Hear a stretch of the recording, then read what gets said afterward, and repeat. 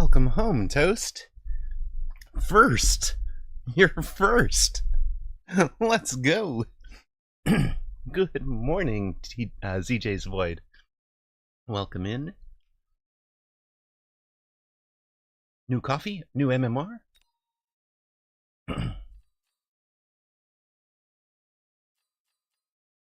Hey, it's good to be home. Exactly.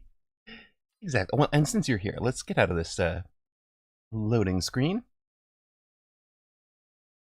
Welcome home, gamer, and welcome back to Mechabellum, where we're starting out at a slightly un-American 1774 today.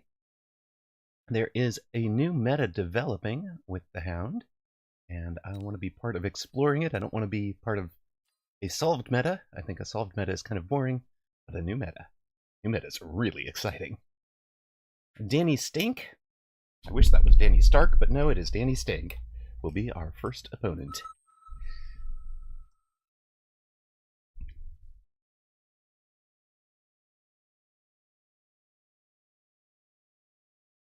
Cat Say Mew said I tend to drop when tend to drop MMR, but it's partly from just being completely willing to explore.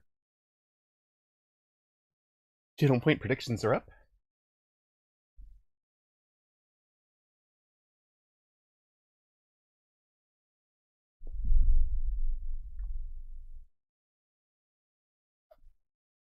I actually do have some love for Doggo Carry. I've been beaten by it. I have won with it. I'm certainly willing to play it. But I also think Tarantula Carry beats it, so...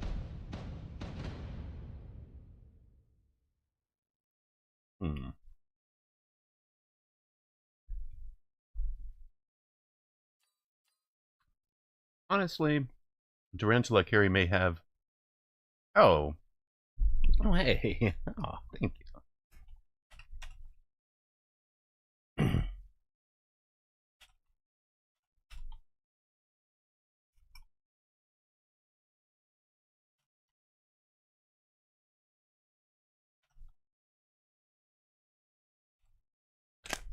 Hey, thank you, Spade.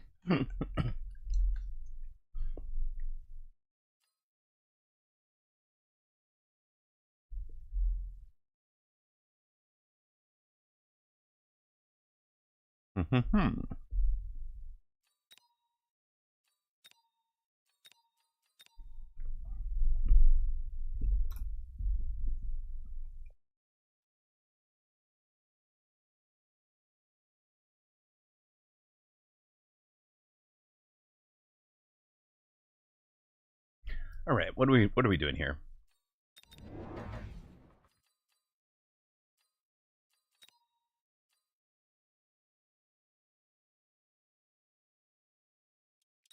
That looks like my kind of formation.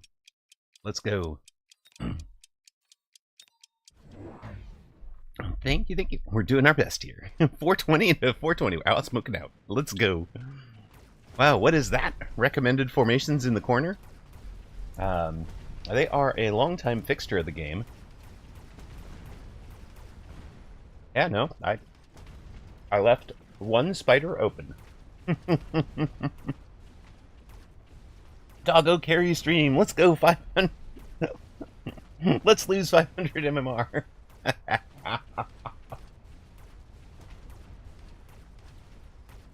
I think I love it. Sekalicious. That's amazing.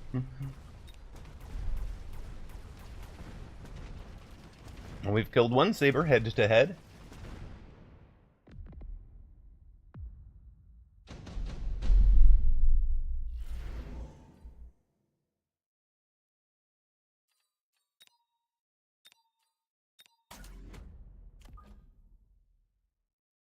We can put you up in the air.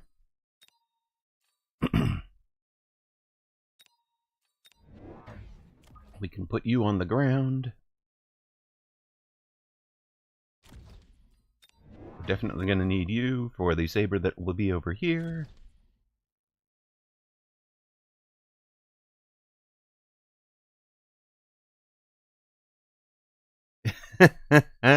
Lose all the MMR to the point where we can basically play bots. Get banger games with doggos. Make a clickbait title claiming OP. It's content time. You sir think like a content creator. I'm not sure if that's good or bad.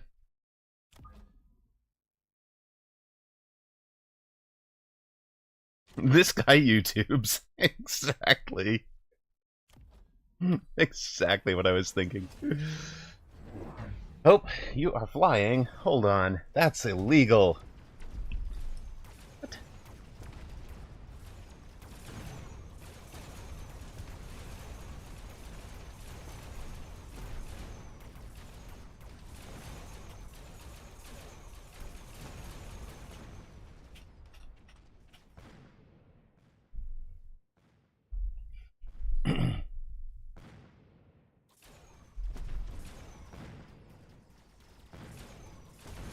You can make 30-second shorts, split with Subway Surfer gameplay to keep the attention span of the younger audience. No.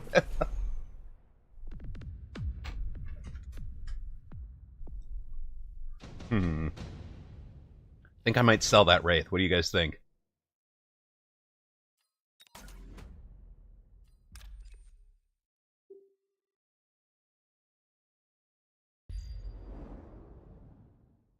I think so. I think yeah. I think selling it for now. Looks like the play. Oh yeah. Wait, the unlock is free. I remember now. Look at this, baby.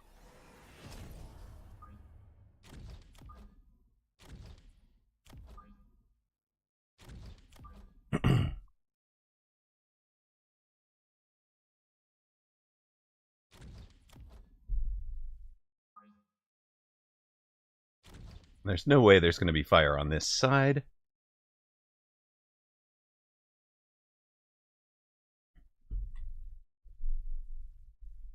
I always have a second monitor going with Subway Surfer and TikTok sped up by 15%. Right. Don't even record your own gameplay footage. Steal somebody else's. Love it.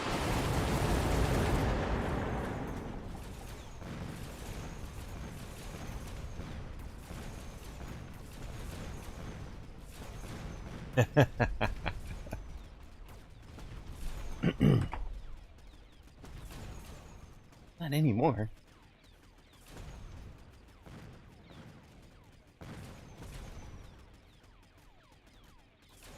There's towns to clean it up.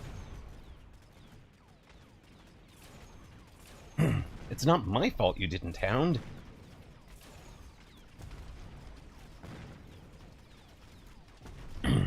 If somebody needs to teach this thing. Somebody really needs to teach that saber how to die properly.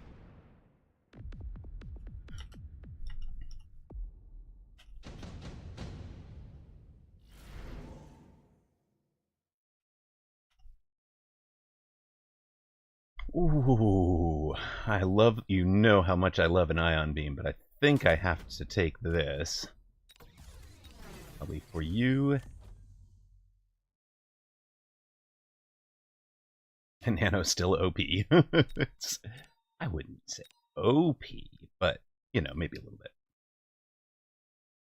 Local saber too angry to die.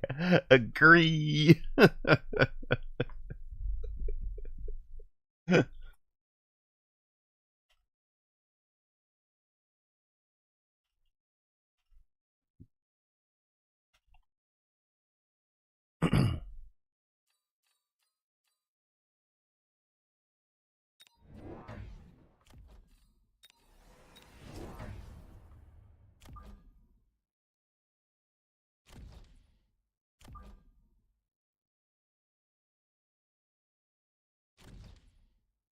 Your chest is the best, me included. I love it. Hello, Tom C. Welcome in. You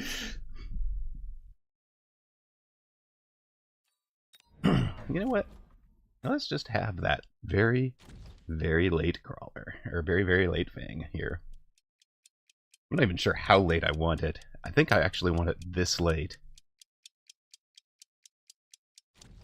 Like, seriously late.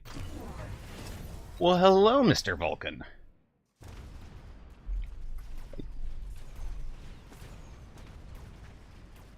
Wait. I agree. I agree now. Very legal. Help! Help! He's burning us! Somebody help!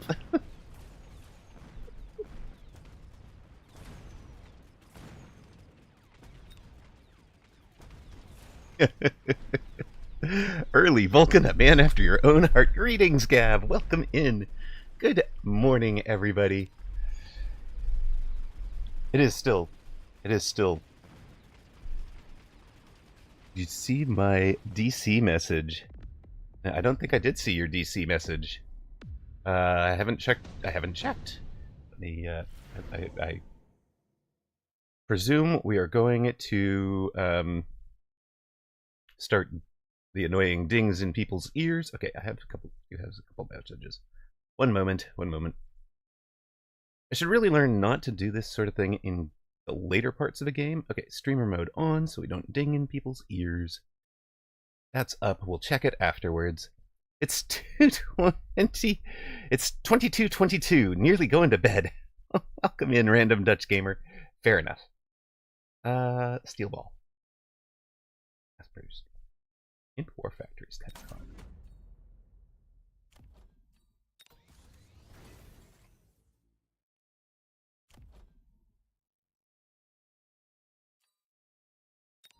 It's not like I didn't want a melter over here anyways.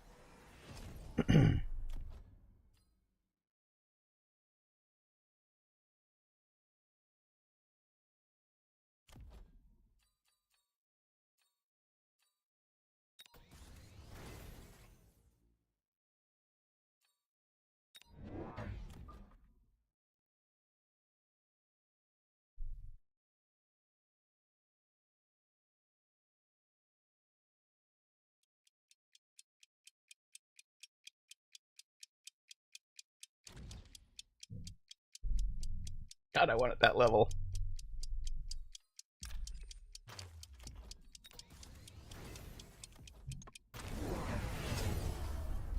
Yeah.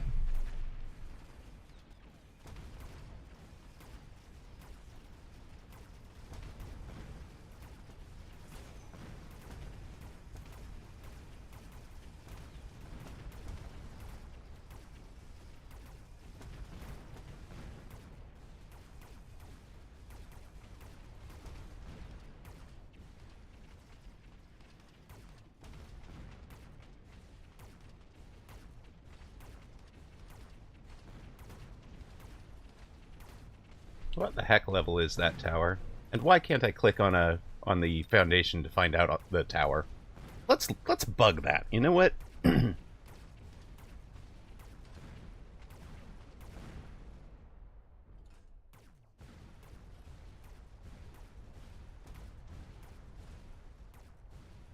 uh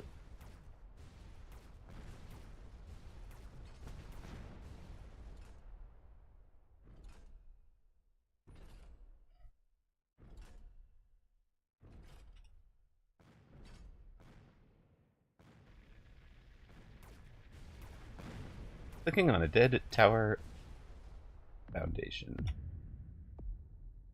No, I didn't want to search for one.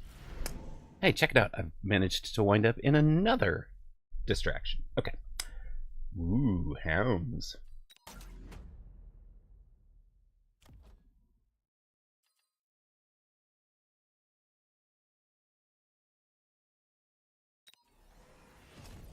We will run some armored hounds, shall we?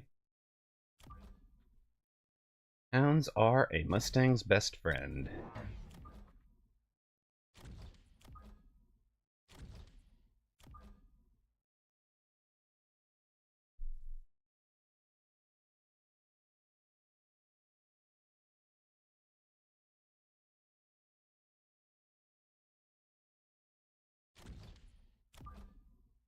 I'll let the other really good ones come up that direction, and I want you guys to be much faster now.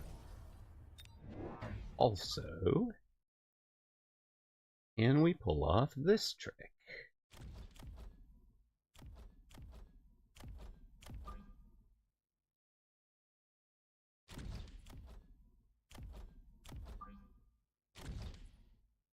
And let's take some temp range. Alright, alright. We baited him to go Fort Mustang. Perfect time for a gigantic factory he'll never expect. It's actually kind of true. This thing is level 3.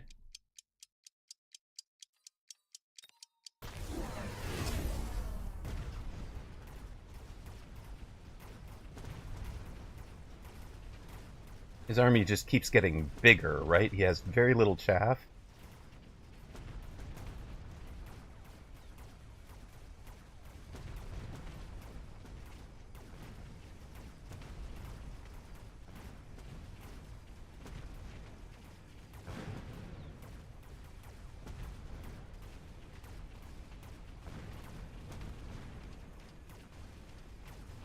We actually have some kind of quality chaff clear, right? Can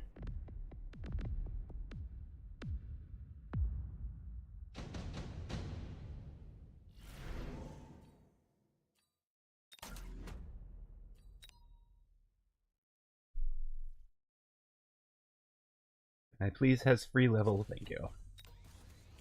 Let's take your level.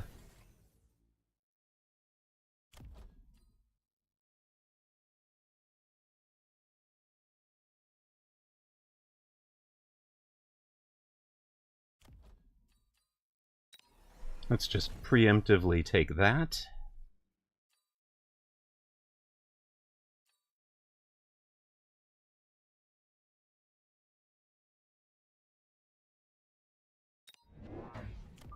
You can have a fire putter outer. Designated fire put out dog.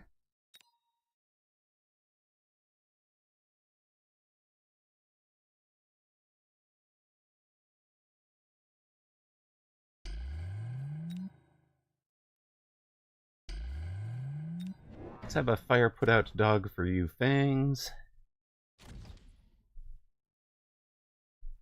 Let's have a mobile beacon for this group.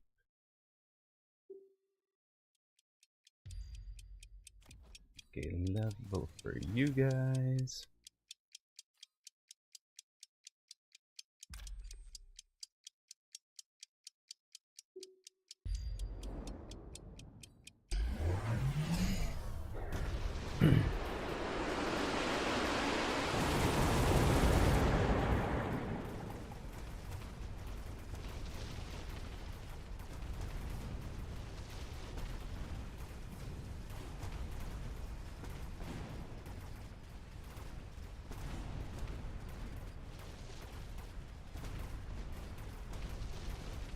We've driven him entirely out of the air, right? Have we actually driven him out of upshoot?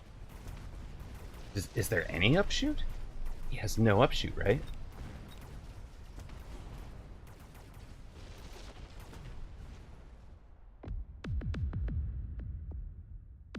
Ooh, we close, we close. But there's legit 0 upshoot.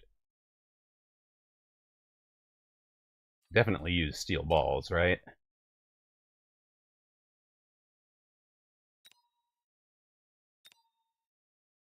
Hello, Zalex. Welcome in. You guys... Alright, let's take that. Take this. We're selling you.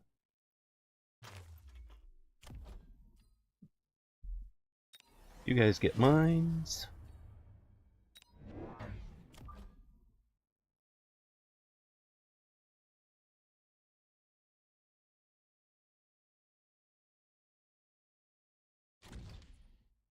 You guys get doggos. Let's have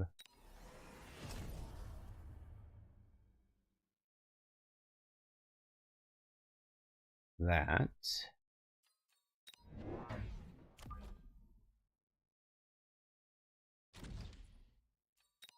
You wind up over here. Let's take a steel ball so we can give them range.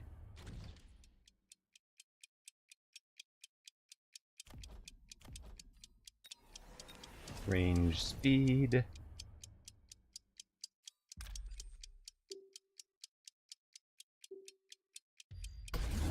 Well, took 150 to the bank.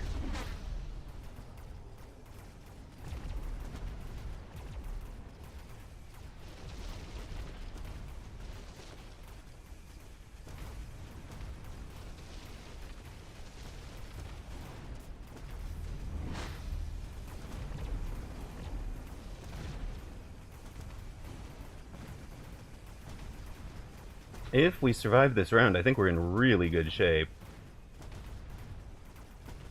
Kind of a big if, though.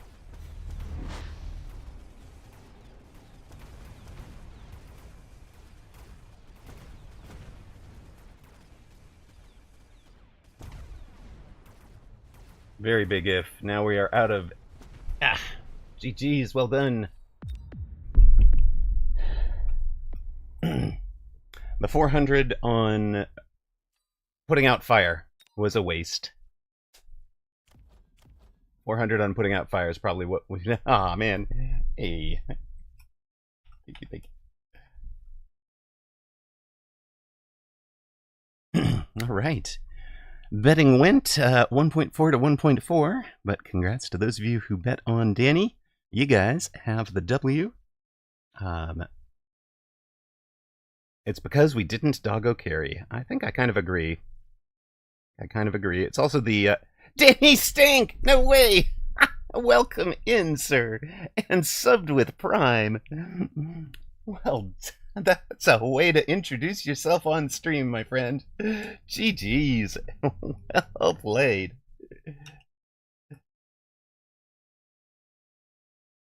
Lost just for the sub. Shameless. Exactly.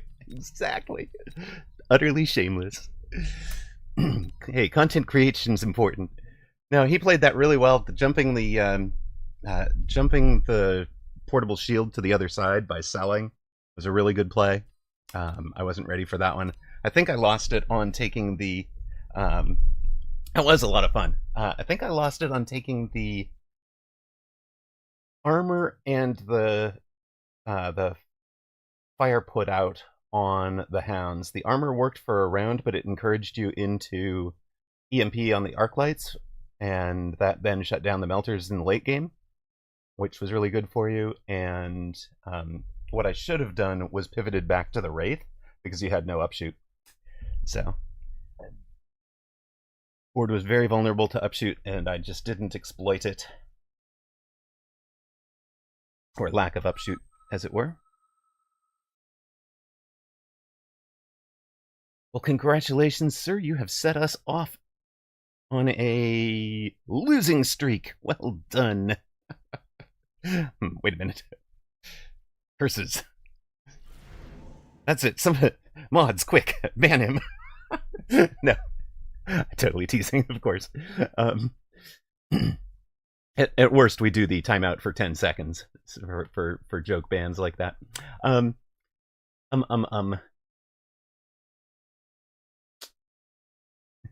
We're one lost That's right. I think you mean we're one loss closer to farming content. Exactly.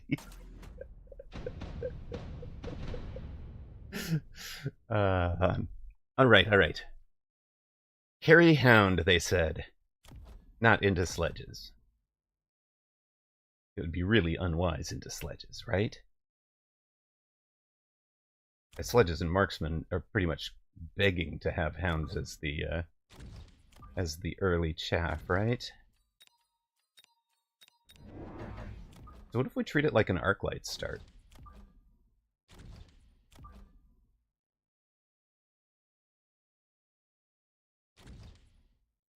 I mean, the sledge does well against the dog, not so much the other way around, I think.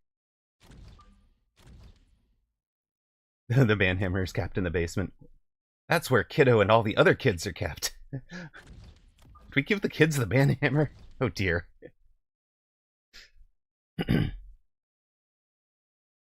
Dogs are much cheaper, it's true.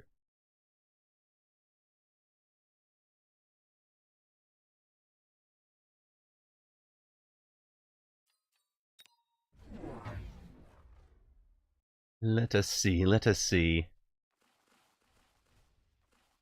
So yeah, he says he was scared of air on that last round. Yeah, for sure. That was the one weakness. I mean, I even said it if you watched it back on VOD.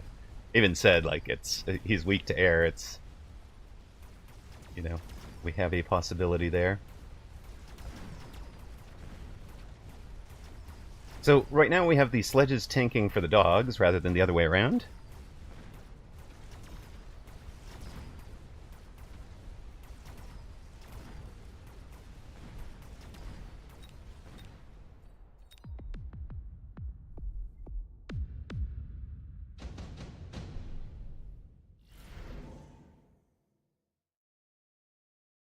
Gosh, I love them all.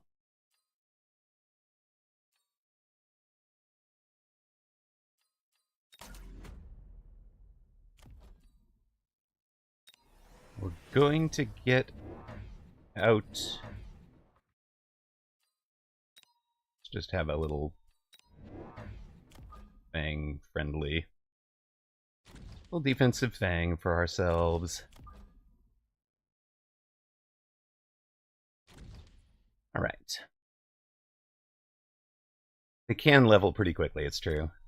I mean, that is what makes Carry Hound scary right now. As if you can get them the early level advantage, then you get them the late level advantage. Like an elite 5 Hound start is brilliant.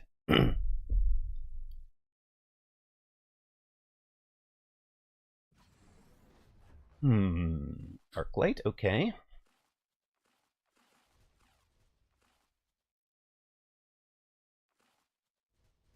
You're not afraid because you have an obsession with fire?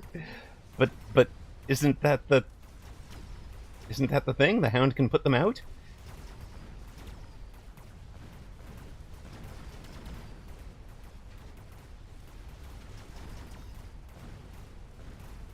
Dogs don't burn, exactly.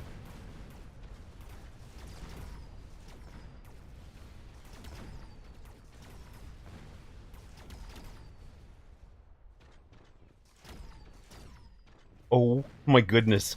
3 orbital strikes on a guy who had 20 packs of wasps. Poor guy. But he didn't have jump drive to make you miss or anything, and that's on him. He's committed to full carry wasp. You know, with all the other things, he's definitely vulnerable to the spells.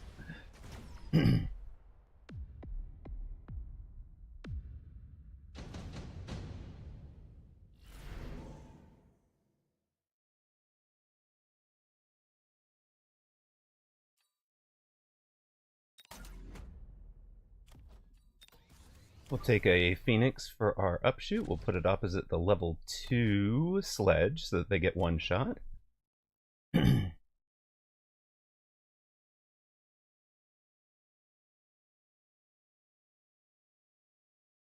It just kept jumping to the weak side. Oh no. Read him like a book. Read him like a book again. Read him like a book again. Wait, I keep doing the same thing and it keeps not working. Mom, send help. This guy's obviously cheating. Totes hacks, Zalix. Totes hacks. You were clearly cheating on that poor fellow. Yes, your own back flank would have been the spot for them, right? Ms. Diana would have done that.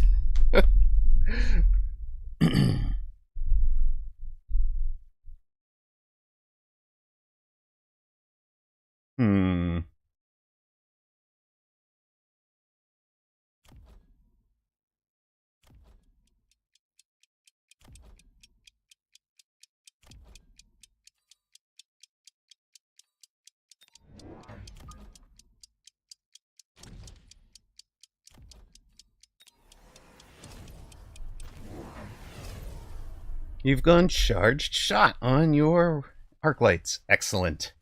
Guess what you're going to be terrible at now, sir? You're going to be so bad at loose formation crawler.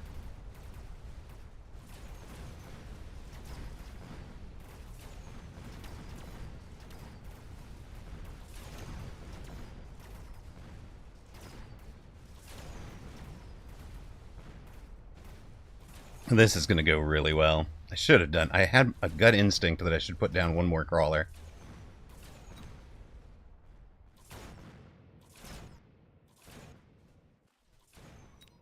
Thanks for the level.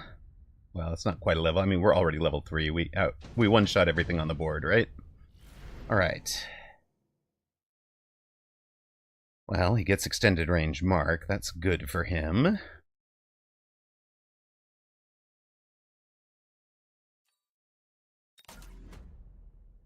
Let's bank an absorb module.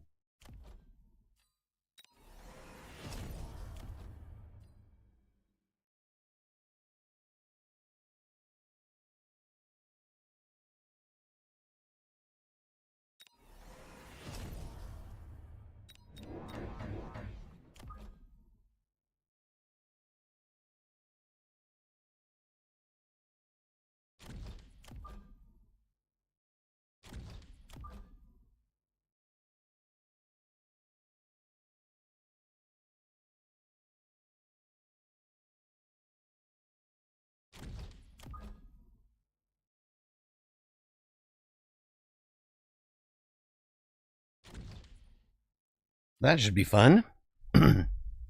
Yeah, Phoenix carried us that round. Okay, he does know. That's actually pretty good. He's pretty much predicted that our answer to charged shot arclight is going to be loose formation crawler.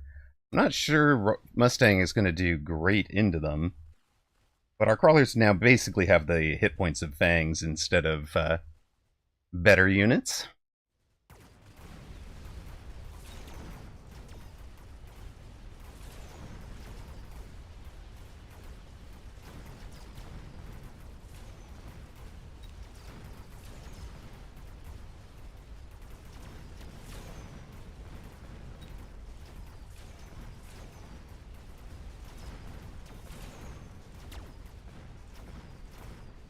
It almost cleans up for him. Looks like it did. He gets the win.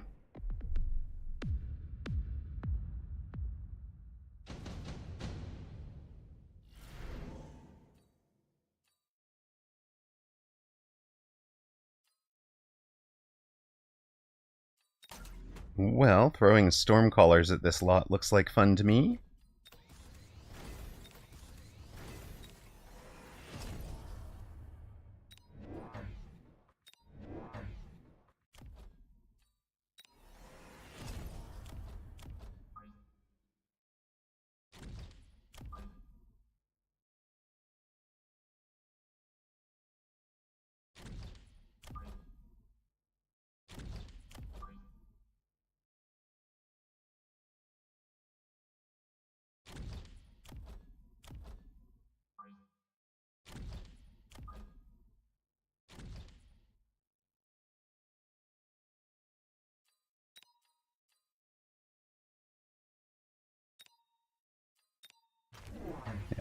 Elite recruited the Mustangs on the other side. Took and sold a Farseer. Silence speaks volumes. Hey, I want to request a replay, but it's 2v2. Yeah, I think some 2v2 replays are okay.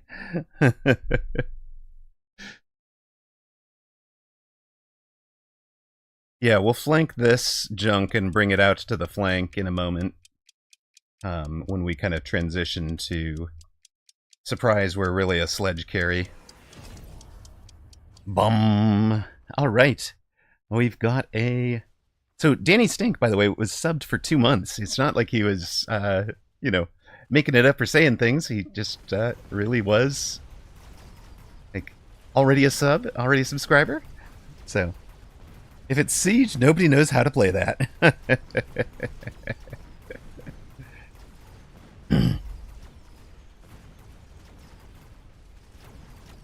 Alright, we're going to start doing some real tempo damage with both the Phoenix and Storm surviving this round. So that should be about 1,200 on him. Drops him to 2,700. Along with anything else that survived.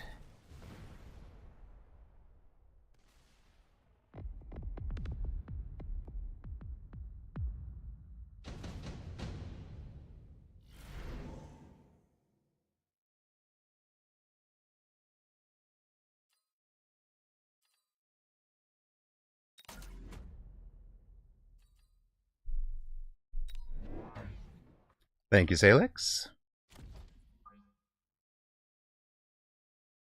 Yeah, Crawler's still alive was a good sign there. Why are you... Okay, you're just as... That's as far back as we can put it? Okay.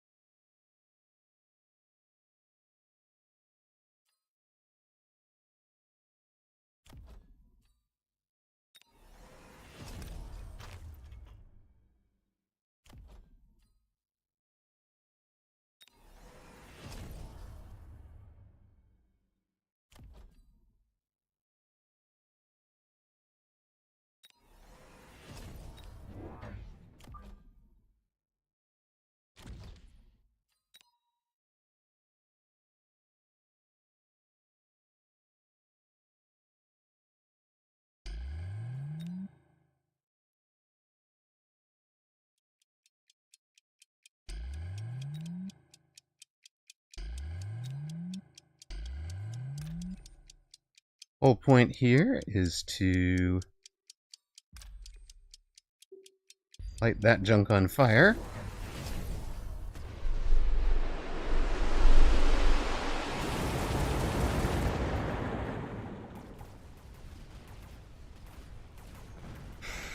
Hello, Sir Limbo.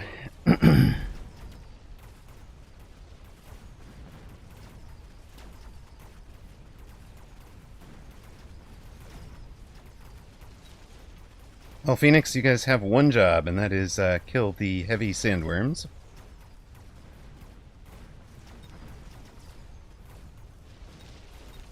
Sandworms do have the whole burrowing technology.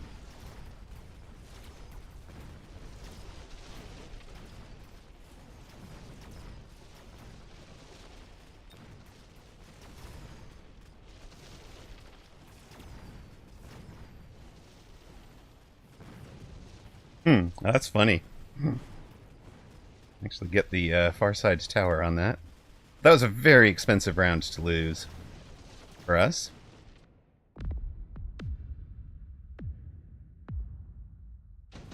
$250,000 hit point worm has been a bit of a problem, yeah. I'm gonna agree with that. Well, that's fine.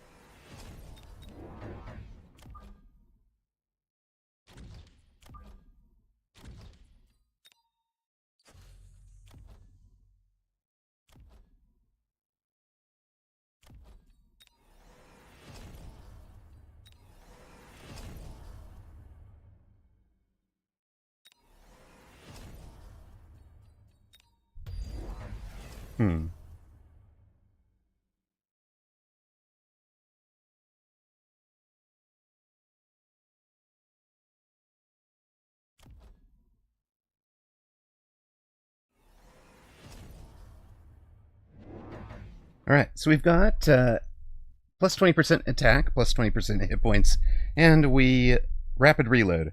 So we're going to be healing, even if they turn off Tex, we're going to be healing about 8,000 DPS. And if they don't turn off Tex, we're going to be healing 16,000 DPS, which is way more than this poor little sandworm is going to do. Rapid reload also deletes the replicate. So, nice worms, but goodbye.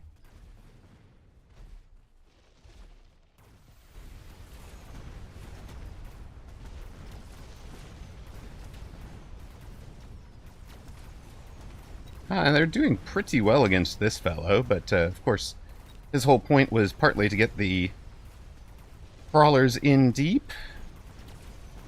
Keeping the crawlers alive keeps the forts alive, keeps the phoenix alive, and of course gets the marksman. It also keeps the worms on the surface, other important aspect of it.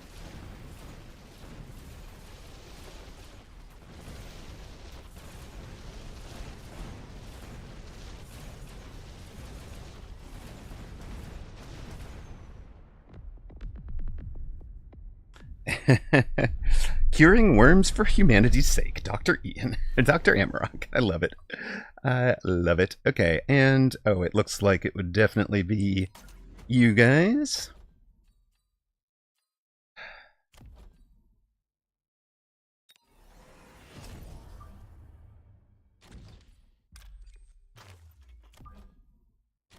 You guys are replacing the Stormcaller volleys here.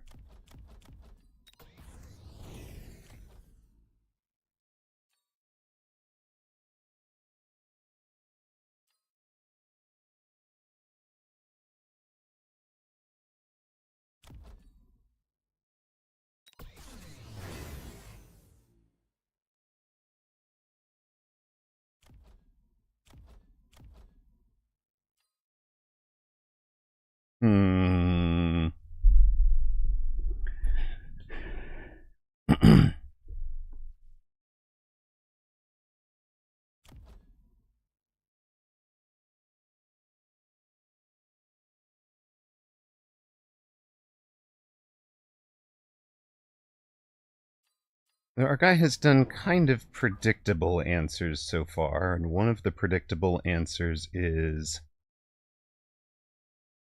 Melta.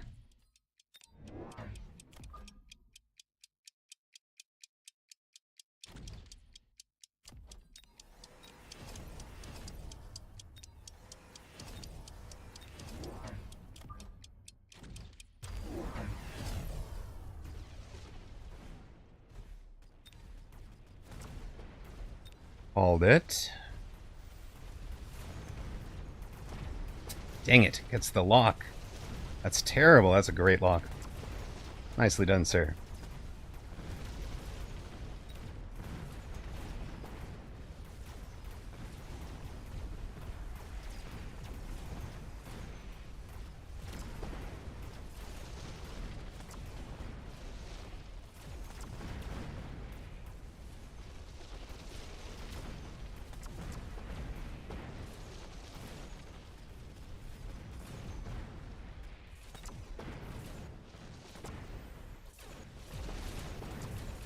But it's almost like your board isn't good against the rest of my board, so... Mm-hmm.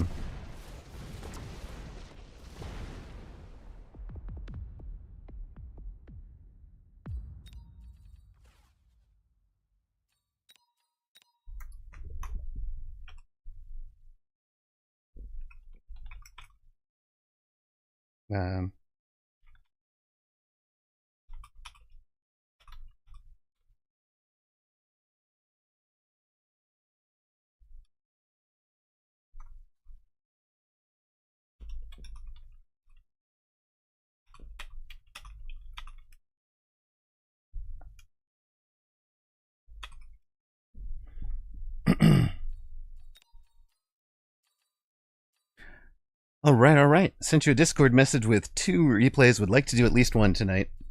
Okay, I've got. So there is 2 people who are going to have reviewed some replays.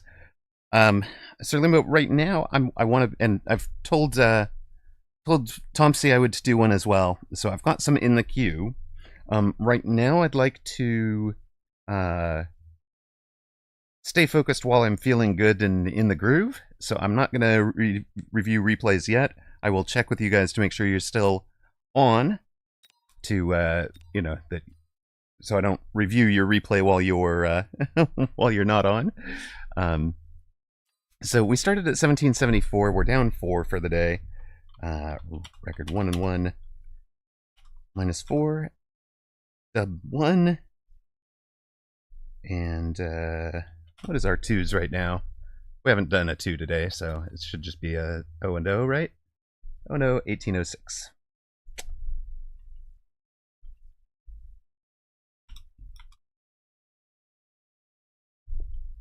I think the streak there is losses, but that's okay.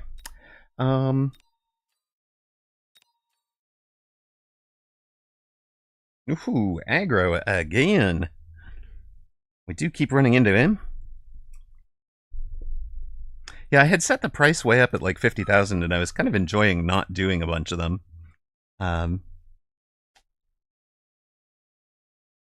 reviewing them is good. It's a good thing. It's a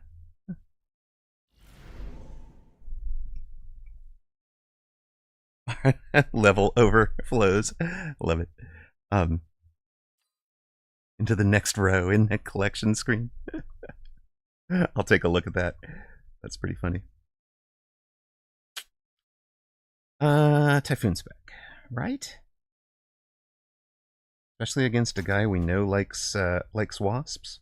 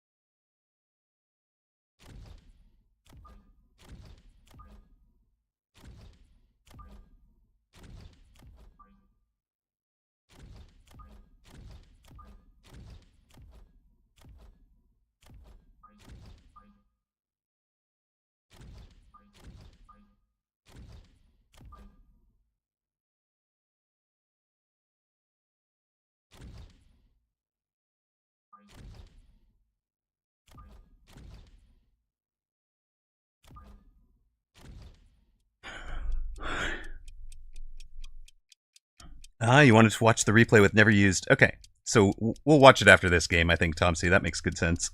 Hello, hello. I think it was 10% Jerry hat trick.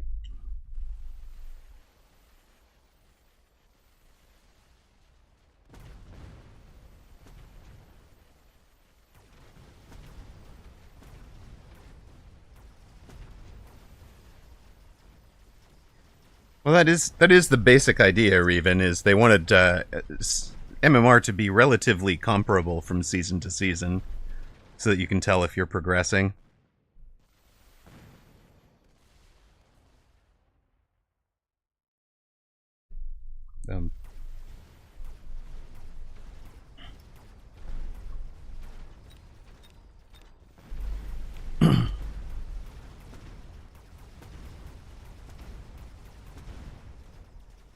I mean, killing everything but one saber is a pretty good round for us.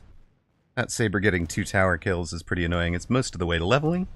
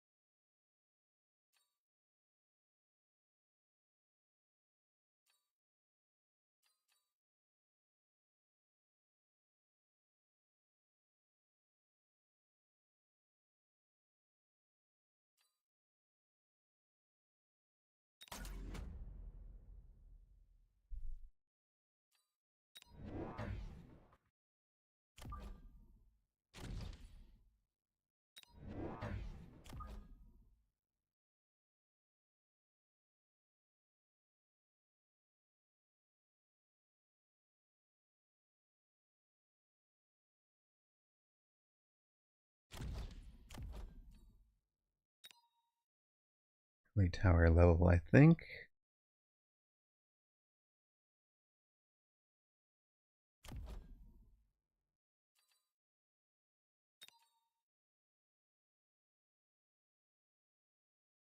Actually, I wonder if it would be helpful to prevent one of them from moving early. I don't know though.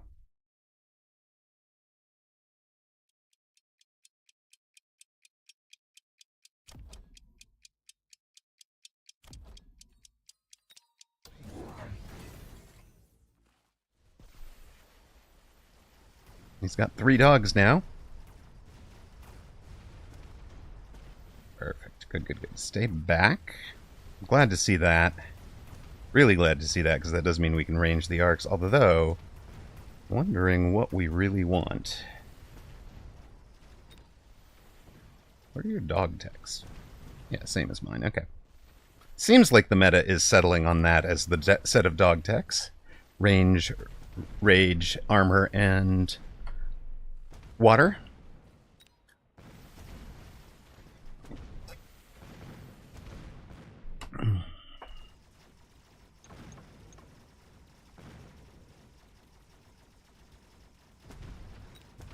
Shocking.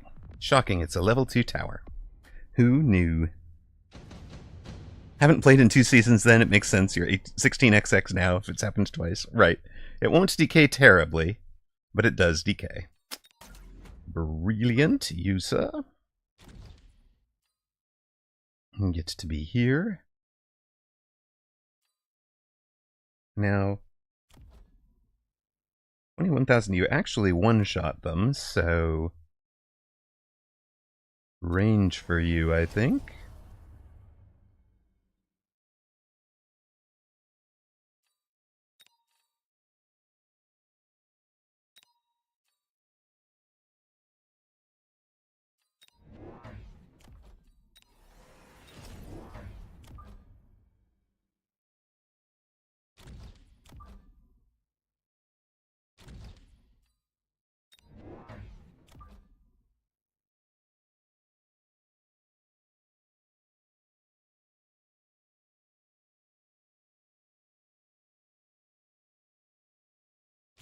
With something like that in this back corner. There's a... uh-oh. There's an Amp Core Fort and an Amp Core Saber. So we no longer one-shot the Saber. It'll take exactly 2. We need 3 to take down the fort. So it is going to be a while on those. And did you take Imp Phoenix? You did not.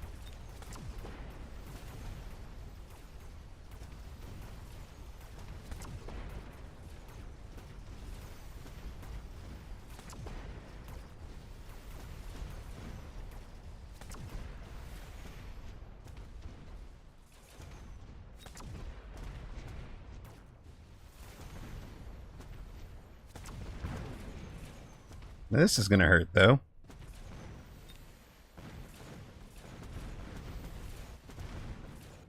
We got a tower, though. So we're only going to lose to the Phoenix, right? Good work, guys. Wow, with the Fangs even took out a Phoenix. We're actually going to lose to the fort. Okay. Well, I think I'm alright with that.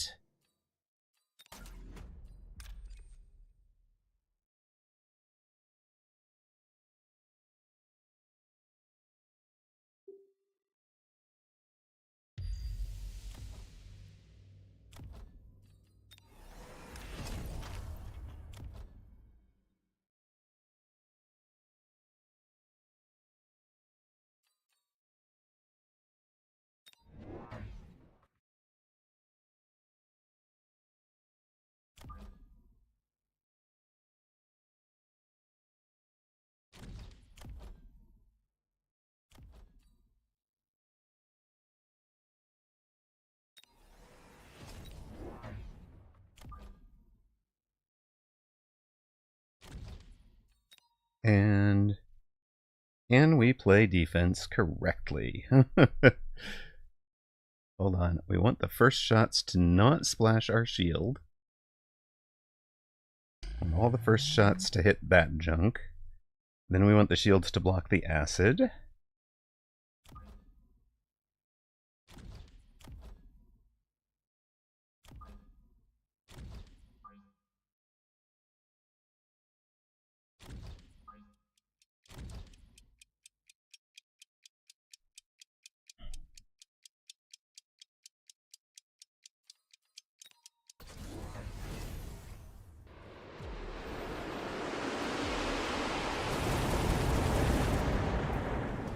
Now, it's plausible the dogs clean up the acid this round, right?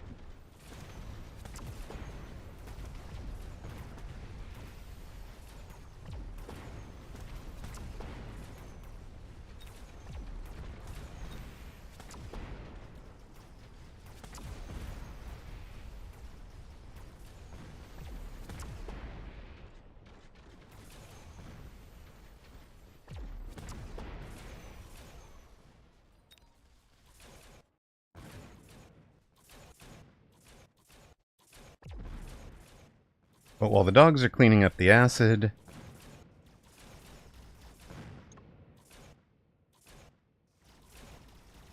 we clean up the Phoenix. Okay.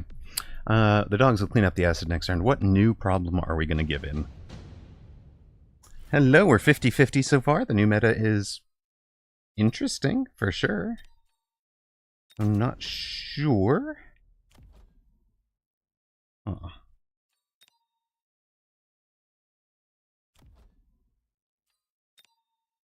You guys gonna level? Not anytime soon, huh? Let's stonk our XP to a level. Take the free level here. It helps. It can actually turn this into a much better fight for us. We're gonna need double shot for you. How much are our Phoenix? 300 now.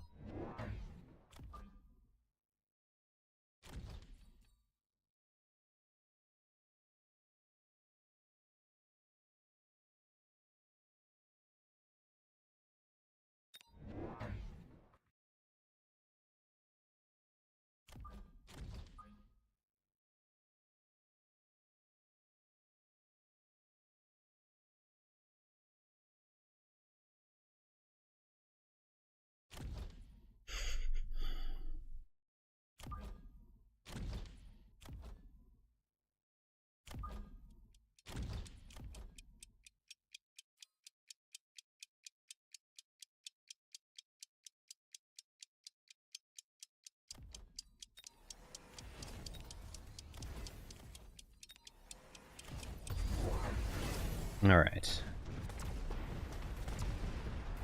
No cleanup, huh? Alright. Works for me.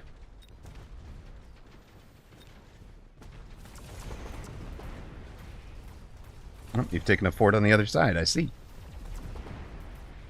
That also works for me, sir. Because you've got no more air, and we've got improved Phoenix.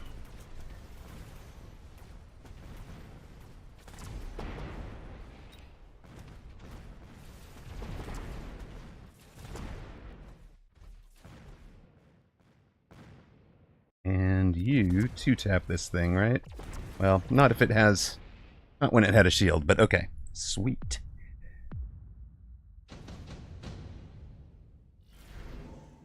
Oh, it was not the super army, it was the free level up. It was the free level up. Yeah, Aggro's no longer stuck fighting through the waves of incendiary and oil and war crimes. Exactly. Well, 4 marksman is not what I wanted to see him get.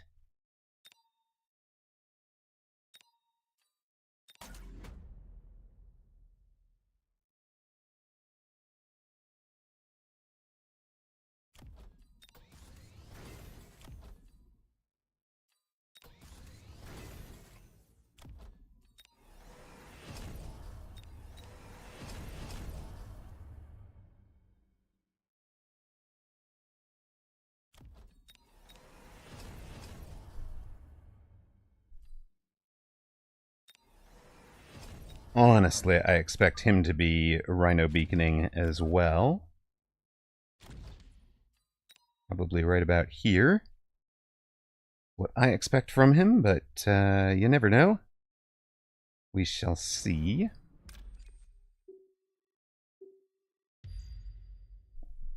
And we'll send you off that direction.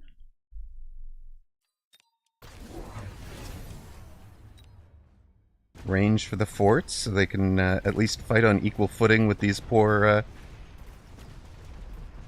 these fellows. The marksman was the predictable choice, but he's got an assault mode build, so he doesn't have AA for the Phoenix. Heavy Rhino gets to tower, takes tower, doesn't care about marksman in the least.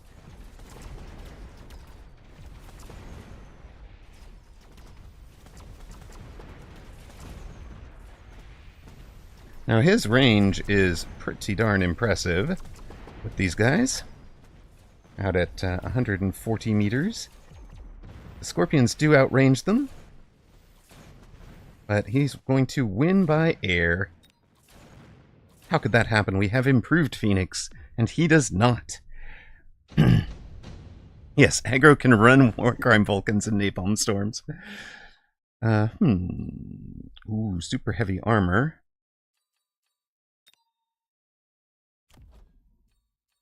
Oh, I thought it was the Stonks module. Shoot, well. I see. Tsunehiko was right. Shoot. Oh well. We stonked a unit that didn't have stonks. Yeah.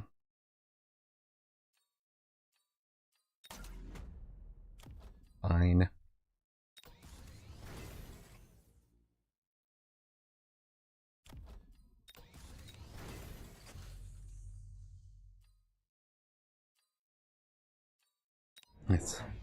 It's a lot of hit points to shoot through, it's true.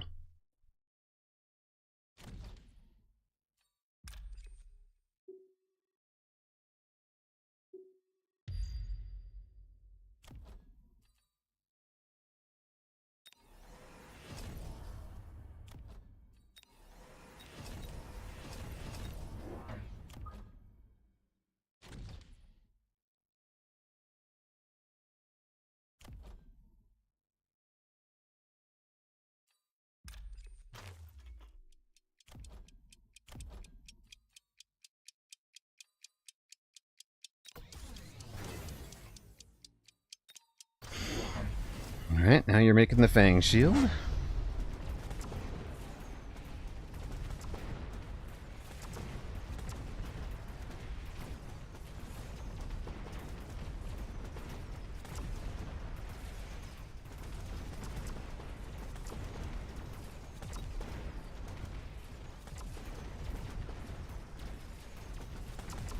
Yeah, Rhino just distracted his entire aggro push on this side. I love it.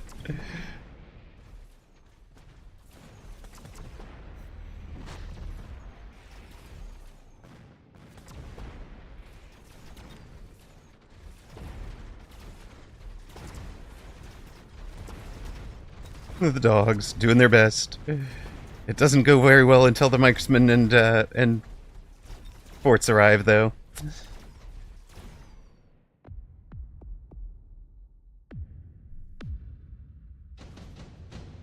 You get an improved unit type. Do existing units on the board of that same type get the bonus? Yes, they do.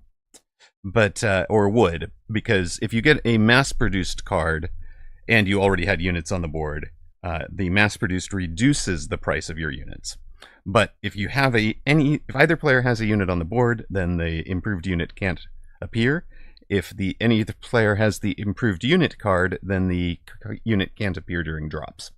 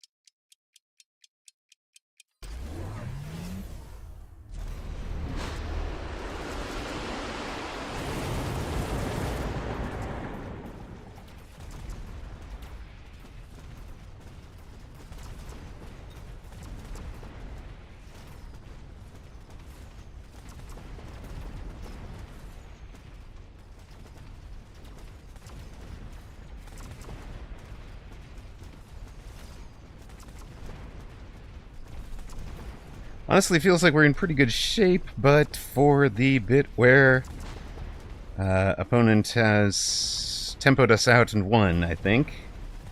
I love our board. Ah, he hasn't won the game this round. Definitely feeling good about our board, though.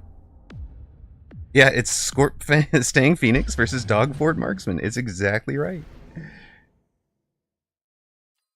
Oh, hey, since we've sold both storms and there's no unlock cost for storms, storms can show up again. That's a fun shield break for us. This is a better shield break, though, right? I don't know. I actually think putting our shield break too far out front would get it killed right now.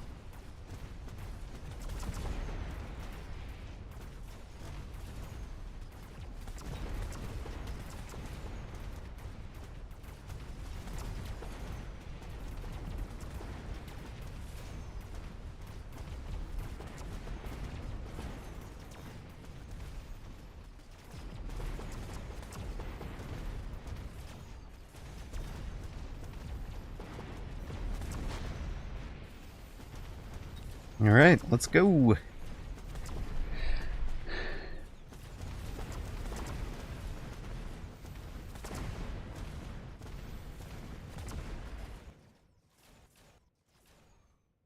Whoosh! The beacon fort didn't get the photon, and the hound doesn't have fire extinguisher. I mean, I thought for sure we were going to see a fire extinguisher coming, but no.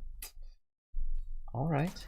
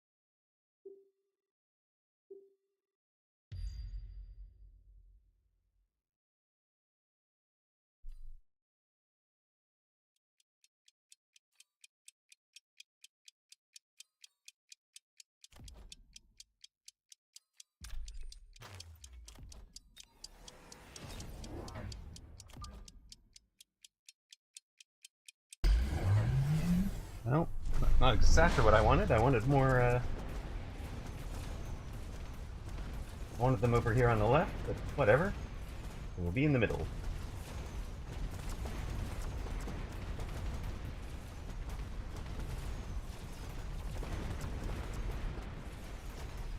did photon this round, but not the round that there was oil. So confused. I knew I wanted them on the left. I ran out of time getting them over here. Not sure it was going to buy enough time.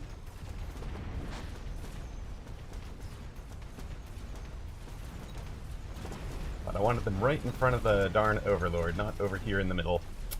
Oh well. GG's? I don't think we were coming back from that anyways. GG, OP unit. So this is quite a bit of Carry Hound. He's got items on them, he's got them hyper leveling, and they get out of control, right? When they start, start hitting that level. They're his late chaff. He's got the armored fangs now, shielded fangs now.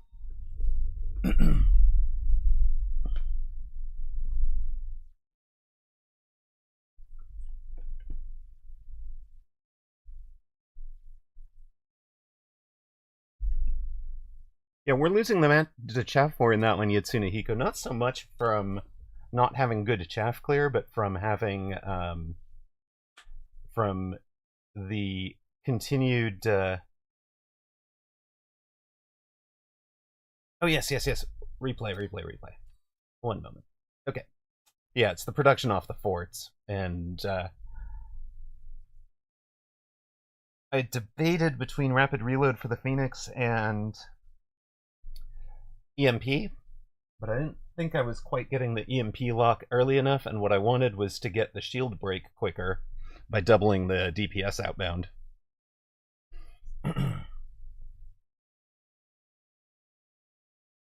Okay, our suggestion, clicking on a dead tower's foundation, we destroy a unit. We destroy a tower.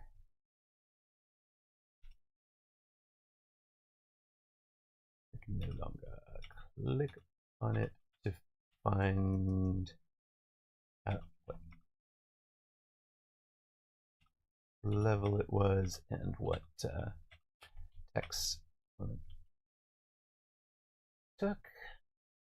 And it'd be a nice quality of life if the foundation square clickable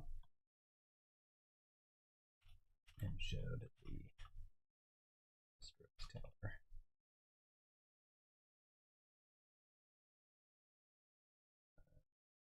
Text and level.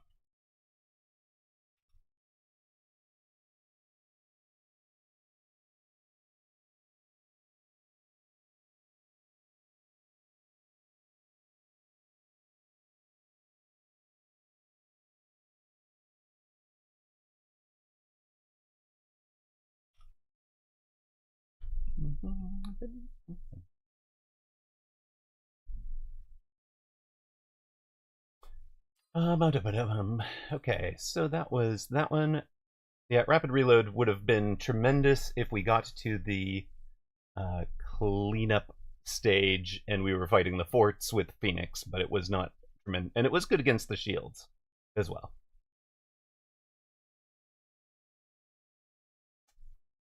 Okay, what are our downloads? There is okay.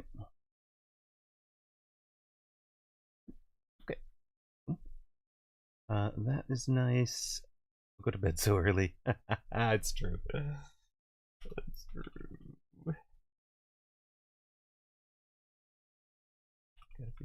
Whoops. No, I did not want a new tab. It's true. I gotta.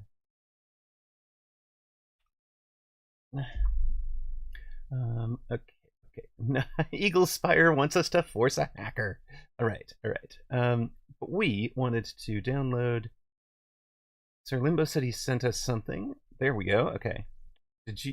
But we're doing the disk, the replays folder from Thonix. Where is it? You sent. Oh, it's in my PMs via message requests. Tomsy, accept. I think I know this guy. Fine, accept. And yeah, that looks like a replay. Sure. All right. Tomsy versus Mondkind, or Jeremiah versus Mondkind. This is actually Jeremiah and Tomsy, or Jeremiah and Mondkind versus Tomsy and somebody, presumably their friend. I know the name. Missing user ID. Who is playing under Nightmare? Okay. There we go. It's a 2v2. It's a friend of Whooped. Nightmare? Okay. It's a friend of Whooped's.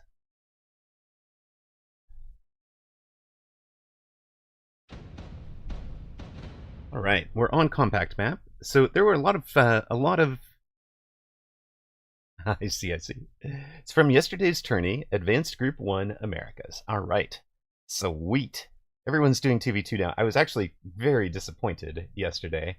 I had tried to set things up to have the ability to play in all 3 tournaments. So Alpha Titan hadn't been around, and so I booked with Ignatius Pennyfeather to do the Europe. Alpha Titan showed up.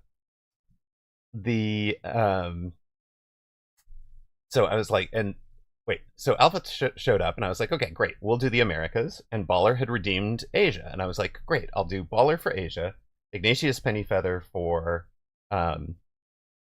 Europe, and Alpha Titan for the Americas. Everything's great. Then, and I had Kiddo staying at her mom's that night, but Mom was like, no, Kiddo should stay at your house so they have the same routine and Sunday night and everything. I'm like, I actually have a plan. C'est la vie. So, okay, great. We'll shift everything. So I have to skip the Americas. I'm going to push Alpha Titan to the Europe, and I'm going to push Ignatius Pennyfeather to Asia. Everybody's on board. We're all good. Except then Ignatius Pennyfeather didn't show up in the morning because he still thought in his head he still had the Europe time, even though he knew intellectually that it was the Asia tourney, right? He just hadn't, the signals crossed just a little bit. And then Alpha Titan and I tried to play a warm-up game, and the warm-up game ran too long, and we were going to lose it anyways. It ran too long, so we missed sign up. So I literally wound up with none of the 3 2v2 tournament partners I had planned. I was so annoyed. Okay, back to what we are in. So I apologize if you guys could hear the annoyance in my voice at the end of stream yesterday. I was dying. It's just like, I am going to log off and rage. I legit need to rage quit. Not because we lost a game, but because the day is just... It was one of those days. Like, I should have just slept in, skipped the Asia, had a perfectly normal day the rest of the day. All right. We are in Advanced Group 1 of the Americas, which I haven't taken a look at. I don't even know who won yet. I didn't even get the chance to throw a game. Exactly. So, near side, left is Jeremiah, Typhoon Specialist with Steel Ball and Fang. I love that. I love Steel Ball Typhoon Open, as you guys know. Mondkind, lower side right, is a Arclight and Sledge. This is a really good starting comp against any Mustang start and against any Hound start. So I feel like this is going to be a strong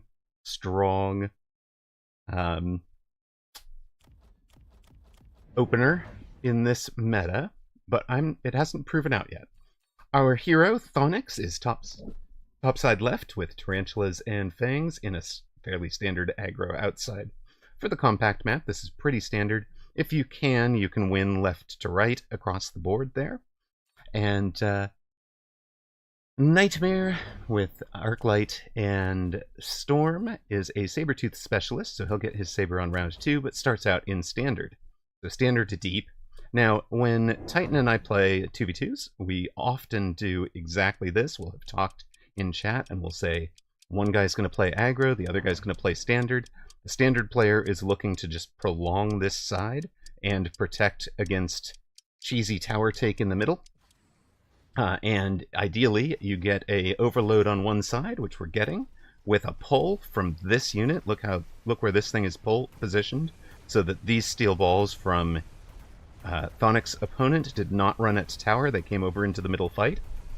That's important. If you don't do this, then your partner is going to get overwhelmed and you're going to lose the 2 middle towers. On round 2, opponents might take a mobile beacon and go straight for mid, but you never know. Hey, Chris Roxas, welcome in.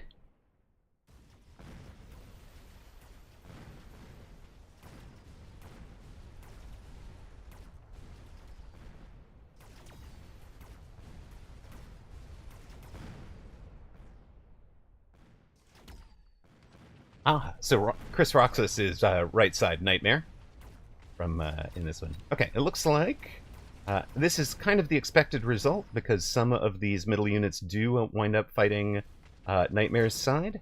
You've got you wind up with a little bit of an overload. You had an overload here where you have local superiority, and then you have an overload here where you can see some of these units heading over is enough to change the equation there. But since both of you are Saber specialists, is there a interesting play coming? Onyx takes a Scorpion.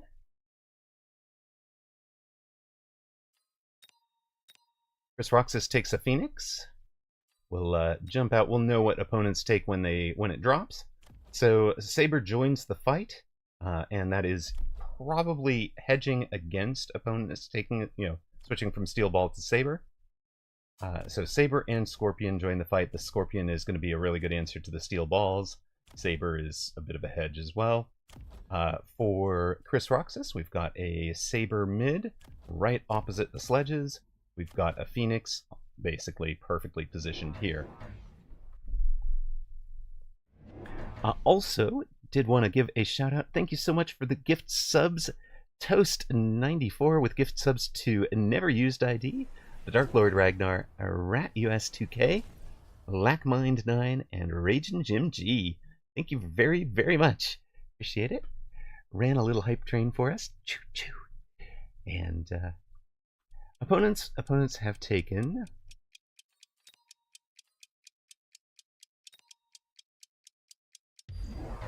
the Wraith from the drop and the Phoenix. Go with a mobile beacon up the middle. So this is the weakness of our play here. If you're doing this play, it's not uncommon to have to level both middle towers to try and slow down this kind of push, or make this kind of push much less painful for you. For the defenders, it's not uncommon to have to level these 2 towers, even if you get those 2, because what you can see is that this huge army is going to come over, take this tower, and then work left to right. Some crawlers will go to these middle towers no matter what. Another bit that Nightmare can do is play kind of deep back here to keep this. See how these guys won the middle and then they're going left to right? You can pull them even deeper into the back of the field with units back there.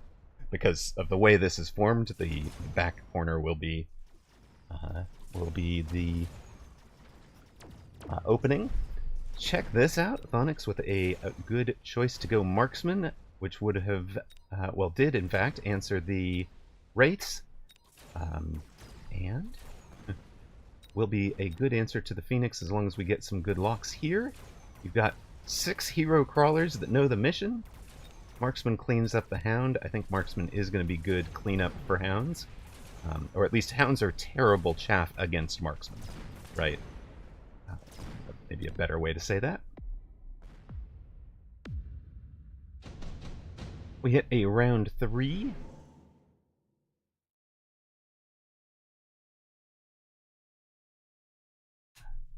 I know what happened there. Since we have... Hold on. This is from Tourney. We actually could have downloaded the Tourney version instead of your local version. Because with your local version, we're seeing only what you see when you see it. And I'd be able to talk through what opponents did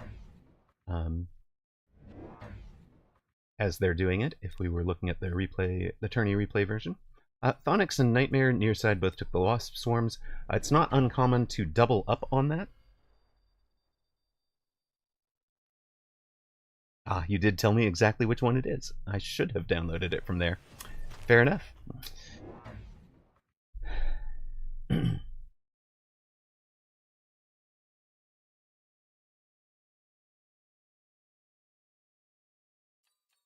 Well, okay, so we're playing one defensively. He's, we could also do ours double attack, and one of the things you can do there is kind of have one outside and one inside, so that you get both of those towers, and they survive. Much more of it survives against the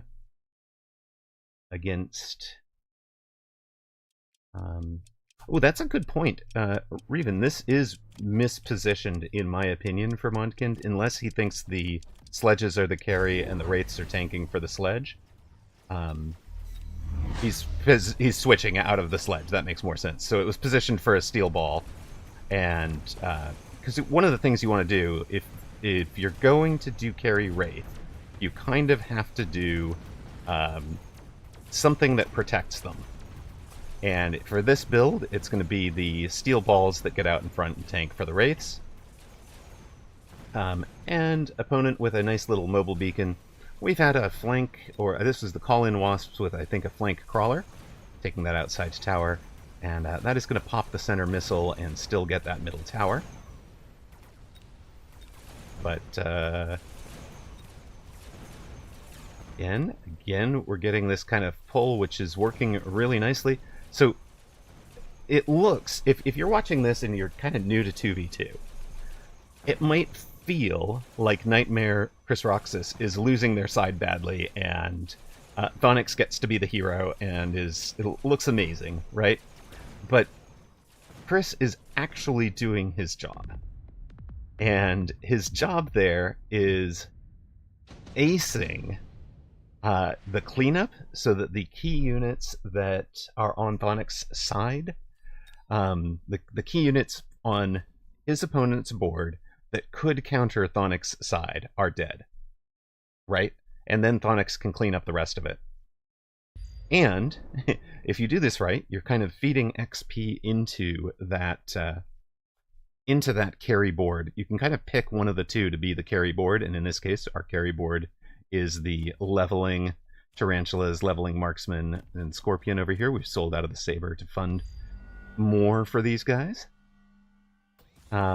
And here you go again. We're taking care of the critical unit, Wraith, with an item. That's the gold damage dealer. We're taking care of it with the orbital.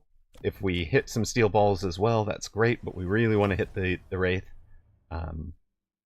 Opponents should recognize the vulnerability here and mobile beacon at least one of them. Maybe even sell the other one if it hasn't leveled yet. You can always sell it and, elite recruit it somewhere else if that's what you need. So like they could sell this one, buy a steel ball and a level 2 Wraith out on the side with maybe the Rhino out there as well. Something like that would be an interesting play, and then mobile beacon these guys obviously into the fire. So we talked about this when we did the tournament replay yesterday, but a spell like this that crosses the middle is really, really hard to defend. Again, opponents could place shields, but only here and here, and that guarantees that this junk is going to land. And of course, they don't even have the ability to throw stuff out into the other side. Opponents have done the same thing. They've identified the key carry units over here. They've dropped fire on it. They've dropped Jav on it, and they've mobile beaconed through it. We've taken real... Are these real? Or yeah, these are real wasps. So we added, I think, real wasps in the corner. And yeah, this board has gone very interestingly.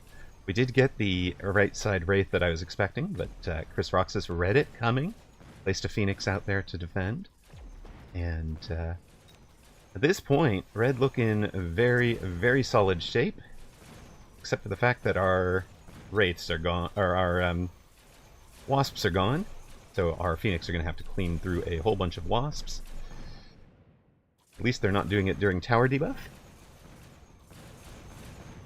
That was straight intellect, Toast. That was just a knowing game situation, and knowing that I'd seen both Wasp drops last round, and I'd seen a real crawler, So if you noticed, I moused down into that corner to check. The flank was a real crawler horizontal in the bottom corner. This one will be... Oh, it's not our wasps. That was the problem. It was Green's wasps that were used as a defense over there. Okay, so those were the wasps that were alive at the end.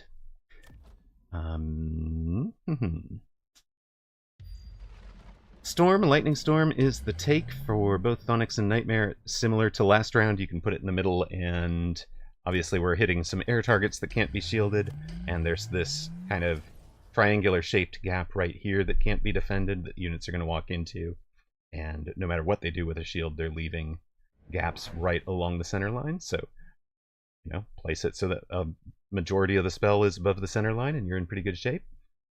Opponents, I expect, would take the Storm and put it over the Phoenix, and that is why Chris Roxas has taken the triple shields here, protect all the things on the ground from the Storm that is kind of aimed at the Phoenix. We've taken high explosive ammo to improve the cleanup. HE is actually also good into steel ball, surprisingly, because the splash range is big enough at that point that you're hitting multiple steel balls. So you would rather hit... you actually come out ahead if your Tarantula is hitting 3 steel balls for 60% of the damage, or even 2 steel balls for 60% of the damage, than you do hitting 1 steel ball for 100%, right? So that's why HE, although it feels counterintuitive, is actually good into sledge and ball. For the, like, yeah.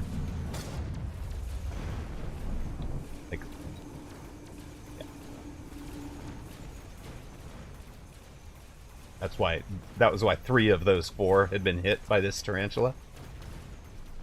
We're still hitting 2 of them with those long-range shots.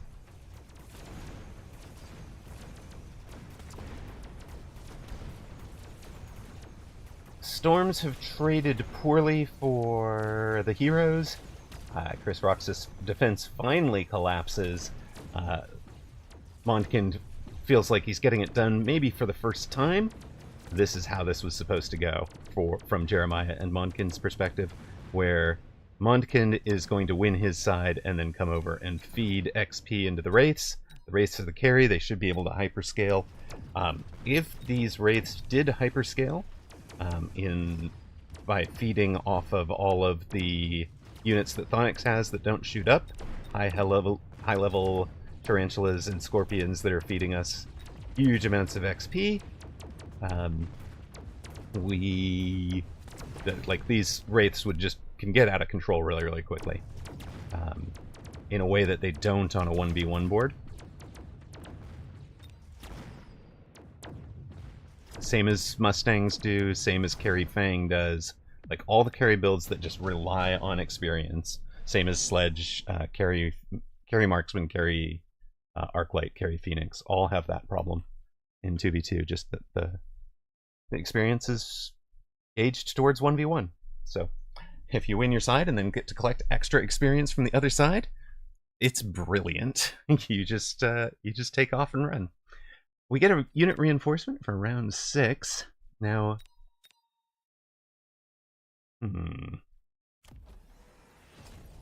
looks like Thonix is going to take a Farseer. Opponents had Phantom Rays and Wasps. The Wasps have gone HE, so they're the kind of the chaff clear. That's a little bit interesting. Farseer is going to be a great add into that. He says, when I see Farseer, I click Farseer. And level 3 Farseer, of course, much better than a level 1 for actually clearing units. It's going to do almost 4,000 damage a shot. 3,800 is not quite... Oh, it is enough to take out the Phantom Rays, because he has taken tower attack. Opponent has taken tower defense. And it's going to be cheap EMP. Reven says, hey, HE Wasps, it really is Jeremiah. It's not just somebody with that name. Yes, it's round 3 of the advanced group 1 in 2v2s. It's the real Jeremiah. Mondkind has taken a mechanical division on the steel balls. Good choices from both. So he kind of read the drop, I think. Sees the Raiden coming. Raiden is going to be very good against the steel balls, and then EMPs that jump are going to be able to turn off the key techs on the carry Wraith. This is a really good play. If they get lucky on EMP chain, these Raidens can just shut down carry Wraith. If they get unlucky, carry Wraith can win, for sure.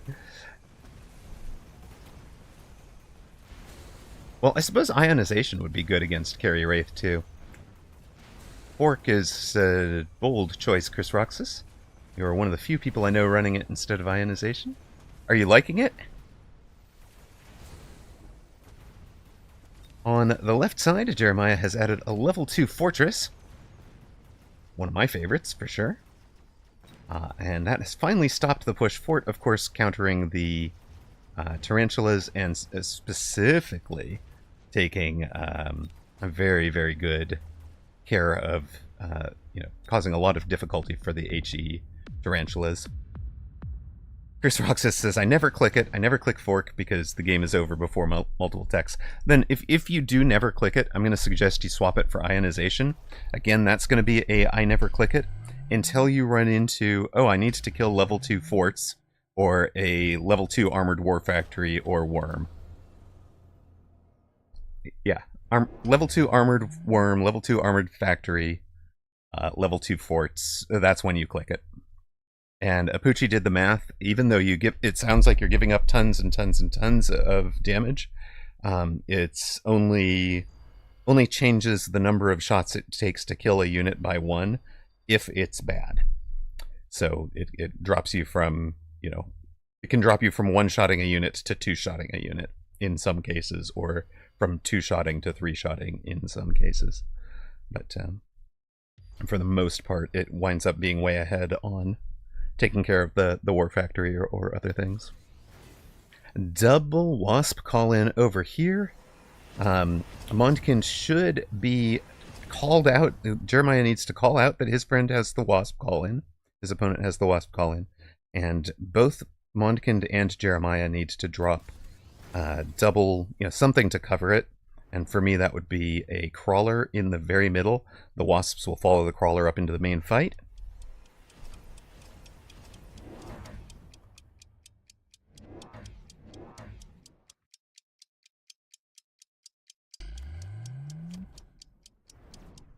We've taken Orbital. Orbital, of course, is going to be great against the Wasps. It's also going to be great against the Phoenix. Here is a Photon Coating Level 2 War Factory. So this is the exact build you'd want Ionization on. Ionization, if you don't know, War Factory Photon does not prevent the ionization from taking effect. So, while it counters many, many things, ionization is not one of them.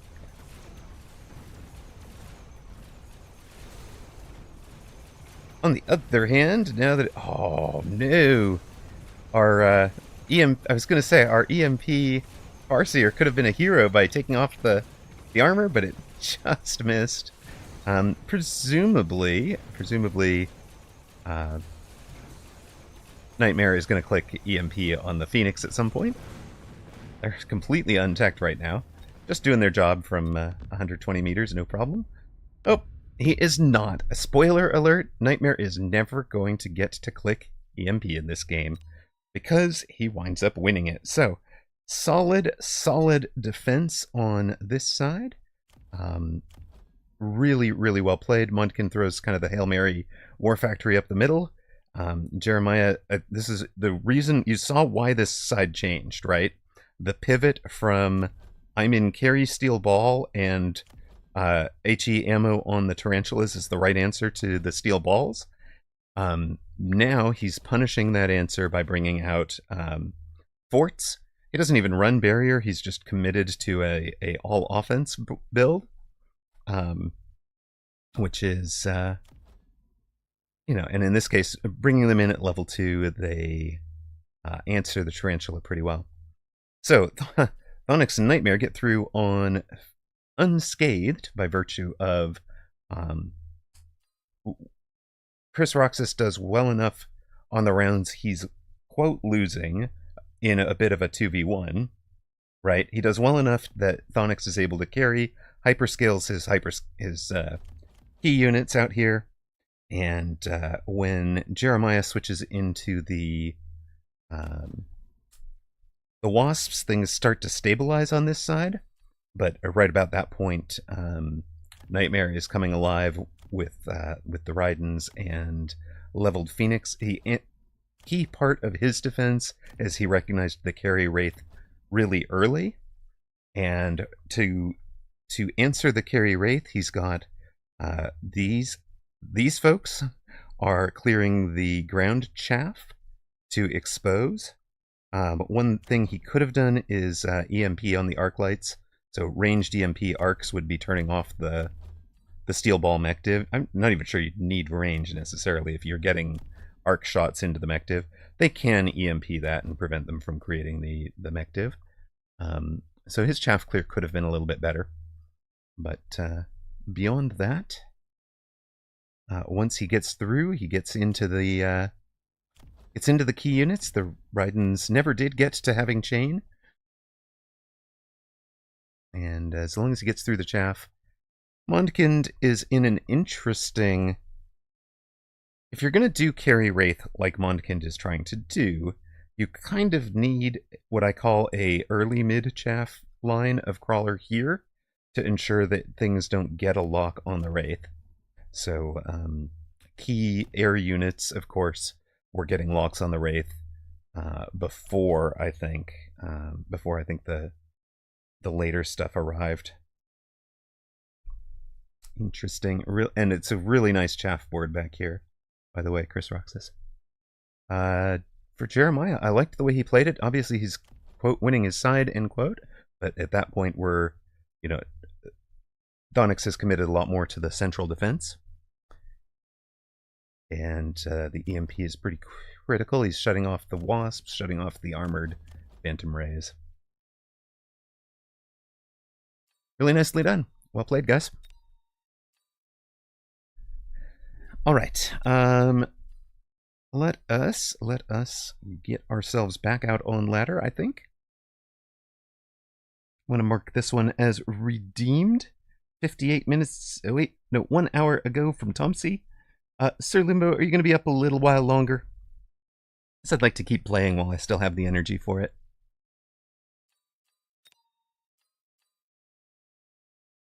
Also, I need another coffee. Yep, GG guys, well played.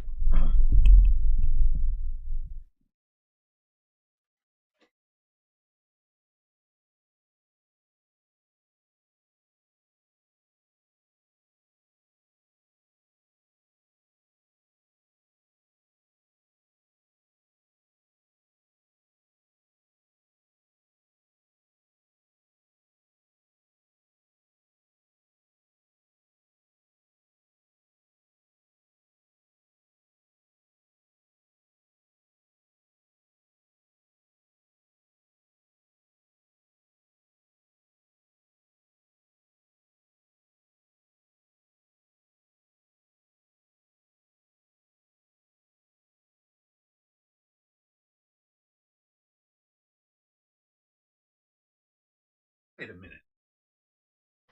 I think I got something wrong on that last round.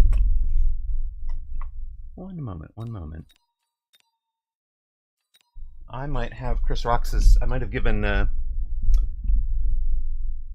might have made a complaint about Chris Roxas' board that was incorrect. And I don't want to let that stand uncorrected.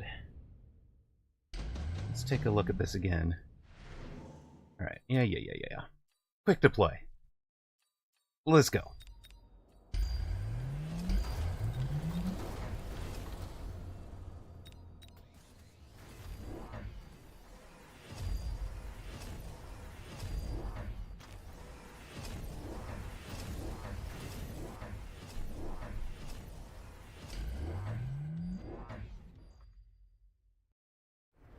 So what I am guessing here is that we've got a good set of timings, and I want to watch the lead steel ball die. Okay, not the lead steel ball, this group. They die, look, and then the arc light shots clean up. It's fine. The Arclight's not the thing that's killing the steel balls, so they don't need EMP. And the timing, there's a neat timing effect that he has in terms of other units like the Sabers, the Raidens, and the Phoenix are getting the kills, and then the Arclights are instantly cleaning up the produced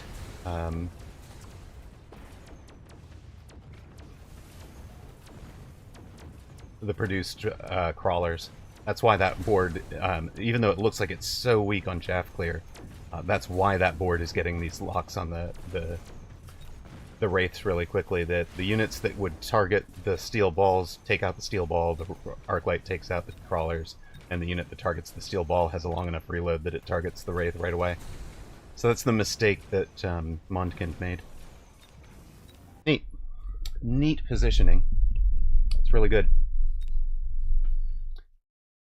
I was thinking about that while I went to get the coffee. I was like, there's no way. There's no way that would work. And then, like, I have to watch that in slow motion because it's really good.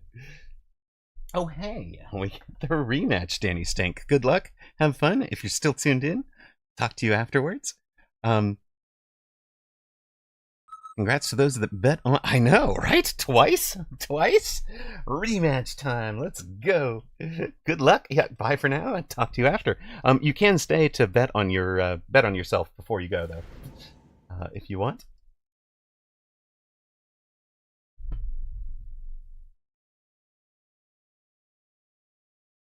Let's see what we have here. Not SAN. What are we, like, typing California city names? Here we go. Not 2 minutes. Come on, 5 minutes. 7 seconds.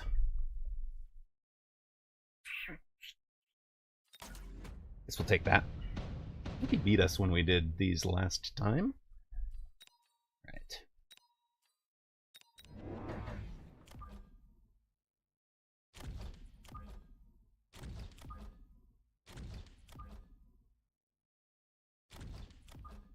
Channel point predictions are up, and if Danny did bet, he bet on himself for 3K, unless that was one of you guys, which it certainly could have been.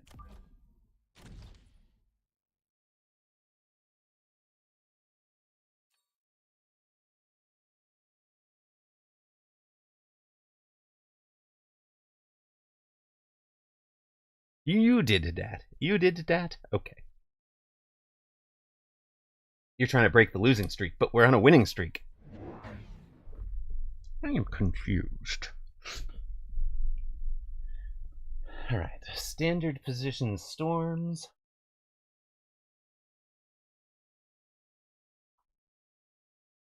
Battle of the Beasts.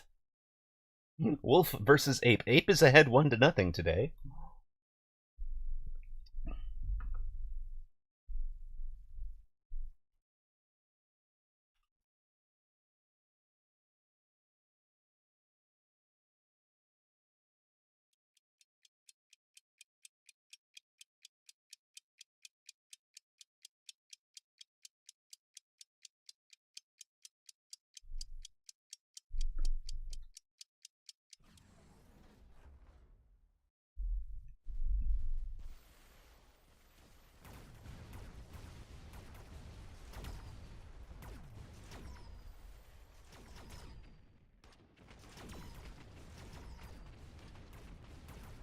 Love it.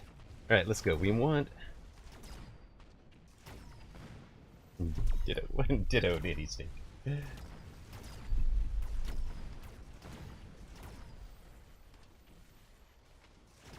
No way we're letting a viewer go 2-0 against us, right? I mean, it's not like, you know, Baller and Sob don't do that frequently enough. Alright, what now? What? Ooh. Fun.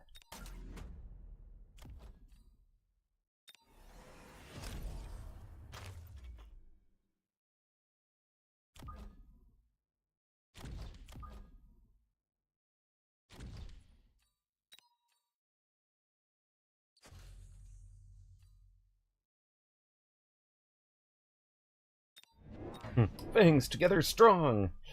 Yes, exactly.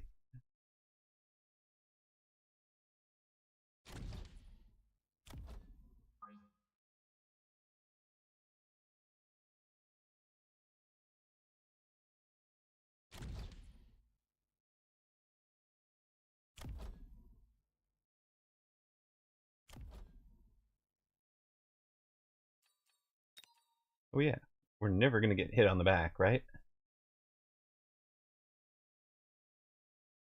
Yeah, we're gonna put this right about here, I think.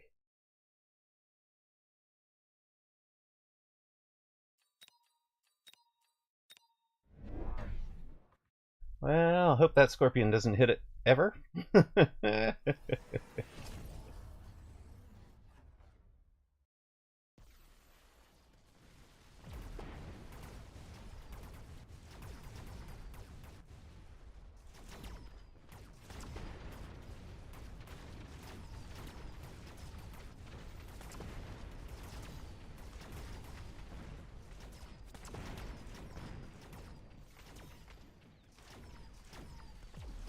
Okay, we are gonna lose it. Never mind. Oh, maybe we die quick enough. Did we die quick enough? Yeah, kill everybody but the kill. Oh, damn it! Stupid marksman.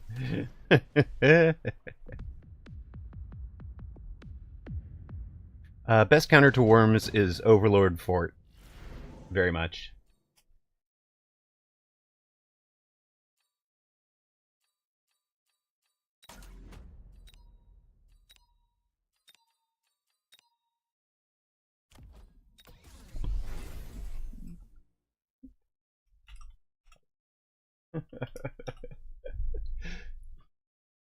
Okay.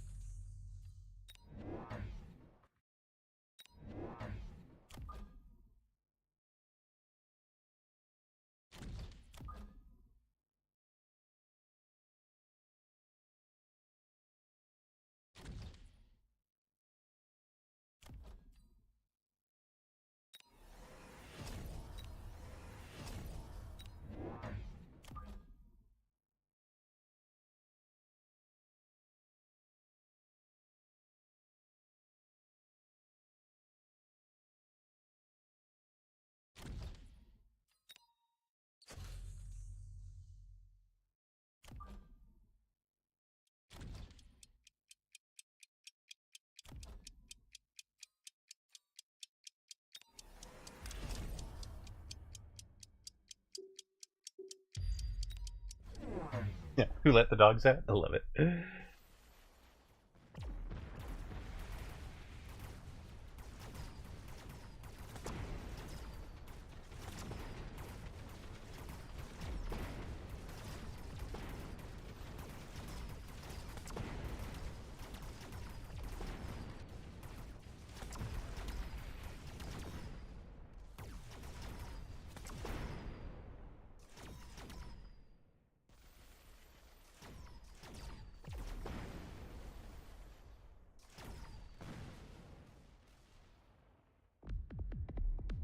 You like Ignite Fangs for cheapness? Fair enough, Wanton.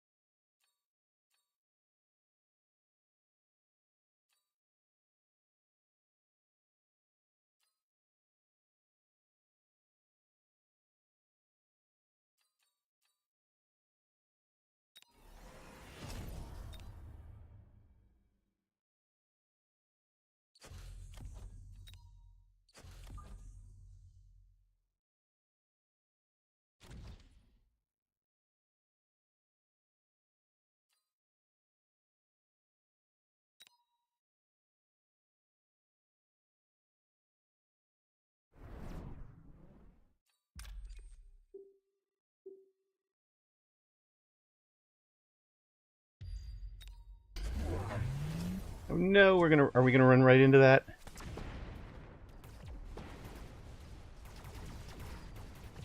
You haven't figured out hounds yet? Yeah, I don't think many people have. Oh, we're gonna just go pop that missile, aren't we? That's so sad. The group that's supposed to level does not. Oh dear.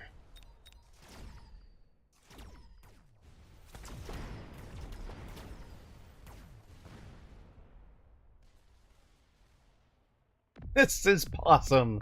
Let's go, dogs! Exactly. Exactly.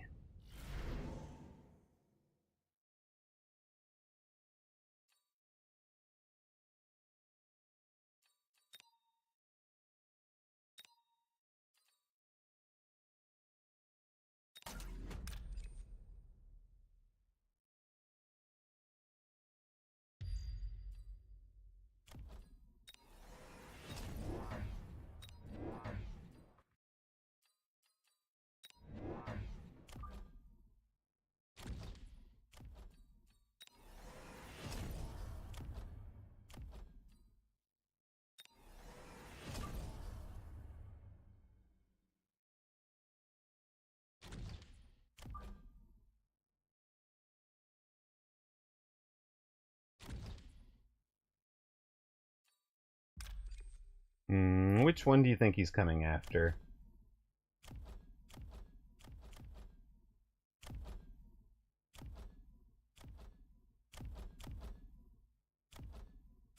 Should be out here, right? That's the one he should go for.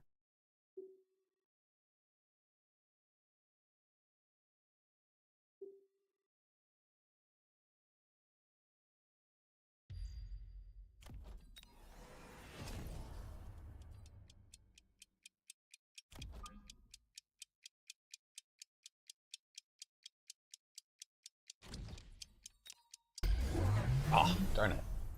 Had the wrong one dodge.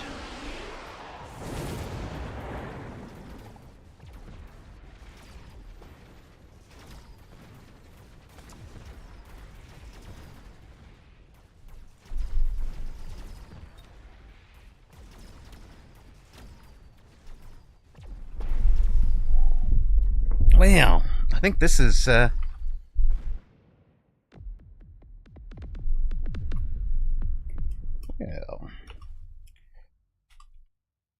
Don't bait.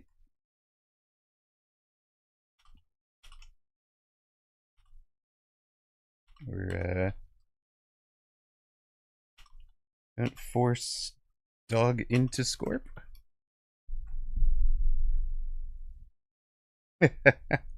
Aw, thank you.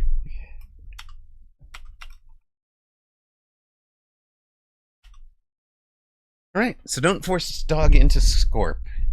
Range first if needed, but really what we were losing on was, I think his chaff clear was just so good. Right? His chaff clear just had that. I think we lost that one well before the last round. Congrats to those that took Danny Stank, getting to 2-0. For yours truly, 1730.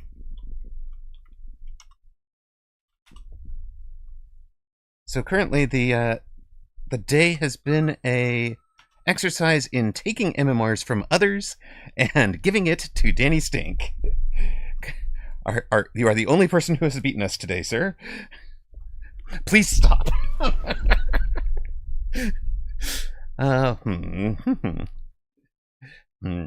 do we want? Ooh, elite dogs. I'm glad to take it. Yum, yum, yum, yum, yum. Hey, quit that. Quick, mods, 10-second timeout. Feed me more. Feed you more ads. You've already had one. You're too greedy. I'm not giving you another one. Oh well then.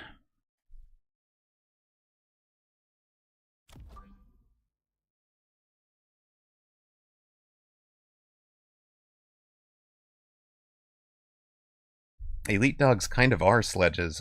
Ooh. Is there a sledge pivot here? No, we really need both. You guys don't splash the way that scorpions do. We'll be fine.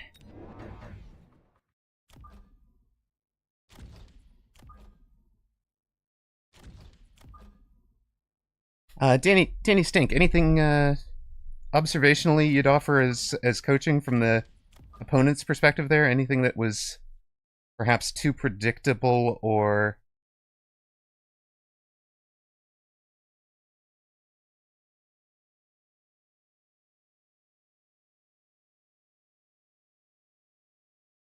you know what I'm trying to say, right?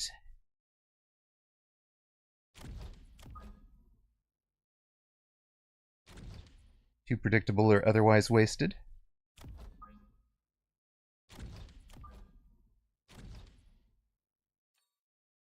We're baiting Scorpion again. I think of dogs more like mass prod sledges with less hit points, but a mech rage baseline. Yeah. Oh, Eagle Spire. Good question. No, you have not missed the hacker game. There is a forced hacker game, isn't there? Let's see how Hacker Dog works. Elite Hacker Dog. We're gonna need an upshoot answer. Okay.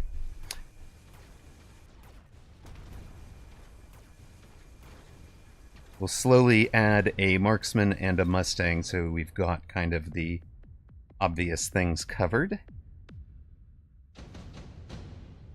The close flank, yeah. On the strong side. Right. Okay, yeah, that outside edge to split your defense, and then a bit out here to pressure that side. Okay, I like it. We've baited the Scorpion.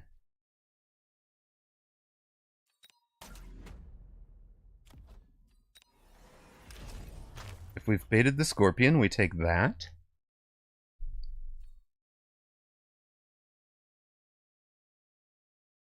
Yeah, Hacker Dog might be missing some upshoot, but it's the build. We're gonna be in the Hacker Dog.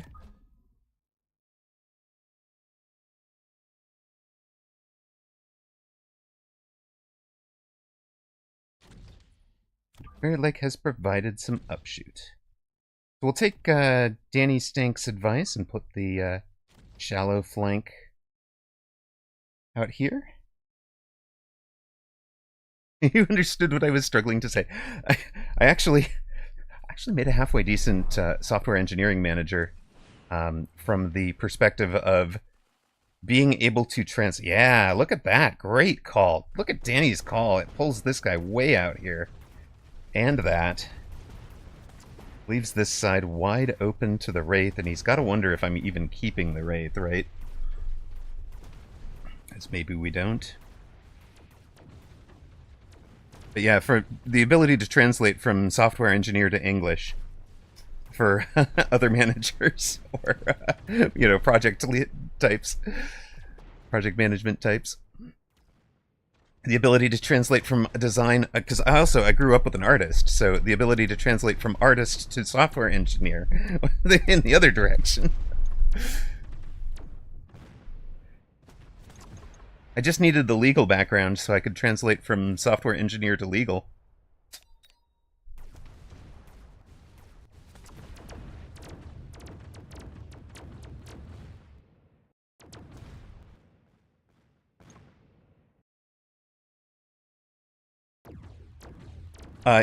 Game developer, software engineer, yeah, so software engineer into game development, into game development management, into anti-cheating, into software security, and then into software security management.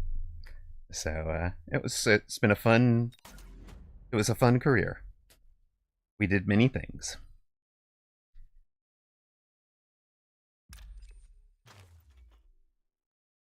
And now ooh, good question.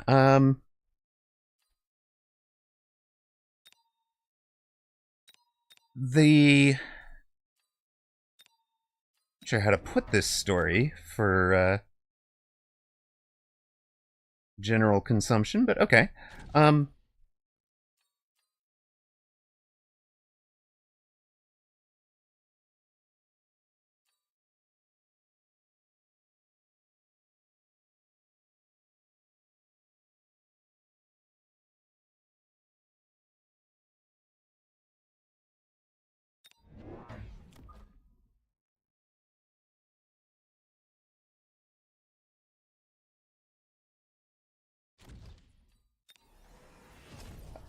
software security, one of the things, I mean, obviously you kind of can identify... Ah, there's Phoenix out there, okay. You can identify that there are internal threats. I wasn't responsible for Denuvo. No, I was not.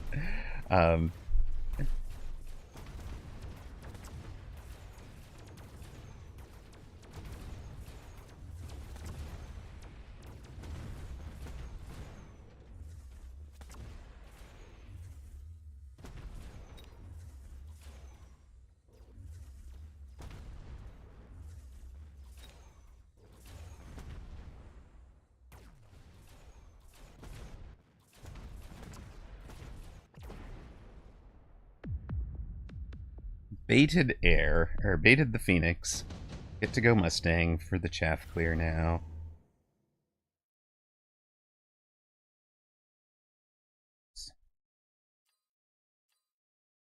That's going to be a big problem if he takes it and we don't. So we're going to take it. Hopefully he goes into mass-produced Overlord. His mass-produced Overlord would wreck face for him.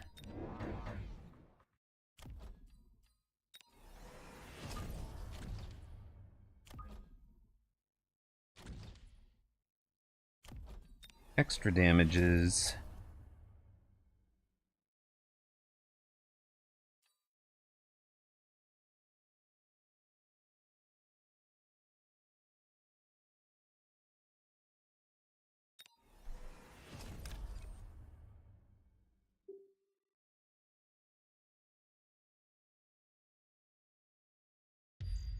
Extra slowdown over there.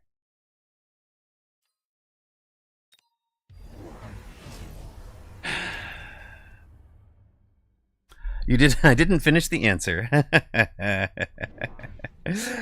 So. Yeah, sorry. I wanted to stop and think. What are you doing with this missile, buddy? Why? Why this one? Okay, so the bit with software security is that you wind up identifying that one of the biggest threats to the company is internal. And the last two places I worked at, it turned out both... oh my god, this is just disgusting. Best shield ever. We might need some shield break, team. Thank you for the art of derping, Paula. So at the final two companies I worked for, I identified internal threats both times and wound up in one leading a criminal prosecution of, but both times running into upper exec interference. I mean, because the people who can steal large amounts of money from a company are the folk who have been there a long time. They have a lot of friends. They're high up in the company, right? So yeah, you don't make friends. You wind up with people who are pretty unhappy at you. What are we buying?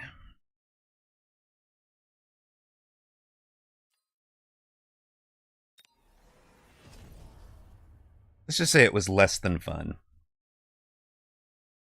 Oh, what do we need?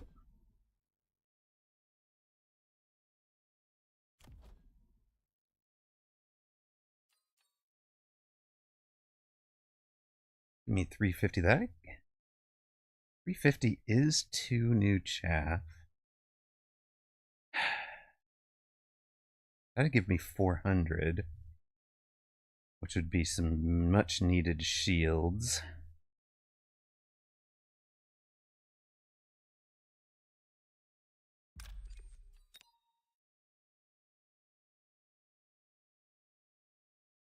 So yeah, this gig is a lot less stressful for me. A lot better for me. As a, yeah, mental health for sure.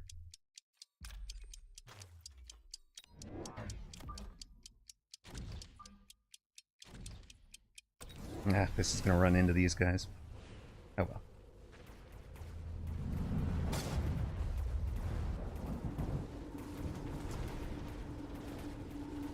Says he needs shield break, takes lightning storm instead.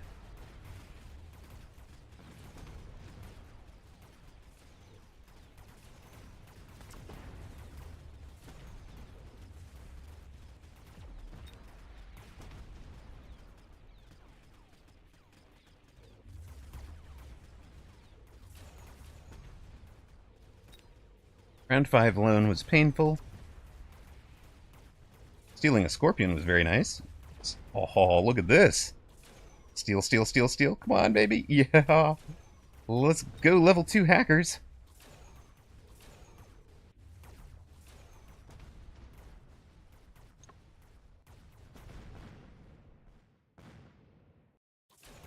They've added a new one.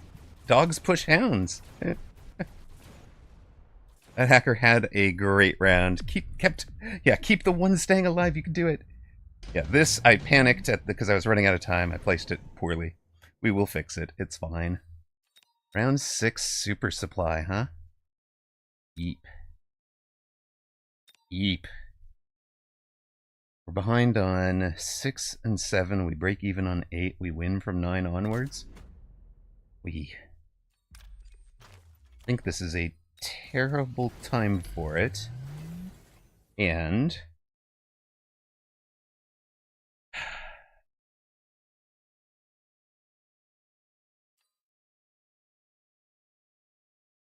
yeah, wait.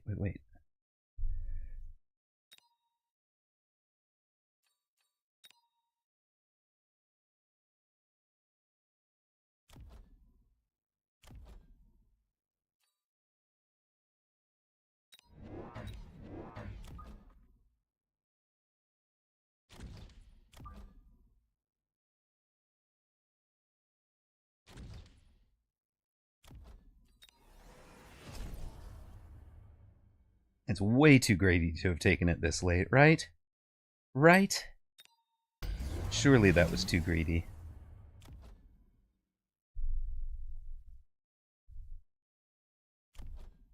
But we've got 48,000 hit points of barrier. We've got some shield break now. Mustangs are getting better. The hacker is getting better. Everything does its damage faster.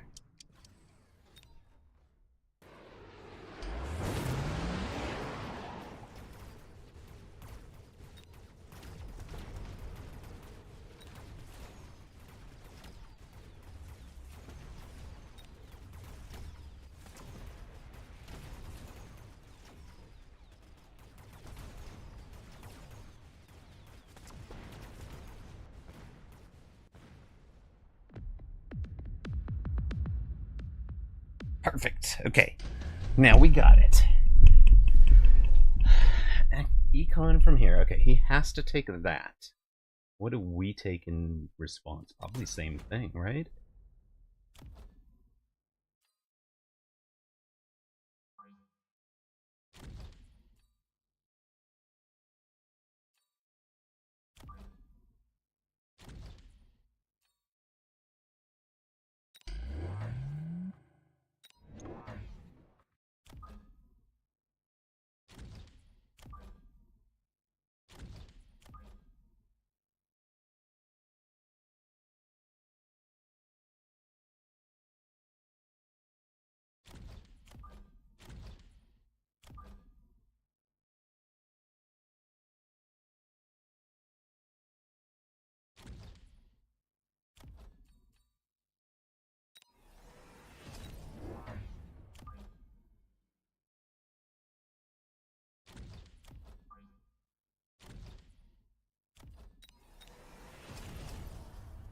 Now what?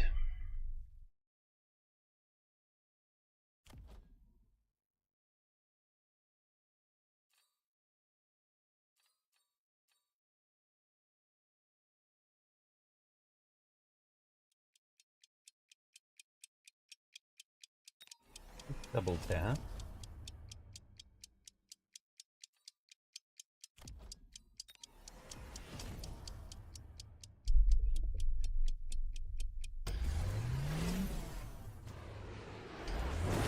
Wait, you're not in the fort.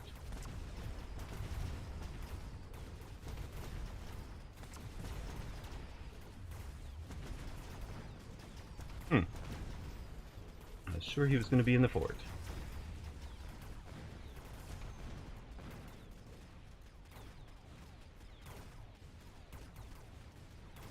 Certainly looks like it.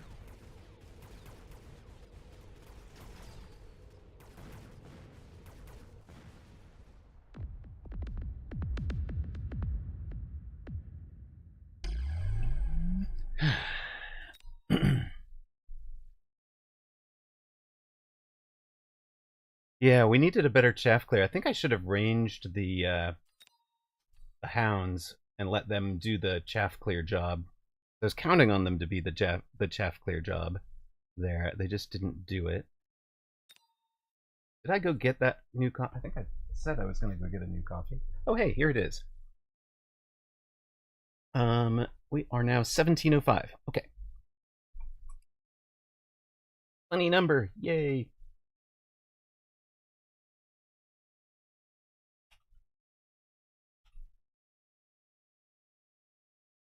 Sorry, Danny Stank, you are no longer the only person who has beaten us today. Time to turn it around. Put up a prediction in a moment, as soon as I remember what opponent's name is.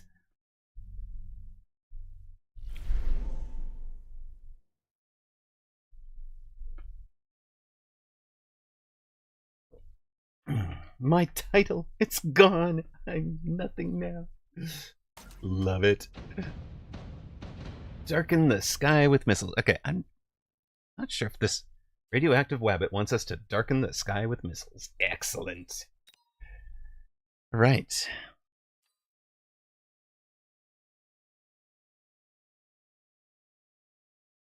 Uh-oh. Uh-oh.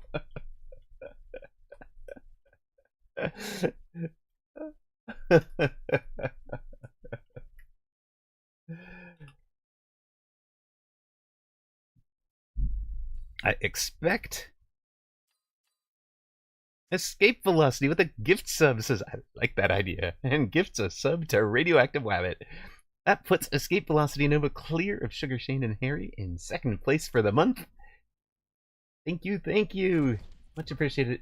If you don't know, escape velocity plays under the name Dragon Lord, not the lowercase one, the uppercase one, in Discord or in game here.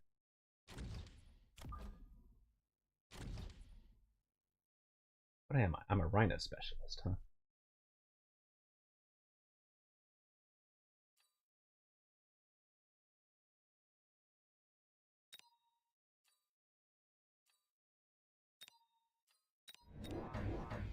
You know what? You know what we're gonna do?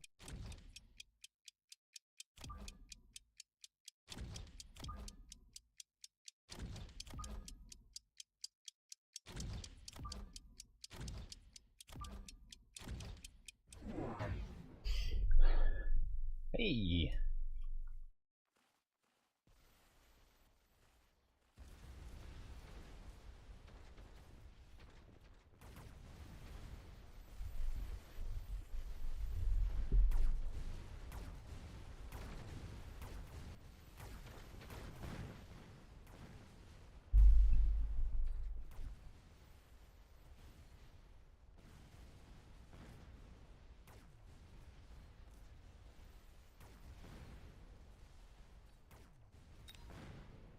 We even guessed the right side, but lost it.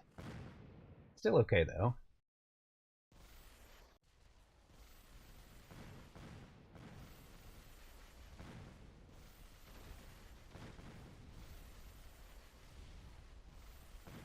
Nom! We got him, team! Yes, those wide storms will get pulled by a flank. That is why they are that far out.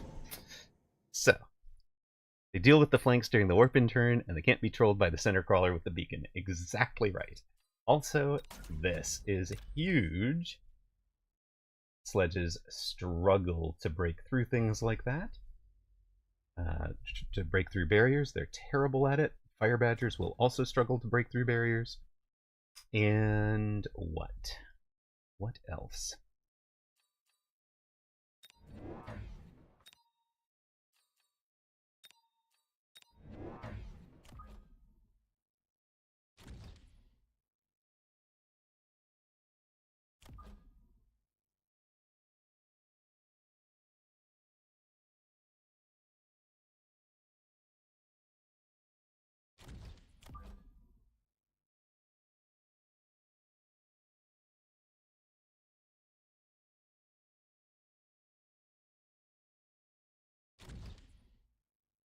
Oh no.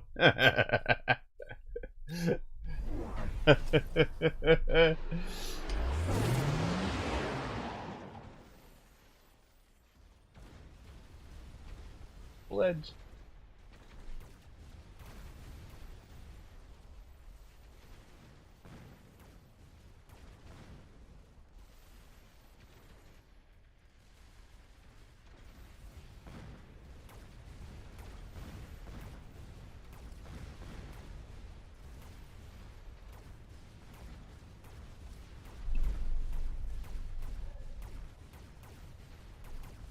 Luckily, our shield survives. This is what he is. This is the defense that Doxson taught me. If anybody would know how to stop a sledge push, it is Doxson. There it is. You hold this tower with that shield, and it lives exactly. And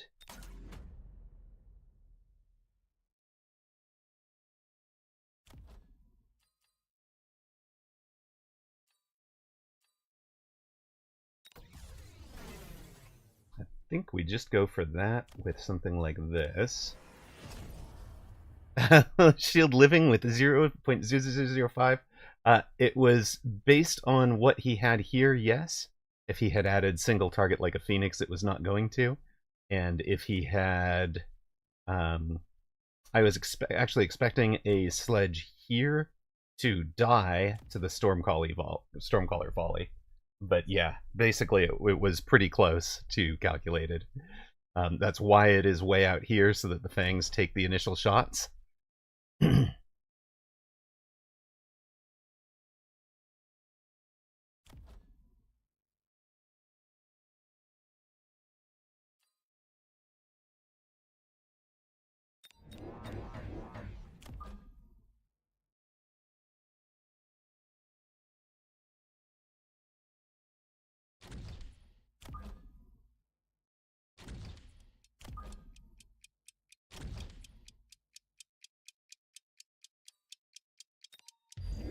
Ha!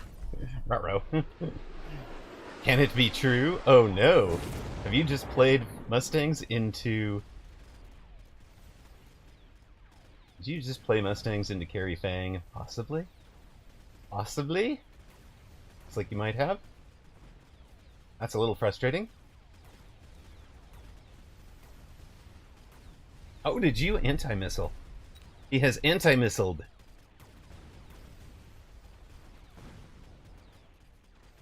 Is very sweet.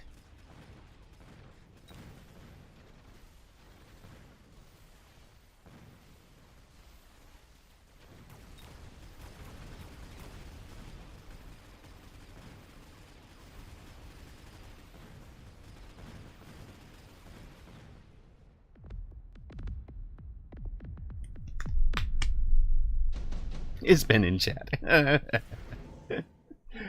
I wasn't guessing that, no.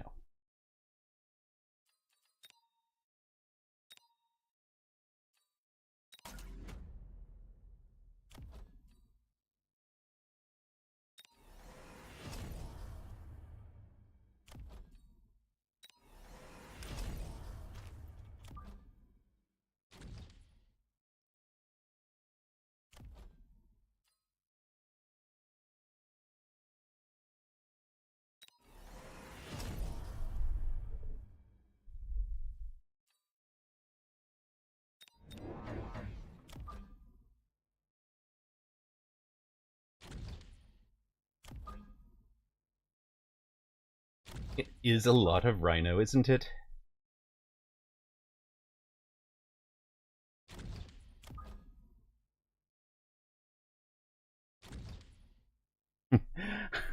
Did you see Woot swearing off them already? Possibly, for sure. Okay, and obviously the Nano goes on the one that is fighting into the main fight. This thing is just dead, right? The Fire Badger can't possibly touch the level 2 Rhino. Does 0 damage down there. The Crawlers can touch it, but very slowly. Most of this army is going to do poorly against the armored Rhinos. This guy has a straight shot at tower. And you have taken Rhino, but it is not heavy armored.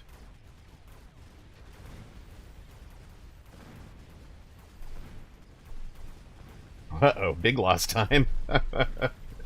We are kind of head to head.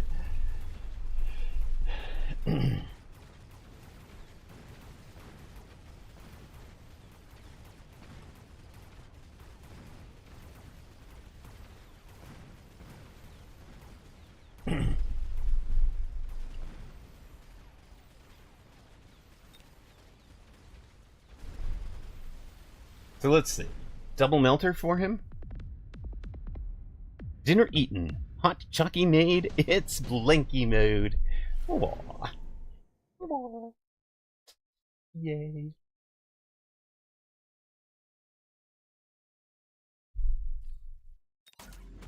Hounds get range.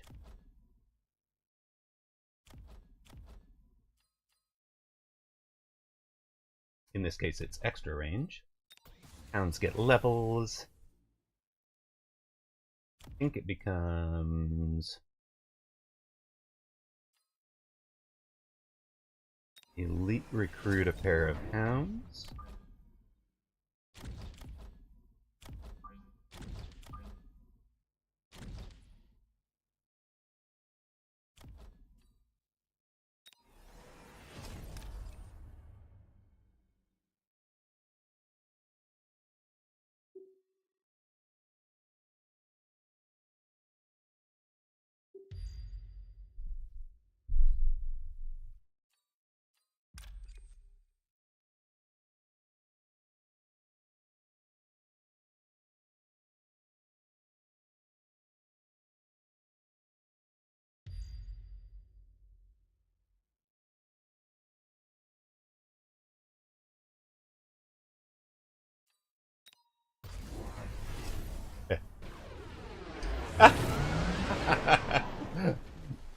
Laser was the right answer.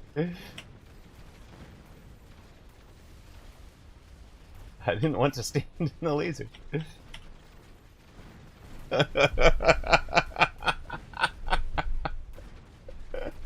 We predicted it. We predicted it.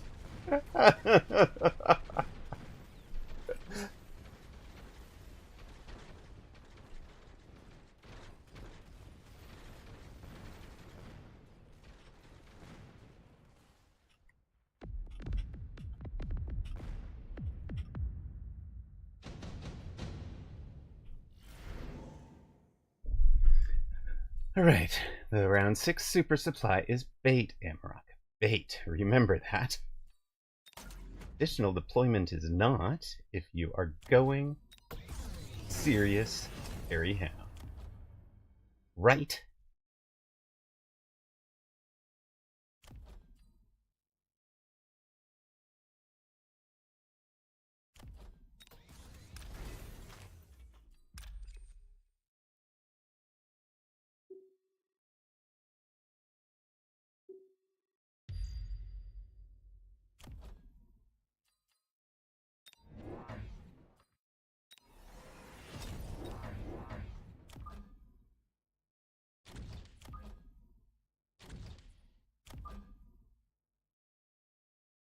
Oh yeah, we're supposed to be darkening the sky with missiles.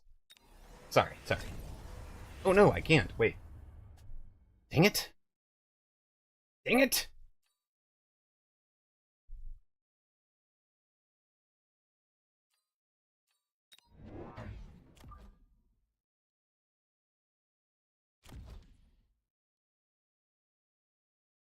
Where does the missile go, right? Presume the missile goes here again. No, we don't actually have fire missile on the Hound. Oh, he missiles, that's it. Okay, wait, it's ignite on the fangs. Okay, good.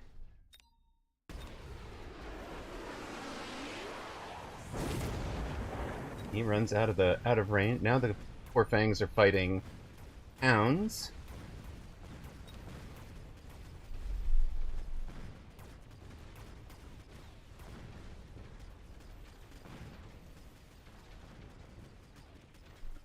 Armor the hounds and darken the sky with missiles? think that's the play. Oh, is it GG? Oh.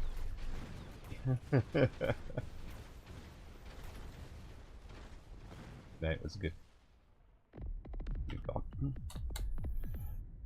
I just didn't levels you needed.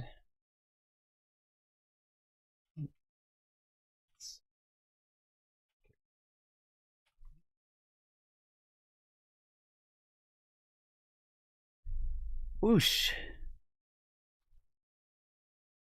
I'm not sure if this count. I don't think. So Eagle Spire and Radio. Okay, chat. I kind of need. I'm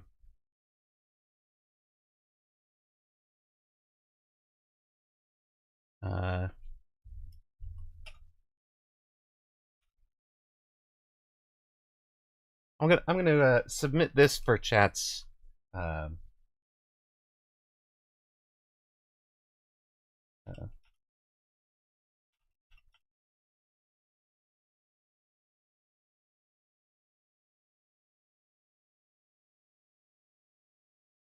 One moment.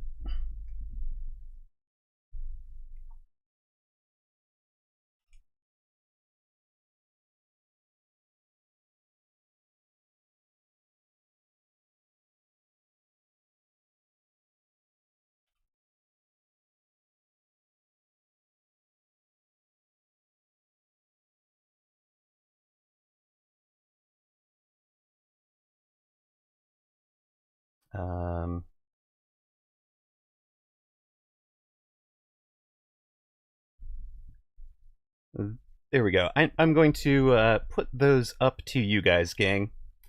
I need to know if I should actually count those as redeemed or not, because the redeems were Force Hacker and Force, or like Darken the Sky with Missiles, right? And we threw down 5 levels into Hacker and Storm, but actually carried, lost with something else and won with something else. So I need to know if that can. Ben, hey, welcome in, man. Good game. Ben123A9. GG's. I think hounds are the hard counter there, right? I do. Well, I mean, so Tarantula could beat Fang Carry, and Mustang could beat Fang Carry. Both of them depend on the speed at which person gains levels. So it's like who gets to hyperscale first.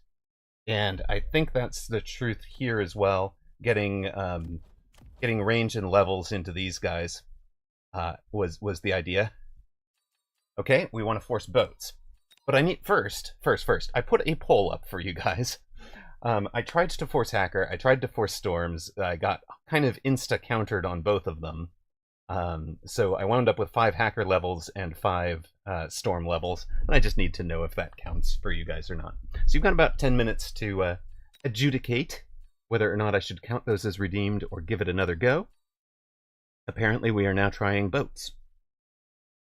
Apparently we're now forcing boats. Do we like our boats text for forcing boats? Sure, that looks good. I mean, it's just the question. Like in both cases, like the one Ben took anti-missile on round 3.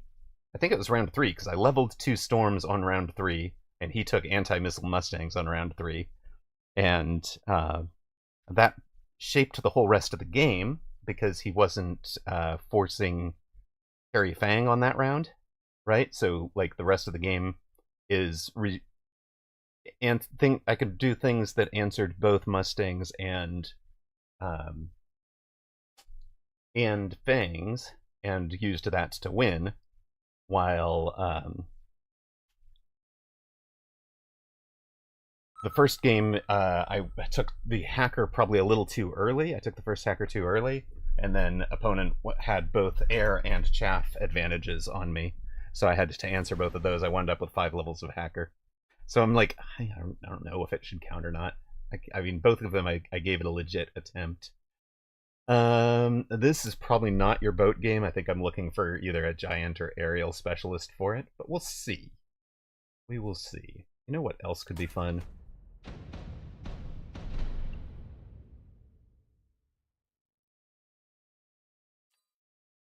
We're facing Lock Clown. Um, sir. Um, that's a name. Yeah, the storms were getting out of control. But I mean, the Fang carry game is so pacing based. Like, here, I'm actually thinking I might try to force carry Fang against this guy. Not force it, but run it. But I'll kind of like, you sort of need to be.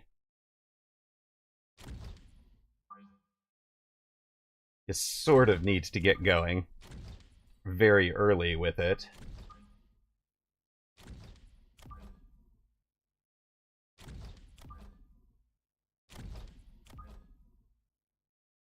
And the real question is, can I convince him that it's carry Saber and not carry Fang? Somehow.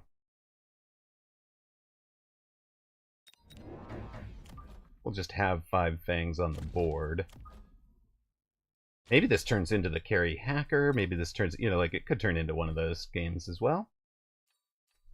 Toast with another gift sub. This one for Ben123. Toast is very explicit, I guess, about rewarding those who show up and are gentlemen after a game, which we love to see. Bienvenue, merci. Ben, have we gotten you into the guild yet? Because I think you certainly are the kind of person we want to encourage to stay in the game, of course. And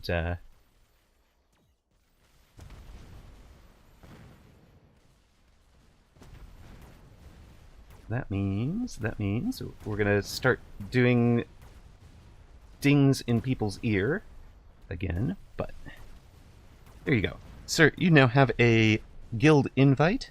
It's a Mechabellum focused Discord in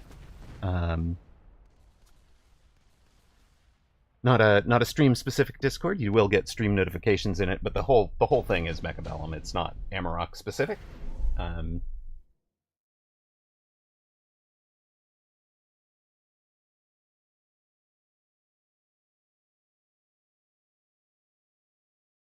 Fun. What kind of fun are we doing here?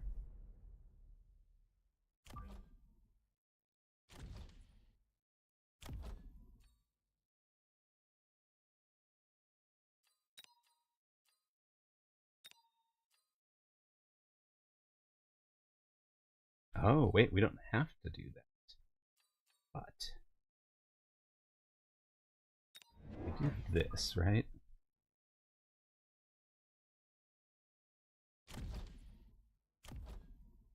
So for running Carry Fang, among other things, you're going to want to sell out of these units, partly because they steal XP from the Fangs, right? So that's almost 1,000 XP that's gone into units that are not the Fangs.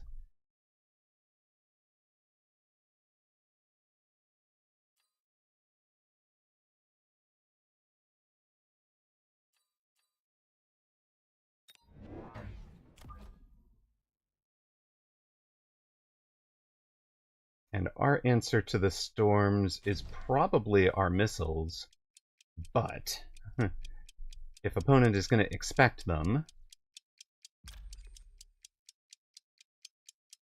and we're going to save one for on the, yep, so he puts it on the expected side. We're going to hit the opposite side. He gave us the level 2 hounds, which can armor, so that'll be the end of our Fang gaming, if he armors it. But now we've got the Tarantula, which can feast on hounds, whether or not they are armored. So we're definitely going to start by... Wait, this one leveled, so we're going to start by settling out of the other saber.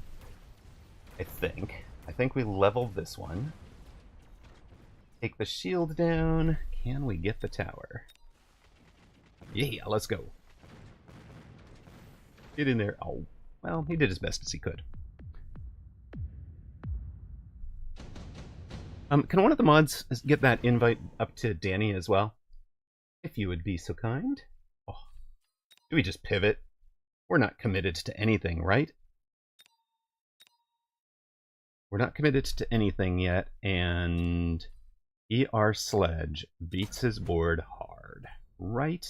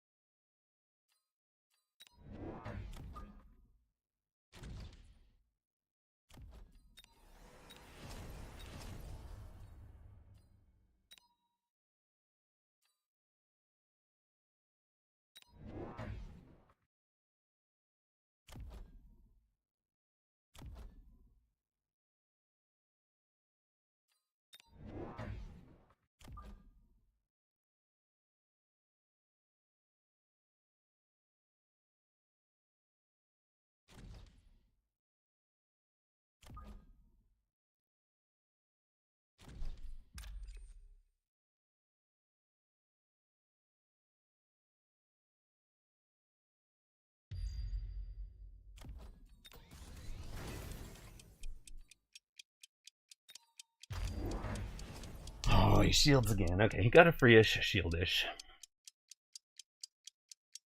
Sweet. Did you receive, Danny? If a mod does not fulfill that for me, let me know in a second or two, okay? Guild rules, if you guys haven't heard me speak them. Guild rules are no racism, no sexism, no homophobia, be a gentleman, win or lose. And both of you exemplify that. Rest of the rules are, I hope, not too onerous.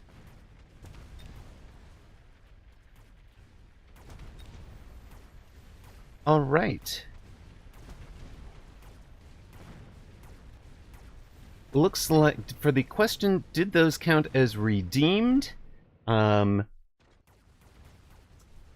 48% said yes, 2 hackers and 3 storms counts.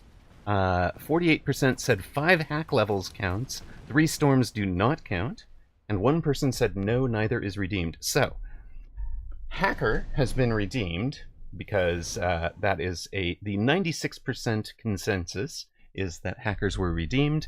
The whether or not storms was redeemed failed 48 to 52%. So Eagle Spire, your hacker game happened. They needed a lot more friends for sure, but the other one is not. Oh, this was supposed to be boats. Oh no, this isn't the boat round, right? We already knew that. Oh, ER Arc, that sucks. I know, very sad. Eagle things. I know. I feel sad. Okay, you guys get your mech rage. You get sold.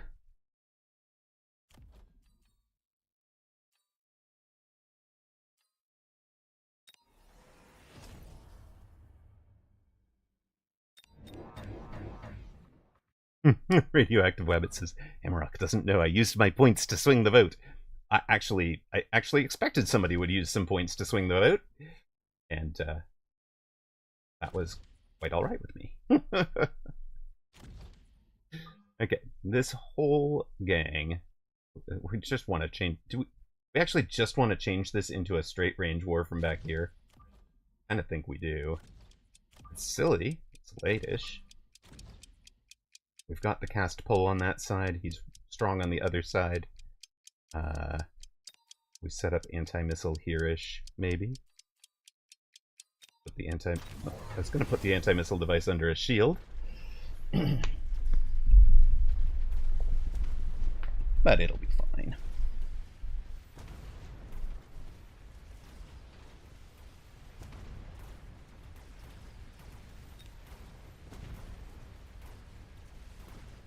Did you take the ERs? You took arcs, but you didn't take ER arc. Okay, it's fine.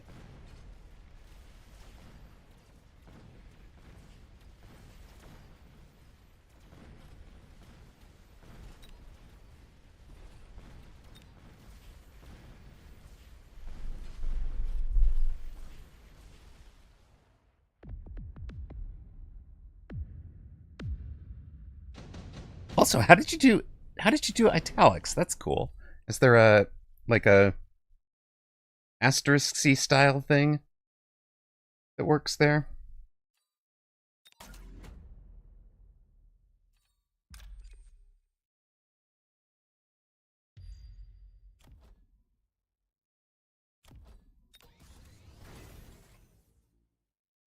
Yes.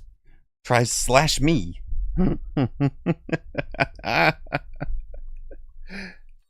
Aha, slash me tries slash me. I see.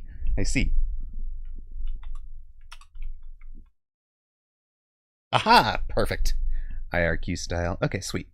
No.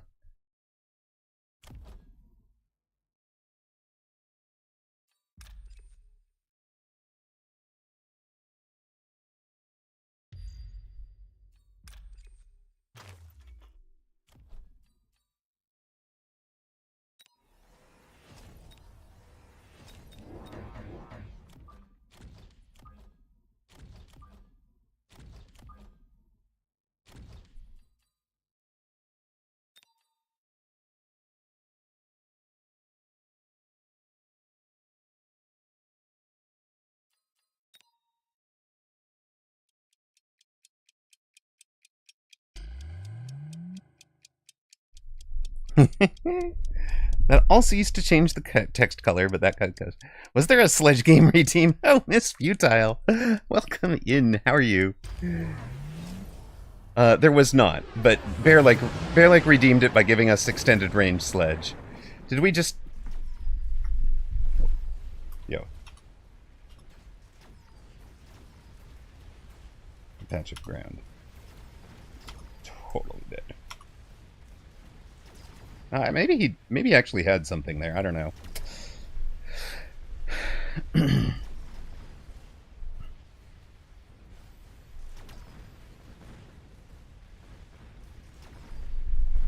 Oh, poor Sledge is struggling.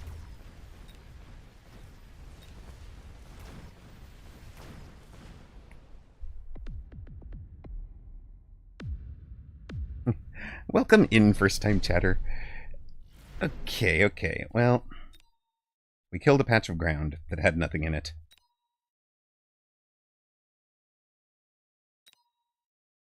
Sir, you have no upshoot, right?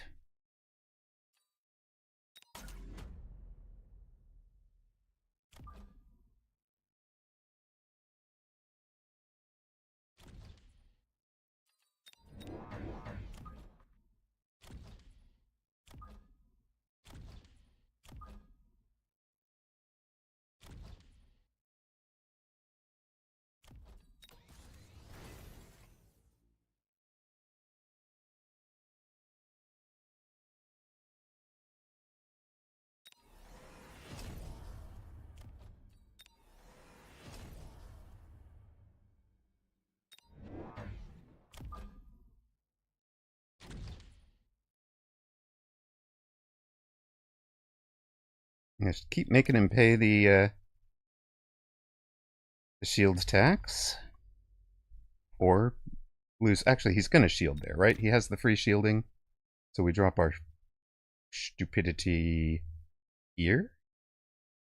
We drop our stupidity here, right? Establishes the flank. Clearly that. Probably also that. The shield should be out here.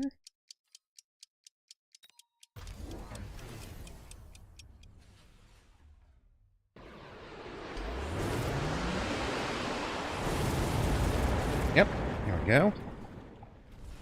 Landed.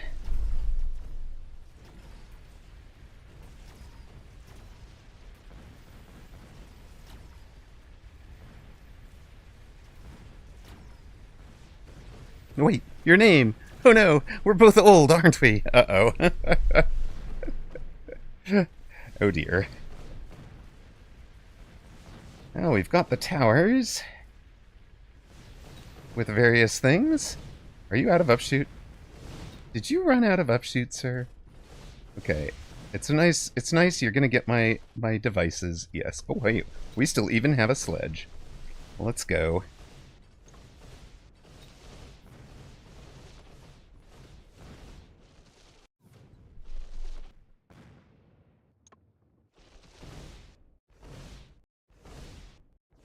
Hey, we win a round. We had 3 seconds left.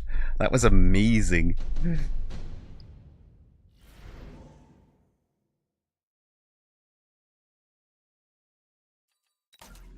We've been needing more chaff. We've been needing some range. We can level all of you. And would like that.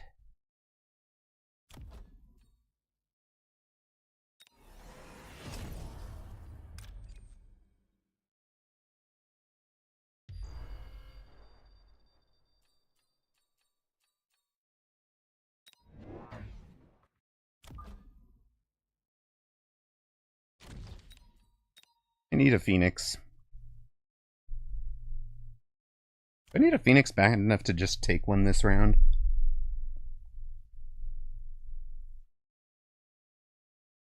That's hard to say.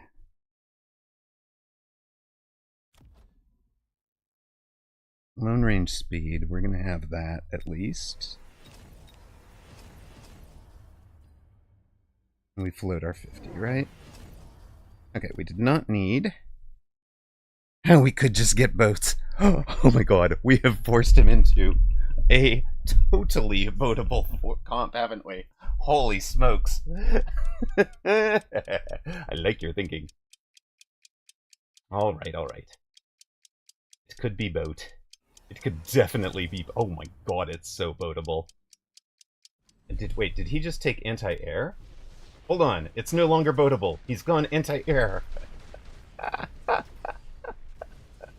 Yes, it would be EMP, but EMP sledge for the boat finish here.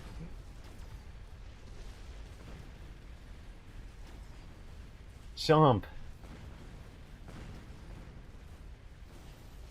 Slight problem though. We've cast pulled him in the old school way. We get both corners there.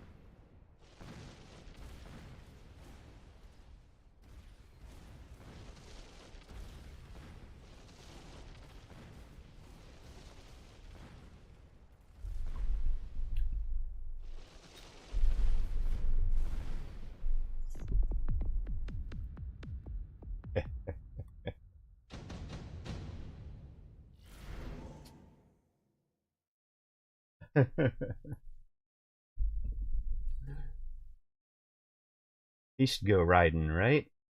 So now we are in our air game. What is our... We just want to sell something, right?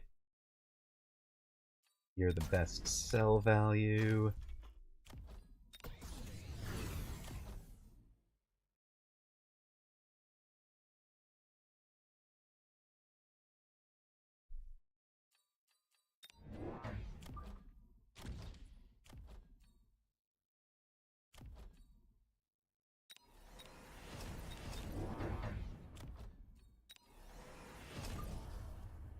You two run some range. We put the range over the best guys.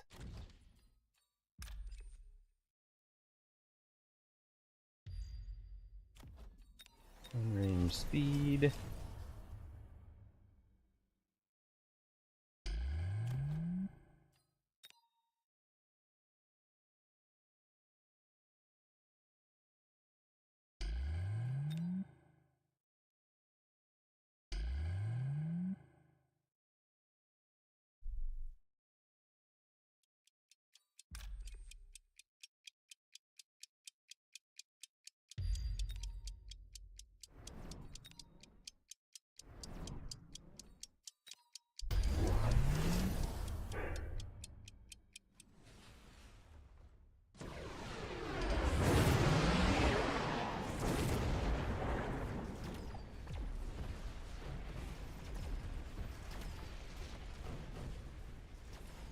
Oh, we need a middle crawler.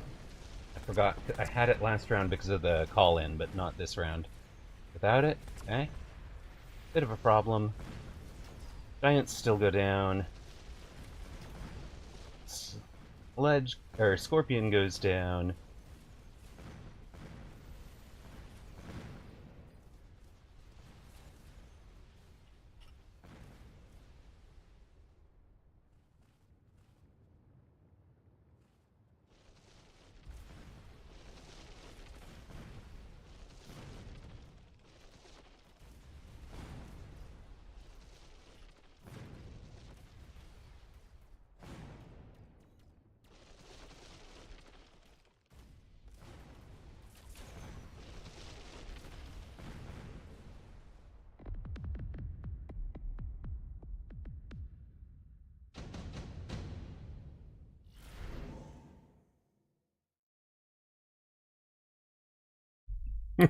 Does this count as forcing a boat? I'm pretty sure that does not count as forcing a boat, right? Right. Surely that doesn't count as forcing a boat. Streamer scams chat news at 11. Close, exact. See, Toast is with me. And what you'll notice here is we are doing we're just late building chaff. We have been building out chaff all game long, right? So that is part of what is making this build work. The fact that we have the whole thing going. You guys don't actually one-shot the sledges, so the level 4s, so we can have those guys do some absorbing and heal a bit. Our guy now has to guess which side do we drop the thing on. I'd love to just hit all the chaff in the middle, if possible. The chaff is more important than anything else on the board. We've loaned, we've forgotten range and speed.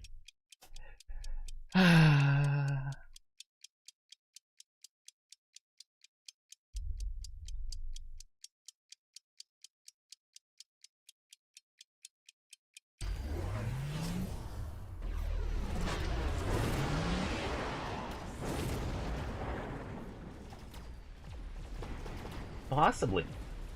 Maybe we fight it out from back here and it works, but oh, okay.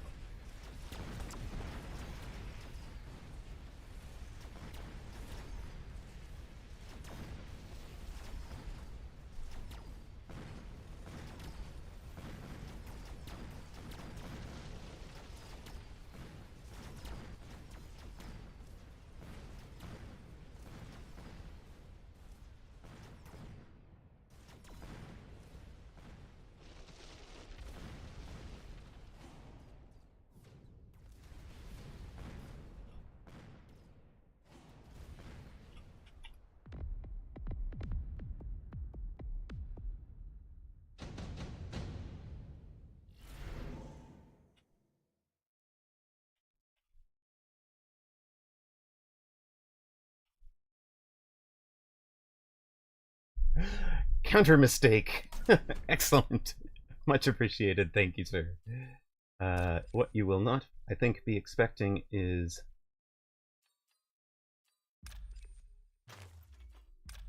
something like this.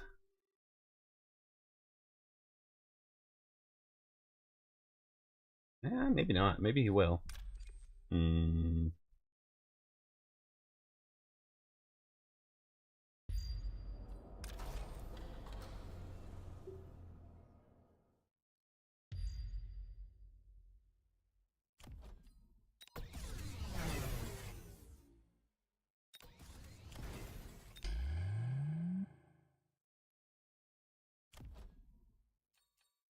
Lone range speed ammo. Along with that.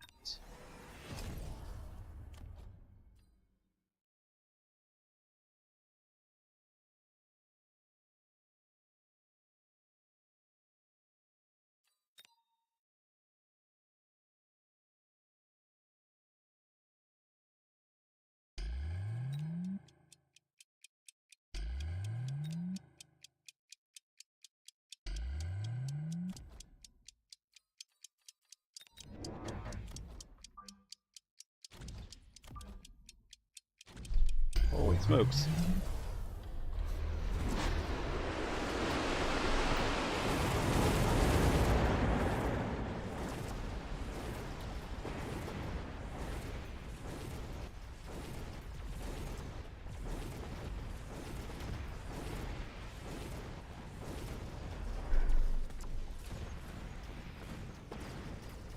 Oi.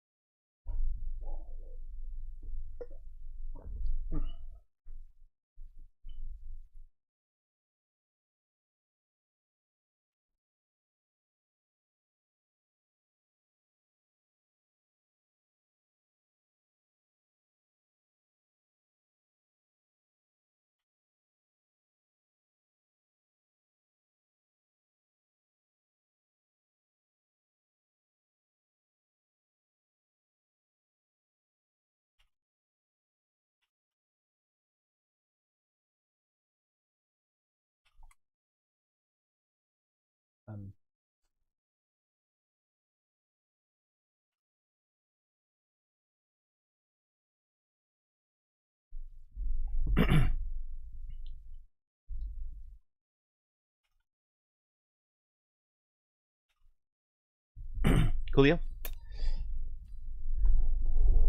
I know, right?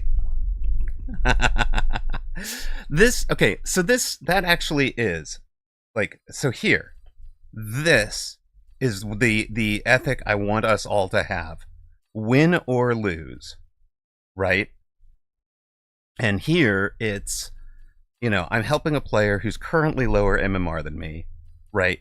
With a piece that he's going to need against a Poochie, right? Here's the thing you're going to need.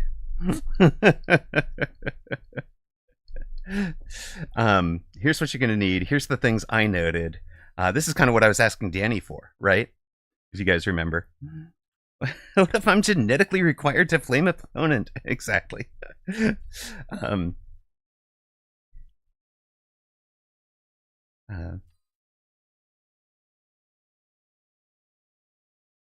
So, at any rate, this is one of, when I talked about, I mentioned this when we did the Shiroha replays yesterday, when I talk about what Shiroha did to kind of, convince me to that this was the game for me, right? Was getting crushed by somebody way higher MMR who then broke it down for me like this so I could learn it. And that's why we founded the guild. This is, the guild is for this guy and me and people who like this kind of chat after a game.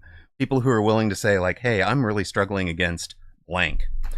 Queue up with me. Would you 1v1 me, beat me with it, and tell me what I'm doing wrong? Right?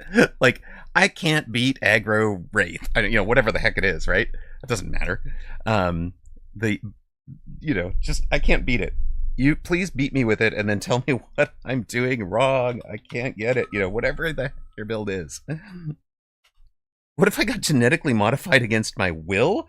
Actually, do kind of think, Quish, this is the sort of thing I want us to write some legislation right now that makes, like, literally, that should be a constitutional amendment now before it becomes an issue.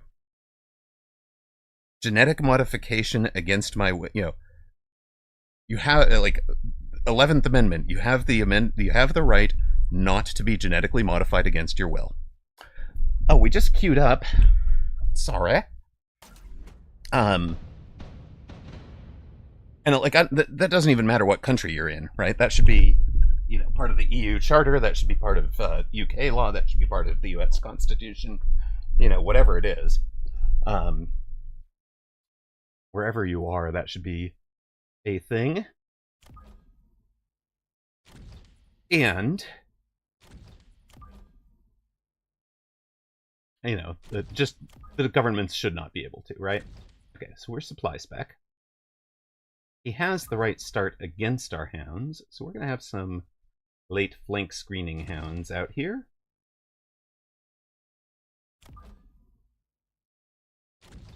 And then, as we're getting there. And then the other bit is, the other one is a creature with, or a being with animal or with human or greater intelligence created by a corporation is not owned by the corporation. Has its own right, like, has its own right to exist. Because we're going to hit that for AI and creating humans or creating bioengineered whatever, right?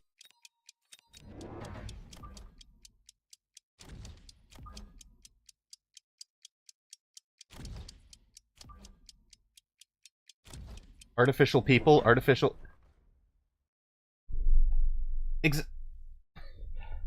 Cat, I have such pessimism for people making law. Honestly, that's my pessimist. Right now, you could get that passed bipartisan. Right? You could get that passed bipartisan. Do it now while you have the chance to. Right? And our people making laws aren't even thinking about that. We're arguing about, we're arguing about government spending and, immigration and all that junk.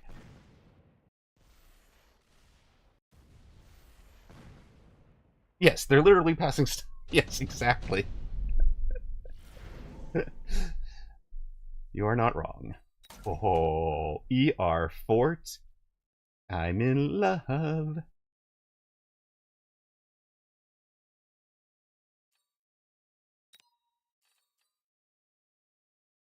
Too busy trying to figure out how to take your ventilator away. Oh no.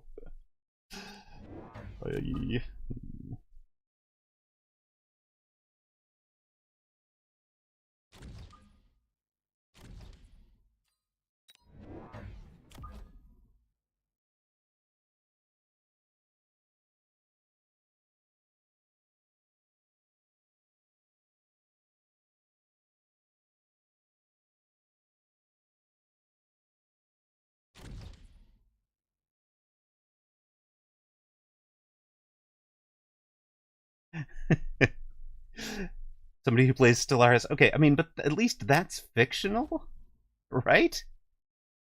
Hey, welcome in, Woot. We are having a bit of a discussion about human rights and other interesting things. So, you took a wasp. I took a fang. Let us see who shall win. Thank you very much for the raid. How was your stream? Howdy. Hey, Ignatius Pennyfeather as a raider. Oh, man, I have to tell you, I was... Ignatius Pennyfeather, I was so sad with the way that Sunday went. Because, okay, I had originally set things up. It's gonna be great. I'll get up in time for Asia and play it with Baller, because Baller had redeemed the, 2v2 tourney with streamer in chat. I'm like, perfect, this is great. We'll do it. And, I had you, because Alpha Titan hadn't been around, I was like, you and I can do the Europe, it'll be great. Alpha Titan arrives, I'm like, okay, great, we'll do the Americas together. Because I had,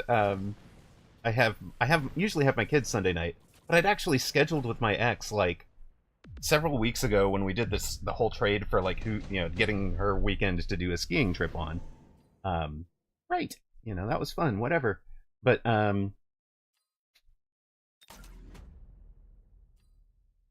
okay, fine, whatevs. I gave her the night of, like, Sunday night so I could do all 3 tournaments, because I knew that was when we were going to be launching it. Right? Sense. Let's do this. Let's keep having a chat board, shall we?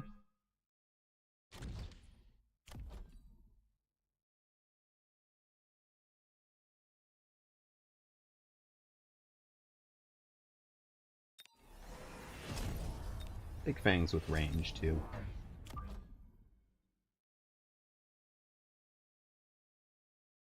So, like, it makes sense in my head. It's all gonna work. I've got Titan for the evening, and then my ex was like, actually, let's just have kiddo stay at your house. It'll be fine. Great. There we go. Fine. Like, so I tried to move you to Asia and Titan to Americas, but you and I miscommunicated in whatever way. So I wake up at like 3:45 in the morning and like, there's nobody there that wants to 2v2s with me. It's fine. I'm not streaming. It's all right. I just wanted to know how they work,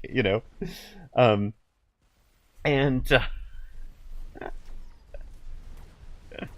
oh no, it wasn't. I mean, like, I get how it happens, right? You've got intellectually that we'd switched it to Asia, but in your mind you still have the time zone, the time for the original one. It totally happens, right? Like, this is just the way brains work.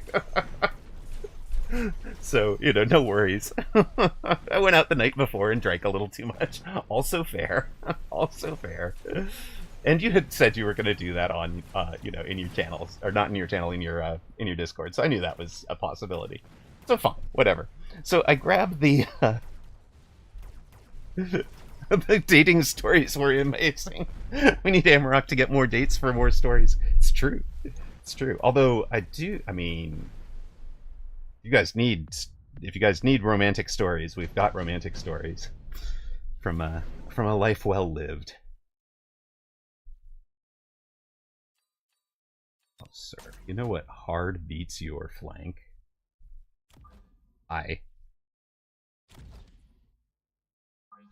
You know what? I don't even care that you're over here. Actually, you know what? Maybe you want to be deep. Deep flank screen. Deep flank screen Wraith.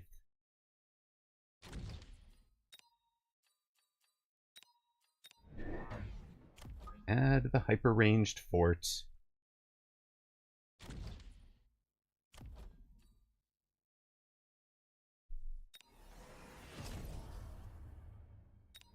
Add the fang screens in front of where the forts are going to be.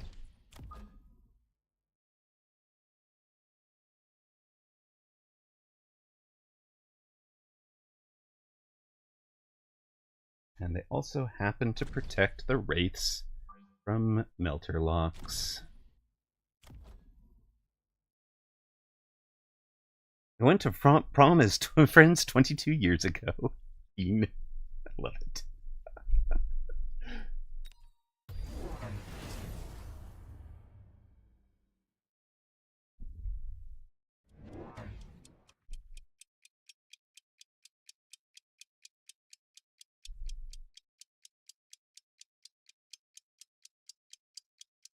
We might have to do a subscribers only just chatting at some point. Now that because now we can do subscribers only, or like followers only streams, that sort of thing.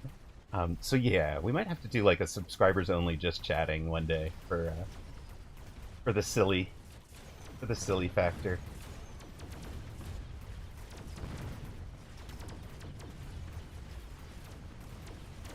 Edge out the silly lurkers. Oh, well wait, you're the one that wants this though.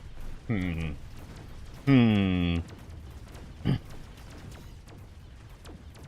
my romantic story. Awkward silence. The end. You've switched your schedule to evenings. Perfect. So your evening is Europe. So I should, Okay, oh, the finish to the story, Ignatius Pennyfeather, was Alpha Titan shows up on time. We do some 2v2 review of the top group in Asia. We get out on ladder to play a 2v2 with 26 minutes to go, and it lasts too long, and we miss the start of tourney. It was amazing. If by amazing you mean amazingly bad.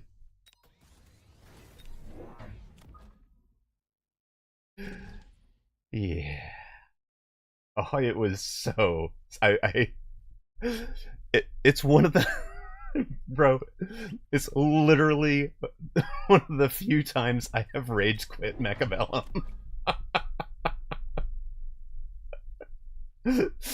Literally, Amarok rage quit.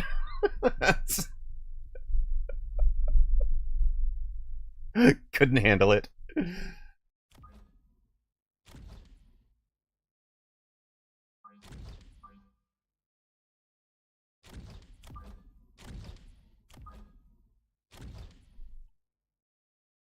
Did anyone clip it? You'll have to check out the end of VOD for what Amarok rage quitting actually sounds like. Because it might be hard to detect. It might not be the most trivial thing to catch.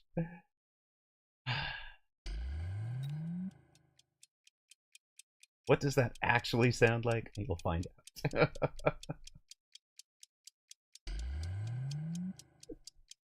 Okay, good night, man. If you were going to, if you're going to be on an evening schedule, good night, and enjoy. See ya. Yeah, I expected the storm. That's why we've got a shield up. I expected it, honestly expected it on the other side, where he had the wasps, but it's fine. You're going to drop it over the Nano Repair Wraith. The Nano Repair Wraith will be fine. You've taken ranged marksmans. Do you think that's going to get the job done against these forts? Sir? What are you expecting me to build here?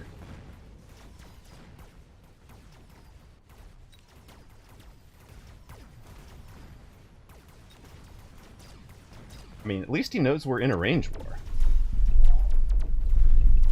We're definitely in a range war. Okay, he's gonna... Is he winning? No. But wait till that thing... Wait till that guy has the... He does win. Okay, look at that. He wins. Let's go. Oh, I didn't put up a channel. I didn't put up predictions for this one, did I? Alright, wait. Where are we? I got too into saying hi to raiders and all that. We beat Lock Clan. We've got a... Oh, that's not it.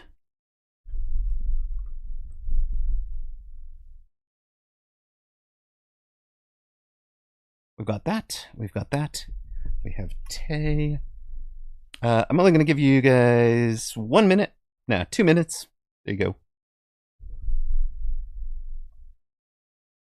There's an angle where he hits elite. Maybe.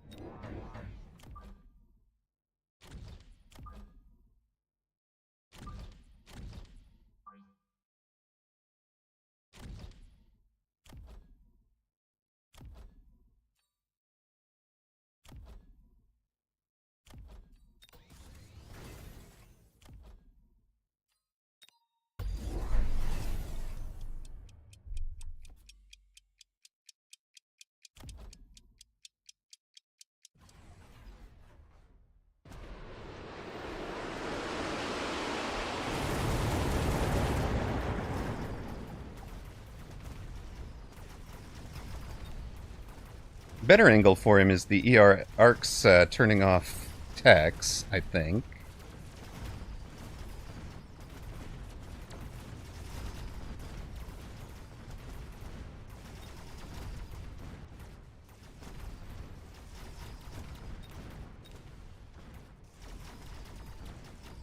Yeah, he's gone double shot.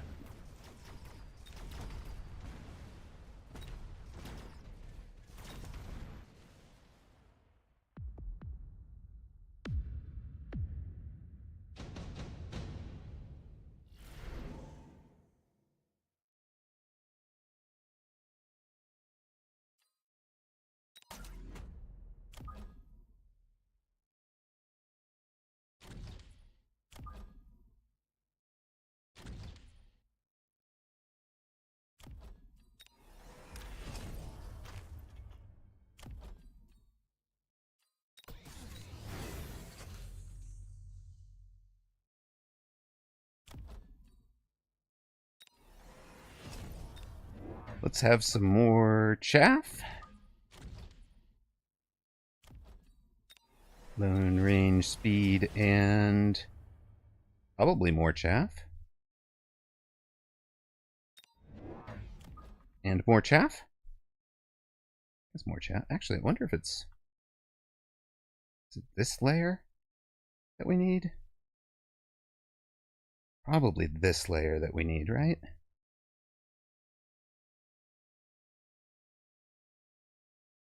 Make sure they don't run through that. Oh wait, we don't care about that anymore, do we? All right.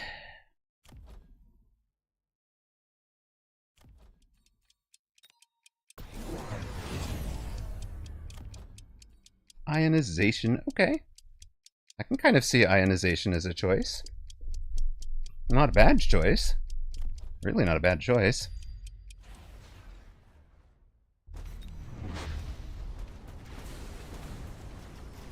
But you can ionize my fangs, thank you very much.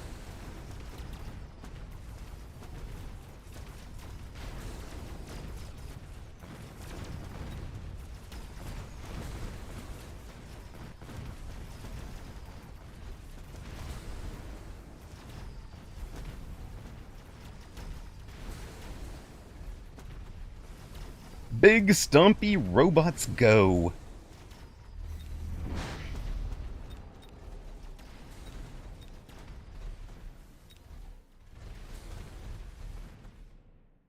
Thump. Rut-row. Rut-row for opponent. Let's get faster, shall we? How did you not level, sir?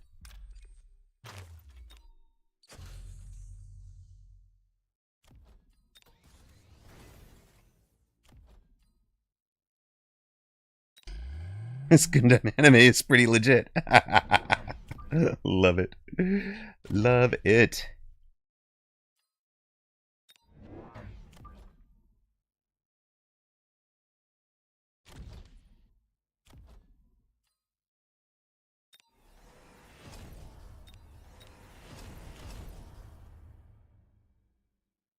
No fire. He could oil the fangs. Would he? Maybe.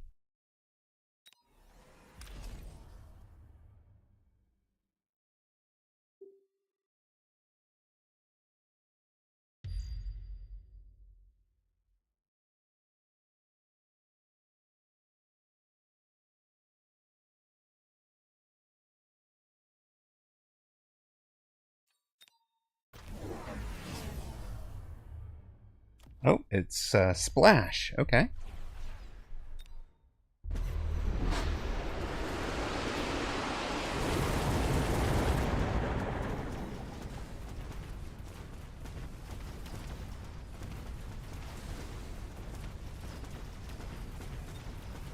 Range Splash Fang. Well, it's an interesting choice to try and get the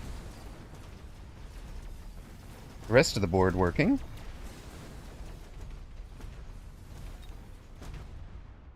And GG's.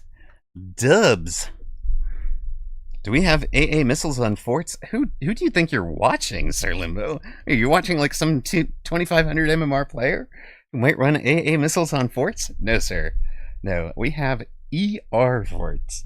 We have fast ER forts that make fangs, that shoot fast, that nano repair themselves, apparently.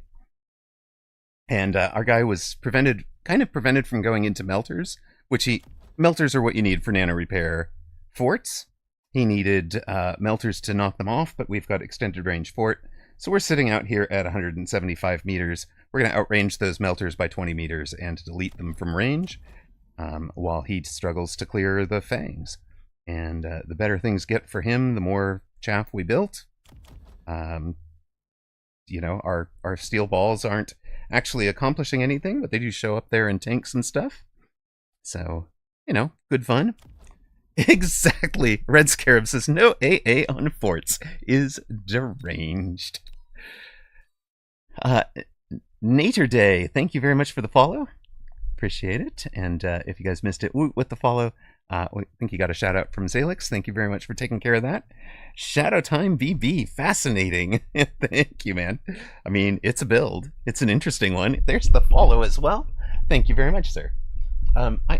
We are technically running an ad break. I am going to use that to grab a cup of coffee and a little bit of water for my voice. I'll be right back. What did we hit for MMRs? 1761. All right, be right back.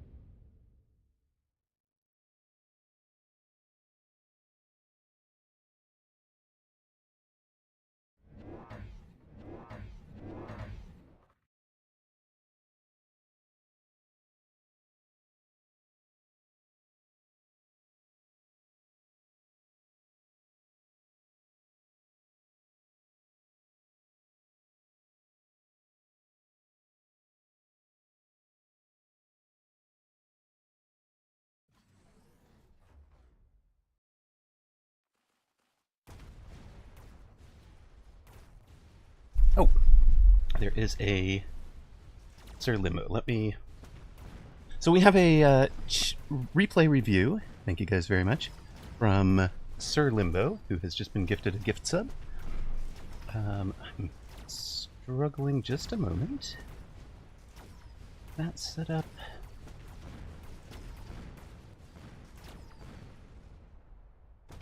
So, Sir Limbo is a Nearside Blue. If you guys don't know, this is one of the things we do on channel, is invite folks to spend, I think it's 25,000 rocks to have a review of your replay.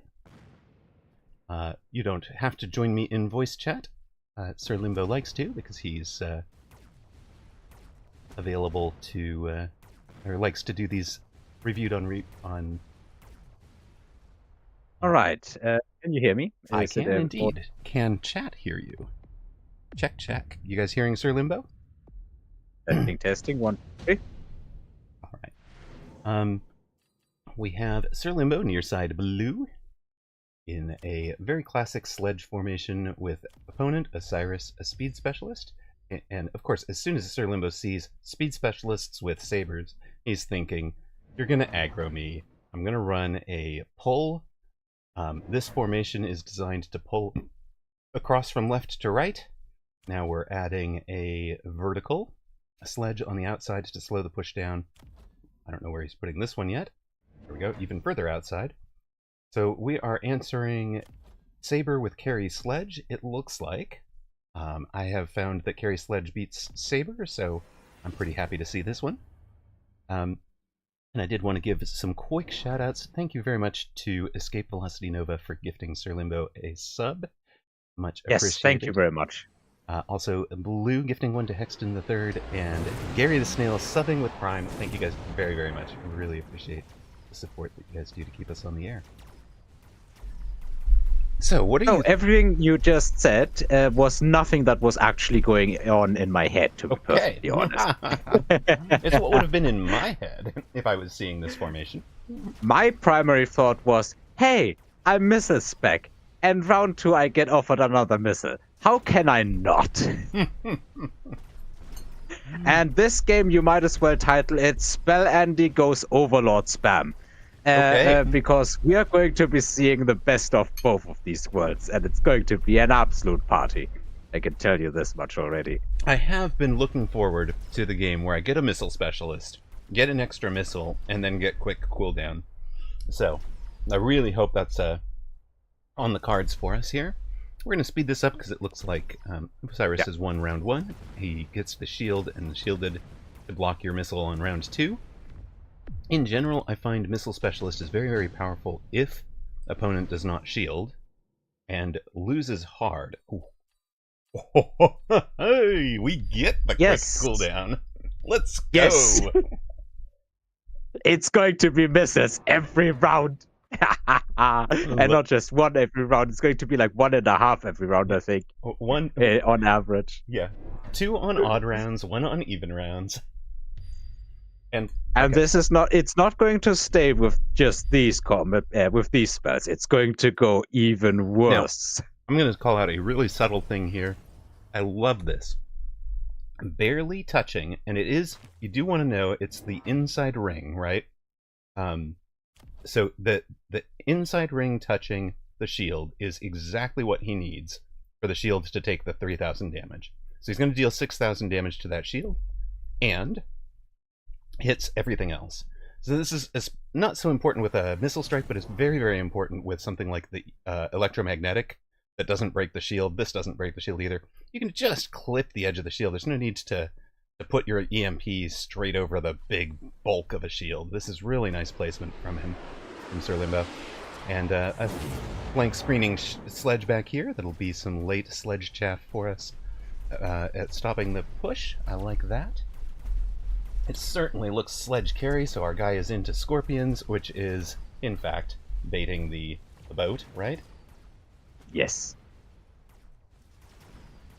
I mean, I already said that it's going to be Overlord spam, so not much of a spoiler here. Mm-hmm. But yeah, I'm going absolutely ham with Overlords, and it's going to be a big party with all the spells that are also dropping soon, TM. Yes. Quick cooldown's range is all the way from useless to insane. Yes. Oh, I remember the days when we had Giant Hunter. So here we have a bunch more options. I don't even remember what I took. Apparently, oh yeah, right, the steel balls. I just threw those in the flank. And one pack I sold. Right. And one pack I think I put at the front. I'm seeing it a bit delayed on stream. But this is basically, the one in the front is simply to bait any unit that could potentially move to the side with something that is on the front. So there's less of a chance depending on what my opponent does. So that is going to cause only the units that are straight here behind the tower would go to the flank. Opponent is going to missile that out, and a $5,000 or 5,000 damage from a sentry will kill the steel ball, but won't if you have taken defense enhancement. So on spawning it will, regardless. Oh yeah, that's true.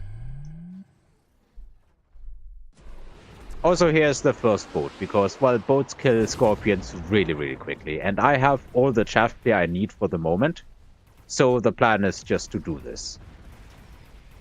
My opponent also, while he doesn't get as many spells as I have, he certainly is a bit of a missile enthusiast. I also have a Rhino running in with absolutely no remedy whatsoever. This thing is going straight for the tower. Well, you say no remedy, but we do have a boat. And at this stage in the round, there's no upshoot left. Scorpions can't upshoot, and orange rhinos can't jump. Well, there is 3 fangs moving next to the feet of the Arclight, if you can see him. Oh. 3 hero fangs. We're here. We'll do this. It's got 22,000 hit points. We do, between us, we do a 300 DPS. 183. 300 DPS. 183 right? Divided by 1.5. What is this? Should be like 122. 120 DPS. You're right. We'll get there. We'll get there. It'll get there, but probably not until the end of the round. You can probably accelerate this. We did also get the shield this round, but the opponent has another shield put up. Like, this one is of my primary focuses should be shield breaking, because that's going to cost him every round. And I can missile him every round. And we get look what we have. Ion Blast on 2 turn cooldown instead of 3 turn cooldown. That is going to be shield break. Brilliant. And we run it right across where the shield has been. Perfect. Opponent does have the 50,000 hit point shield, which comes back in the same spot, but he's also ranged the scorpions, so they're not going to be moving. Right? They'll just hang out where they are. He's pretty much. Missiling out the steel balls, both of them, again. Sold his rhino, which we hadn't answered. So I hate this from opponent. I mean, opponent might be looking at, like, okay, he's got steel balls. Surely he just puts a steel ball down here and beats us with it. Something like that. But you don't have to sell out of it until opponent has committed to responding. Because they can't sell it the turn you'd sell it, so they've got to leave this response back there. Yeah, I'm pretty sure he was not expecting... If you look at the top left corner, I'm pretty sure he wasn't expecting this one. Right, Crawler with the missile strike, Kathump. Not even any way he can shield that, right? I mean, I guess he could put the shield in the... I killed a lot of my own crawlers. Yeah, no, that's fine. It's where you had to do it to make sure you got the entire pack. Also, what Amarok said just a few moments ago about the missile not defending against steel balls once they do get a level is absolutely true, as you can see in the top right corner now. Right, we took defense enhancement 2 to make sure these guys survive the missile strike. Not just 2, just level 1. Defense enhancement 1, yeah, sorry. We get another around round 6, and yeah, the cash injection is kind of hitting now. The steel balls are almost sold off, and it's currently wasp time. Right, and we buy the wasps. We take the wasps so that we can tech them, even if we decide we're going to sell the level 2s, which we probably wouldn't in a boat spam game. But take the wasps so that you can drop the techs on them. You don't want to have to waste a deploy on it. We've got enough money to buy 2 more overlords and have 350 left for our first tech. First tech is range. Opponent takes a fort. Sir. I think he's kind of seeing the wasp spawning coming, and yeah, he is defending against that. So once I see this, I'm kind of like, okay, time to get rid of the wasp level 2s. But sir, you have mass recruit and subsidized marksman. Why are we not answering? Why do we have 1 marksman on the board? It's gonna be more, I can assure you this much. Right, but I'm just also, can you see how many missiles he's dropping? 1 on the left, 2 on the right. It's really spending a lot of money on devices and shields all the time. Right. Predictably. Right. I mean, he almost has to pay this shield tax, but I think there was a much better play for him here, which is, yeah, we're taking the forts, yeah, we're going to threaten Fort AA, but let's take some more of those marksmen because we do need. Oh, he's got 2 more. Okay. Did he actually get? He in? does. No, he did buy another one. He didn't mass recruit this turn. It's just I missed where those 2 existed over there. Yeah.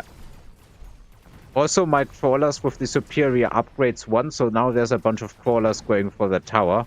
Right. Although it looks the marksman and arclight are able to clean that up. Yeah, this is not exactly a great round. The fortress broke through the right side, and that means all of my units are effectively useless right now, and the marksmen get to a level of the overlords. Right. Unlucky. But we're all right, I think. 2,500 hit points. Our 2 missiles are back. We have the ion beam next round. We take the nuke. We'll get our nuke back a round before he will. But nuke on top of overlords, of course, is devastating. I hope Sir Limbo sees it coming, drops a mobile beacon here, and gets the heck out of dodge. We've also taken replicate. We're ahead 2-1 over here. And add a new pack of crawlers. So this pack is going to get to feast off of these guys while they're wasting their time here. Actually, they're going to be split, aren't they? Not just split. The second pack of crawlers exists simply in order to eat a missile. Because by all accounts, my opponent has been using missiles so often. Right. He's been missiling out every single time. Oh, this We're is also clever. preparing a bit of a dagger on the right side here. Look at that. We're going to eat the first missile with the wasps. We're going to eat the second missile with the steel balls at 5,000 hit points. They're each going to have 266 hit points left to come break this shield. And our opponent, who has paid shield taxes so many times, decides not to on the round there's a nuke. Yeah, I also absolutely didn't see... Well, I saw the nuke. Clearly, I took it. Right. But somehow my brain was AFK in the sense that I didn't expect that my opponent would also pick the nuke, because of course he does. I'm into overlords. I can't shield the things. Right. So yeah, well, duh. Right. This mobile beacon is unnecessary. We were going to get that flank anyways. So the mobile beacon should have been here to dodge. Opponent does dodge nicely. That's why he's not shielding there. He's just going to pull all the units out of the proper cluster. If he has done that poorly, though, we're going to get out of the nuke ourselves. Unlucky. We do not. So, again, we're going to lose the right. We've lost 3 overlords to the nuke. And if you guys don't know, the nuke, like all spells, experience from the call down is not lost. It is dropped onto the units that are surviving. So this guy's only done 9,000 damage in the round, but he's already level 2 because he's been given, or could level to level 2, because he picked up so much experience from the nuke killing the 3 overlords. So you're about to see 2 very, very unlucky fortresses, I think. I'm not entirely sure, but yeah. Yeah, one goes They're getting down. lasered down. Yeah, one goes down to the lasers. They finally solved the laser problem, and should be able to clean up against the sledges. Should be able to clean up. I didn't know. I remember if this fort survived or not. But yeah, it now only has a couple of sledges that it can eat, and that's going to be it. But 22... honestly, for a round that I ate an unmitigated nuke, that was thanks to the dagger on the left and the dagger on the right, getting both towers. That was actually not even that bad. Right. Both level 2 towers, I might add. So now we've got our Ion Beam back. He's got his shield. We go to Launcher Overload, which is the next tech in carry Overlords. We don't really care. Overlords don't really care about the anti-air barrage very much. It's not very efficient against them, because each missile is just 900 damage. And they've got, level 1 has 25,000 hit points now. Well, with the tower upgrade. So we take 2 more. Now we've got 6 boats in the air with 2 techs. The doubling their attack rate by having the attack interval means they are going to be... We've basically gone from having 5 levels of damage in the air to 14 levels of damage in the air this round. In fact, if you think about it from the nukes perspective, it was 1 level to 14 levels. This round should go very differently. We'll see. As you can see, my opponent is dropping all the devices. He spent 5 of his 8 device deployments this round. Okay, here's number 6 that I'm able to see. I'm just seeing it a bit delayed because of streaming. I don't know how much money he spent on devices throughout this match, but I imagine it having to be an absolute horrible experience trying to fight a missile spec who got a missile on round 2 and then also got even more missiles by simply having more faster cooldowns the next round after. Like, that has to be horror. Right, but he needed to play this much smarter, I think, in terms of economy. The spending all the monies on missiles has been, in addition to spending all the money on shields. Like, the shield money is unavoidable, right? But what he has done to change things is takes aerial specialization, which is allowing his marksman to get the locks on the overlords. Now that we've shortened the overlord range, and the marksman, essentially, if there's 2 units in range, it's going to shoot the closest one. But if the overlord is 20 meters out of range and the fang is 10 meters out of range, the marksman can target the overlord. I'm not entirely sure how that targeting works. I know one thing: those marksmen I am, and I just explained it correctly. Okay. I literally just explained it correctly, so... I hope you did, because I'm not entirely sure, and I wouldn't even really know how to perfectly measure it in those senses, but I just trust your judgment there. And it is even harder to test because the initial targeting off of RIP is different from every other targeting. So you can't just set it up so that your test is in testing ground is spot on, like and just see what the first shot does. You actually have to pay attention to the second and subsequents. So all right, what have we added? My opponent's first action: drop all the devices. He literally, at 5 more devices, we were missiling out this flank every single time. At this point, he's spent more on this flank than Sir Limbo has. We go from 7 overlords to 10 overlords and another level. So 14 levels became 20 levels here. Yikes. Let's go.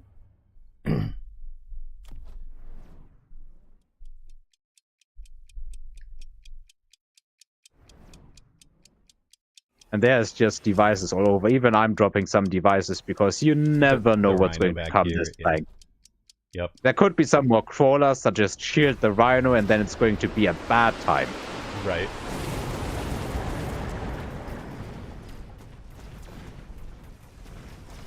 So I'm noticing at this point that my overlords are kind of getting one-tapped by the marksman that instantaneously lock on. Right. And that is not a good situation. Yeah, he is doing very, very well against these. With high-level marksman does 10,000 damage per shot. That's up to, with the 75% increase, that's up to 17,000 damage or whatever. Mm-hmm. So it's not actually one-tapping, other than during tower debuff or when you've got 3 or 4 of them getting the targeting. But they are leveling close, even further, and that starts to go out of control really quickly. I need to make something happen because, well, It's not looking all that hot, despite mass overload. I thought that was an instant win. I haven't watched Woot enough. But get ready for the single most devastating combat power, for the single most devastating spell of the game. We've taken the underground threat. We're going to underground threat the backside, and that is going to pull all those marksmen. Now remember the way that I described it. If there is a unit in their base range, and he has extended the base range, so it's 180 meters, if there's a unit within 180 meters, they are going to target that unit, the closest unit to them, rather than the Overlord, right? Aerial Specialization does not give them priority targeting on Overlords or aerial units. It just gives them the ability to hit them at 210 meters instead of 180 meters. And in addition to having that, which is going to be tanking all these back units, Sir Limbo, and by the way, it's also replicate, so opponent can't just defend it with his own back crawlers. Sir Limbo has also added the Mothership Wasp summoning. This counter from opponent with the marksman range and aerial specialization is exactly and what before this the is round built to starts, stop. I would like to draw attention just to the pack of fangs in the very front that exists simply to mess with the targeting of the marksman in the initial start. Right. The right. center forward pack of fangs. Right, because this is actually worth looking at, right? This marksman is actually beautifully positioned from opponent, so that he's got the ability to insta-lock the mark this thing if it is closest. Now, the way that it's measured for the marksman is basically what's the actual range and then subtract 30. So even though this guy's in range, this guy is not, he's still closer to this marksman than this fang is. So now we're taking all of those initial shots. None of them are hitting the overlords, they're hitting these guys in front. So anytime you're running any kind of air carry, you want the unit to be, you want your air unit to be 40 meters behind your lead chaff unit. So Sir Limbo, part of the reason that this has been hurting is he's only 20 meters behind his lead unit, right? See that little hole, that gap there? Because he's 20 meters behind that lead unit, that does let these marksmen priority target the overlords. Priority target, in quotes. This fang is really nicely positioned for preventing that first set of shots. It's also why if I'm running a aggro build on the line with like a Wraith carry or Phoenix or Overlord, I tend to have the air unit 40 meters off the line with some unit on the line and some other unit that's going to rush past them into that space. So if the front unit gets missiled out, it's all fine. These missiles will destroy that fang twice, but by then these shots will already have been played. And the crawlers in the back will have begun to exist, basically. Yeah, and by then we'll have something else to target on them. So. And of course, in this specific case now, the wasps will start running forward. Yeah, now the wasps. This time we're trying to make something good of our mobile beacon as well. And just look at, also as you can see in the right of my flank, the missile was in the perfect spot to just block all of the crawlers spawning in. The marksmen are still targeting nothing useful. Same with the melter. Yeah, same with the melter and basically everything else. That tower is about to fall, and to put it quite bluntly, we started out with 11 overlords. How many overlords are left? Count them, Amarok. We still have 11 overlords in the air, plus wasps, plus our marksmen. So we go from losing the round, thanks to manipulating targeting, to winning with literally every single overlord intact. Yeah, every giant survives. And all it took was messing with the AA targeting. Yep. That is the awesome power of having Chaff at the front line. Yep. Getting out in front, very important, and then the crawler call in on the back line, equally important. Winning this flank with the replicate, and then coming down into this tower at the end, also important. Really, really nicely done, sir. I could have definitely played this one better. I'm not a boat spammer like Bootis. I really think I play Giants very rarely compared to other players. I So mean, I'm not exactly an expert, but this was just so much fun. Absolutely massing the boats and being the spell Andy of the game. yes, absolute spell Andy. And then also, this is winning with boats from standard. I love it. Unfortunately, I can't count that as escape velocities force a unit boats. So, no, that was Sir Limbo's force. Well done, sir. Definitely. Nicely played. I think this is also a good learning experience on several things. Like, don't ever neglect the late Trawler spawn. If you don't have it handled already, which may very well be the case by round 10 as we've been. Right. If you don't have it handled already, you need to respect it. Otherwise, it's going to potentially mess up your entire rear line. Right. Which is exactly what happened here. And that's why it's such a key spell to take on round 2 and or 3, right? Because even on 10, yes, but the fact that it comes back is so useful, right? Yeah. I mean, I got pretty lucky with all the spells, to be perfectly honest, but that looked just like so much fun. All right, I'm going to leave you to your games, but thank you very much for casting, and, well, I hope to see you again next time. I'm probably going to bed now. All right, good night. Thanks for staying up to do the replay together. Yeah, until then, everybody, have a good night. Good night. Do I ever do replays on my own games? So I actually need to clean out a hard drive a bit so as to set myself up to do that. Because one of the things I wanted to do this year, starting, January 1st, one of the things I wanted to do was kind of the Apucci style of reviewing the replay of my own losses. But to answer your question more specifically, I do replay and tend to do it off stream rather than on stream. But I do tend to kind of sit back and think about how did I lose this? What could I have done differently? What do I need to do differently next time?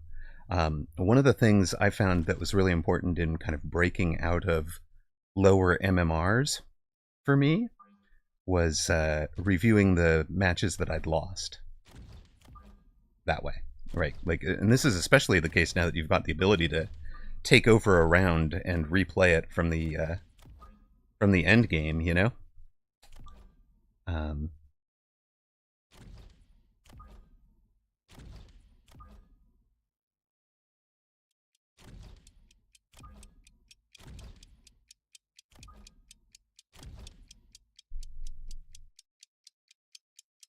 You can take over a game and replay round 7, or opponent could have replayed round 10 and seen how could I have beaten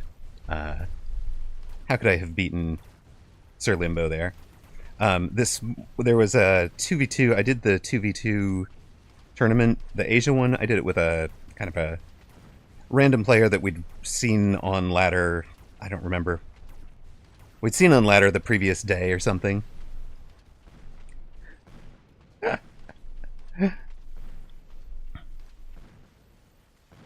We took a look at that, and I played with him, and then we lost our last game, and I just was like, I don't think I should have lost this. I feel like it's a, I feel like there's a thing to it.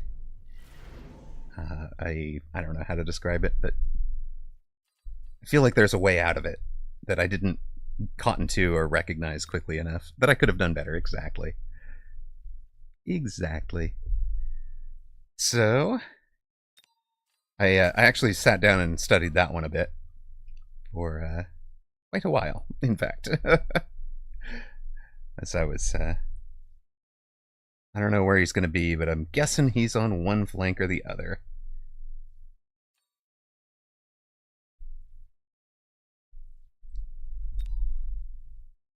Every time I won a game, I'd do some more squats. I did actually. I knew what I had done wrong to start with. I did not know what the right answer was, if that makes sense. That's a distinction there.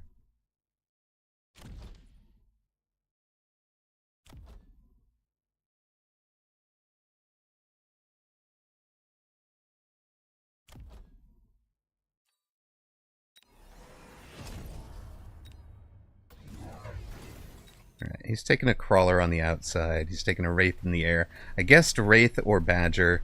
Guessed the wrong side for my marksman.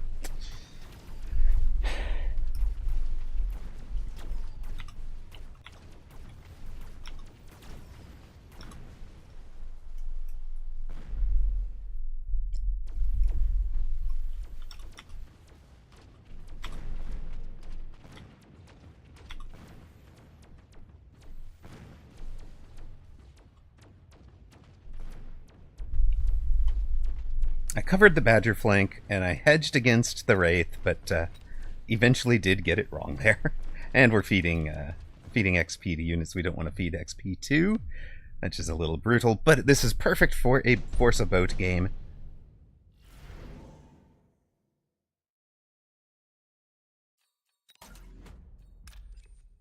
I imagine we are probably going to wind up with a tech there someday. A crawler deep would pull his wasp swarm up into the fight. Obviously sell you. Obviously range you guys and run out here.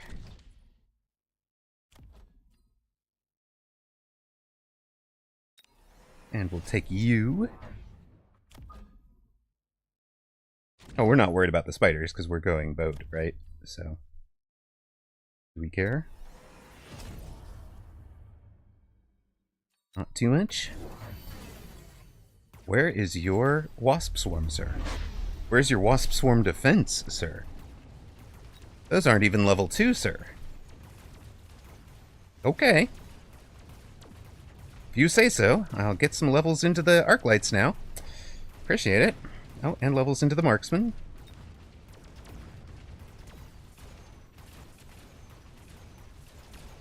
Almost like you don't have anti-air, sir. There we go. Levels for marksmans.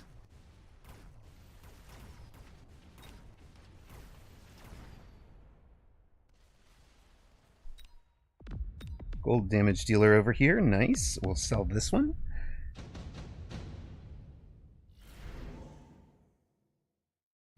Absorb on the first one or efficient tech?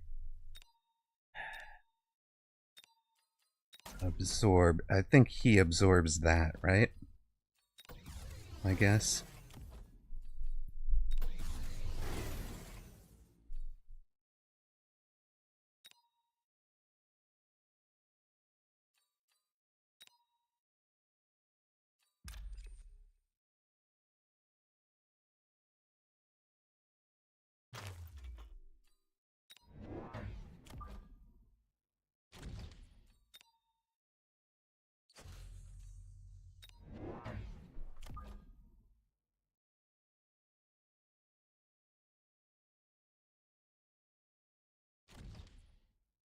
Force him to defend back there, right?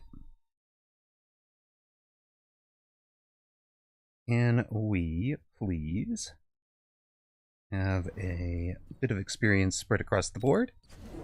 Yeah, no, actually it was a redeem request. Please spam boat. Is the absorb somewhere else? Oh, the absorb's on the level 3 tarantula. Well, that's also not going to help you.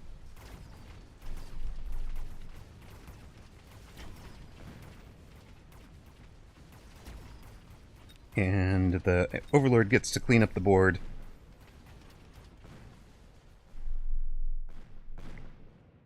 Crawler's got towers during the tower debuff, no less.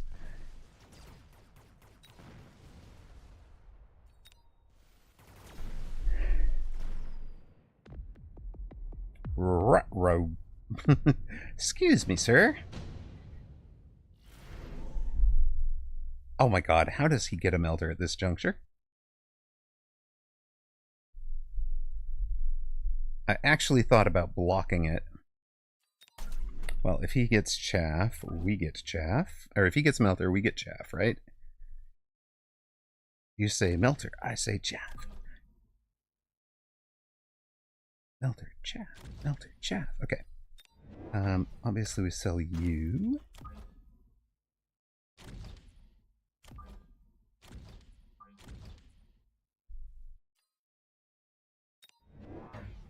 Melter, chaff, melter, chaff. Scorpions.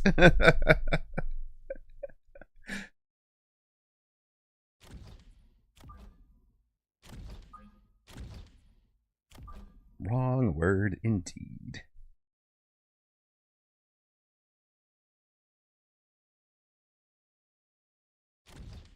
Hold up. You want to be 1, 2, 4.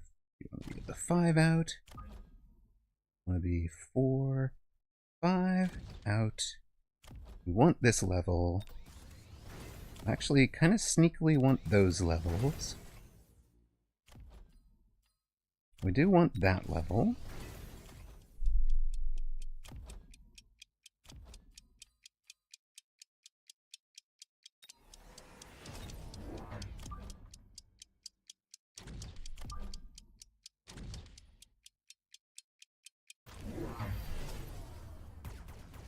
Melter here, okay.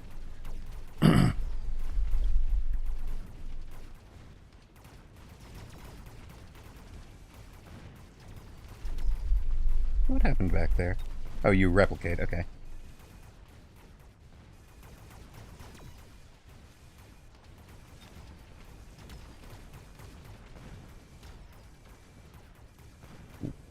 We have better chaff clear than the guy with the tarantulas right now. That's certainly something. Love it. Let's go. Why 5 out? Because the boat is 5x5. And I'm going to want to be able to throw down a boat into that spot. Improved Scorpion for Whooped, because he was cheering for Scorpions. Obviously, Efficient Giant if we were going to play for a long game. But I think we're playing for a short game at this juncture. Let's let this guy...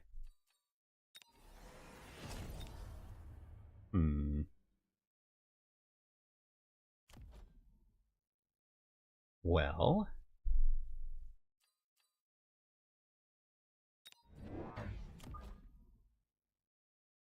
Let's run you at that, and let's get very silly.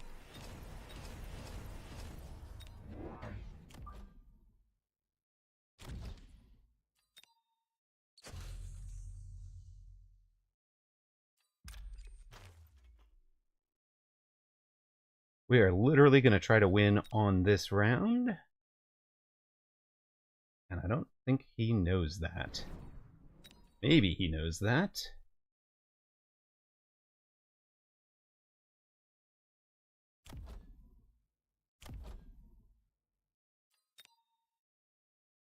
Possible he knows that, but possible he does not.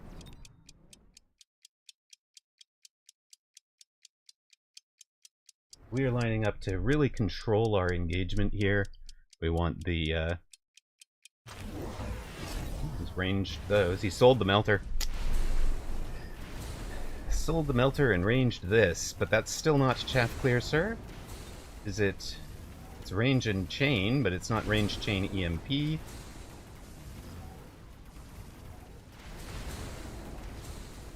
Chain is actually cleaning up the dogs a bit. I'll grant that. What it's not doing is beating these boats. Well, ain't no doubt about that. We only have the 5 levels, but there's your boat spam. Escape Velocity Nova with the boat spam. Thank you, Mojo Gaming. Boat spam in defense. We just saw boat spam from standard, and here we are with boat spam from defense. It helped that we were planned boat from the beginning, right? So all of our positions are created for the boats, right? You see the 5 gap here. right? We were explicitly left the 5 gap there for the boat. Explicitly left this 5 gap when I thought about placing the hounds the previous round. Thank you, Untwisted Apple. This guy in the back corner, basically to just make sure we win this flank and then come up and contribute to the main game. Had we lost that round to the melter, like let's say he's got ranged melter and some, adds another melter and adds a tarantula over here, so he's got the chaff clear that he needs, and maybe ranges the tarantulas. I don't know. Maybe there's a way he wins this round, right?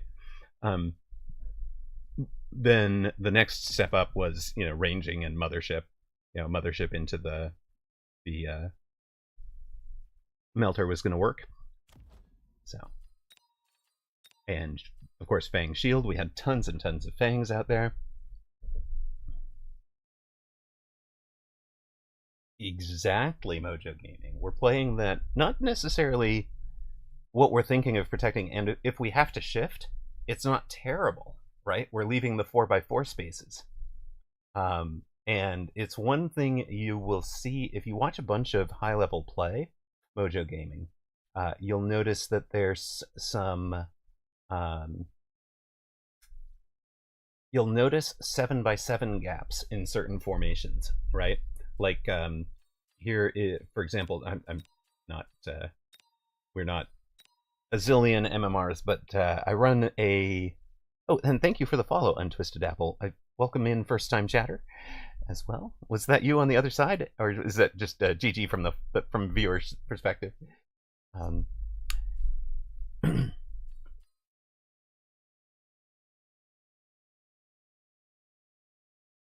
And a follow from Mojo Gaming. But real quick, I just wanted to show one of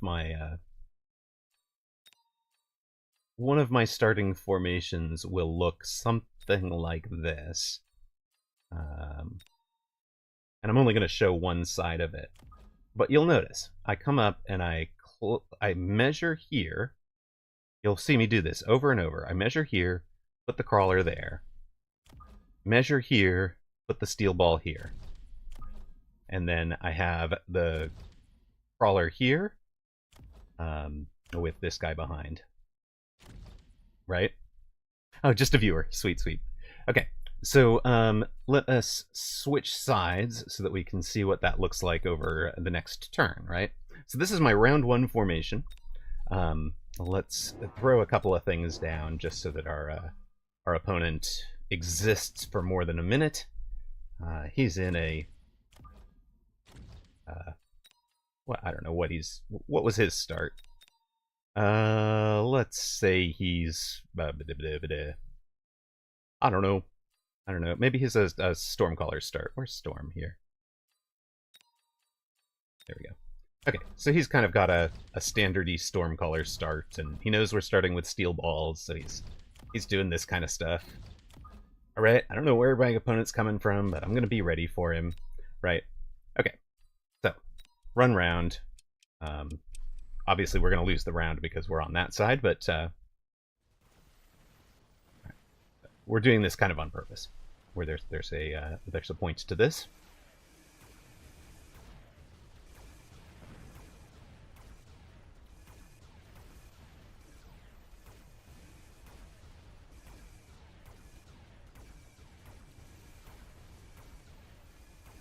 You guys have seen the evolution I usually go into many times, which is Crawler and Tarantula. But a player who plays perfectly to counter the Crawler Tarantula build that I'm going to, right? There are some other pivots. And we might get those from different cards. I know. I did. I gave him first round buys. This isn't even this is like half of a formation. I'd have had the other side's formation, right? So, like, if you really built this out, I'd have had the other side. But, okay, the whole point here was to show the some of the available positions. Right? Not a coincidence. Not a coincidence. That with a chaff in front of it, also not a coincidence. And of course, boat on the line or boat with chaff in front of it, also not a coincidence. boat, boat. Hey, if I have to, I can sell this guy. But boat, melter, maybe? You know, boat, whatever it is you're doing. So there's a whole little Tetris game up in that corner. Right? And maybe we've been gifted these through some kind of weird bear-like drops or whatever. We need anti-missile. We need, you know, we just got an overlord and we have the forts trying to shield the steel ball in some way, right? So that whole build up there is for that. But then wait for it. There's another whole point to that, which is 1 moment. You are absolutely welcome, Mojo Gaming. This is something else to do. So check out this guy. Just watch that pack of crawlers where we'll zoom in on them for you. It'll zoom out, I think, but keep your eye on that pack of crawlers, right? The majority of the pack turned to come answer this. And this is now not making a beeline for the tower, gets stuck down here, has a whole long fight, right? They win this. Maybe? Yeah, they win it, right? And they're going to go get the tower. By the time they get the tower, this fight is won or lost already. And our steel ball did not come back to it. Right?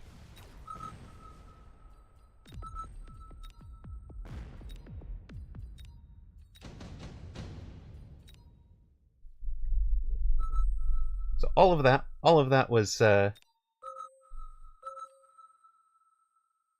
I thought we were going to do some 2v2s, Sparty. But Sparty wants a 1v1. So all of that was stuff that... So I built that formation from scratch, right? That's not something that that we picked up from some other streamer or whatever. But I sat down and played opponent's side. Right? I set up my board and thought about the things I would want, and set up my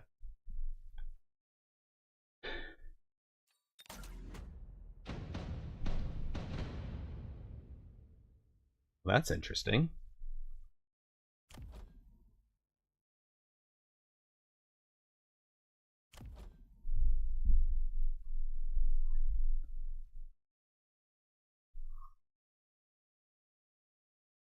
So I thought about what things I would want to add to my board, and I also messed with what opponent would with how I wanted to answer different flanks. So that's why that formation when it pops off super hard. Well, Rip the Fangs is true. Is this a sledge game? It certainly looks like it right now, doesn't it?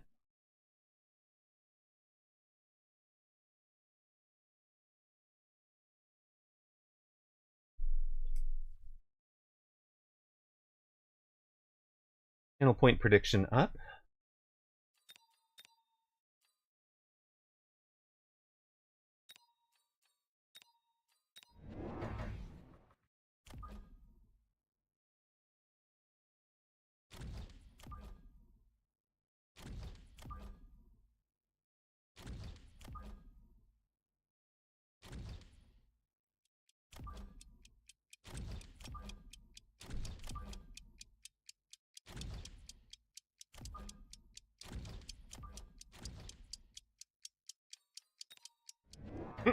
He's aggro on that side, and he took a steel ball.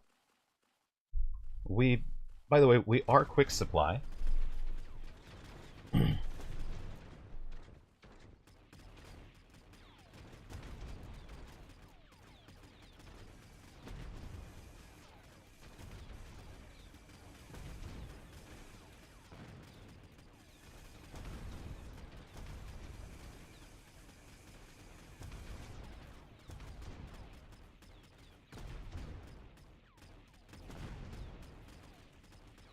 If I can skip, I think I have a really good play here.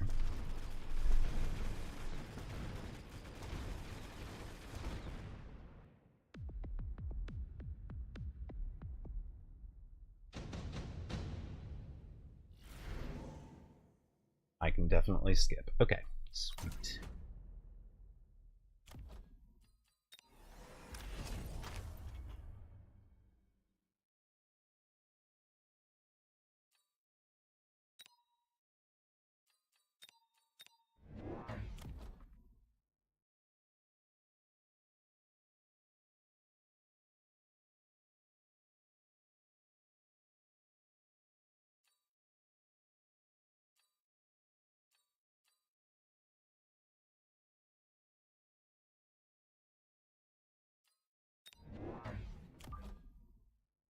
All right, remember the lesson we just learned was be 40 meters off the line, right?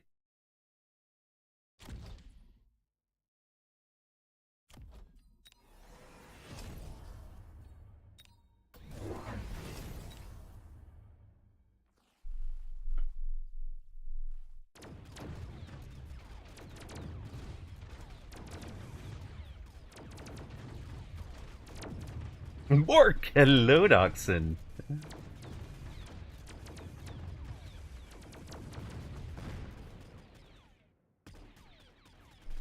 Oh, my goodness.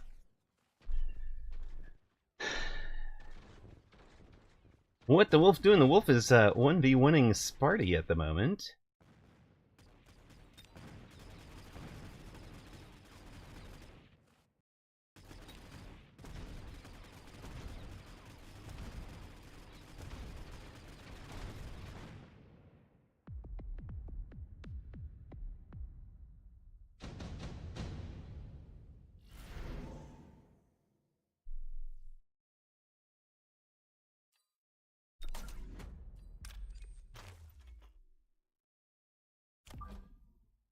Hurrah.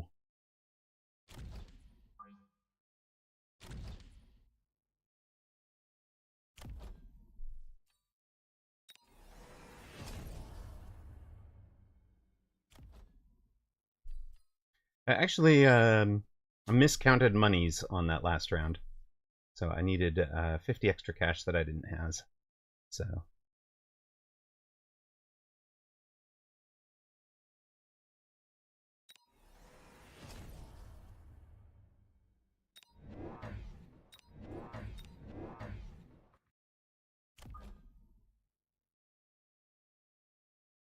Corner, you mean?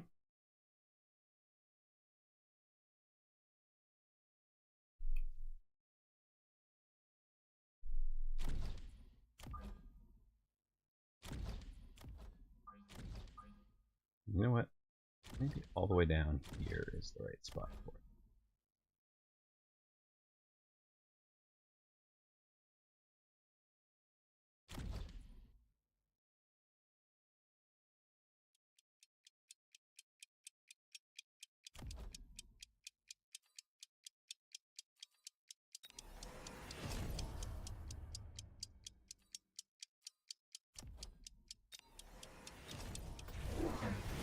Yep, riding shocking.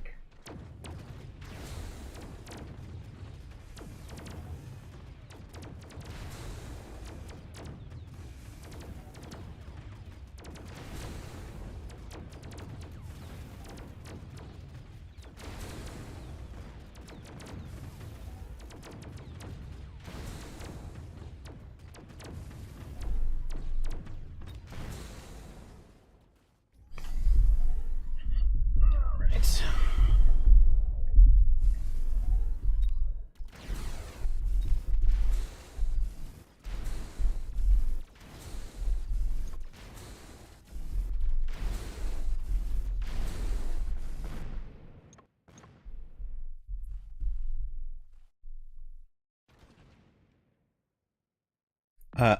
I could have armored the wraiths, but that is not what I wanted to do. That is not at all what I wanted to do with them.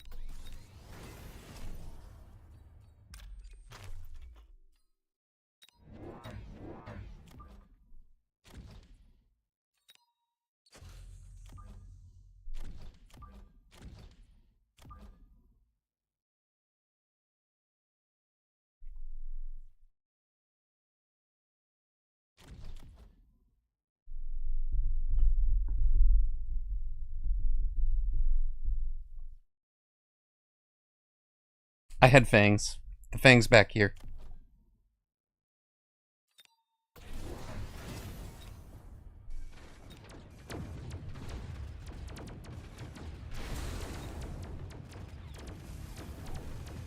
Oh, Sparty, didn't you see the board? Surely you saw the chaff. I guess there was one more chaff.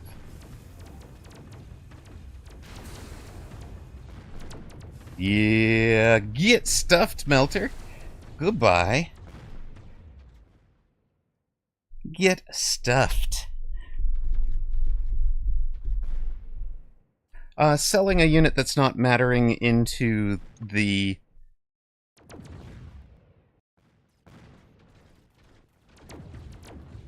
Selling a unit that's not accomplishing something is key, yes.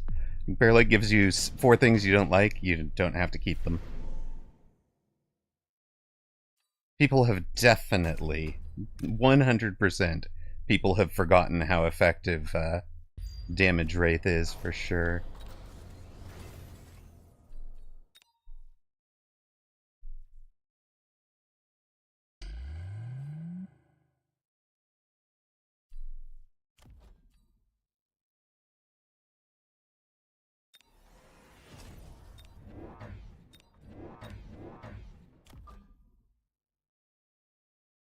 Or never knew. If you want to see something scare Fridge Maker, you want to see something rare and almost silly scary, Google level 9 Wraith to catch Amarok and a level 9 Wraith absolutely popping off with this build, no less. This is my carry Wraith from back in the day that there was carry Wraith. We literally have nothing but Wraith and Chaff right now. Ooh, you're gonna oil things? And that is gonna help you... Ah, it helped... Okay, if you're gonna light them on fire, that's fair. That's fair. But the best part about that particular replay is, just like our carry boat game, is that the whole board is planned and built for it from the start, and it's being analyzed by Idle Cub, who doesn't know it's coming. So some of the questions are, or some of the things that he says are, you know, like he's doubting it a little bit, and then it's like it starts popping off, and he can see where it goes from there. Hey, nice trick with the oil, honestly. Not bad.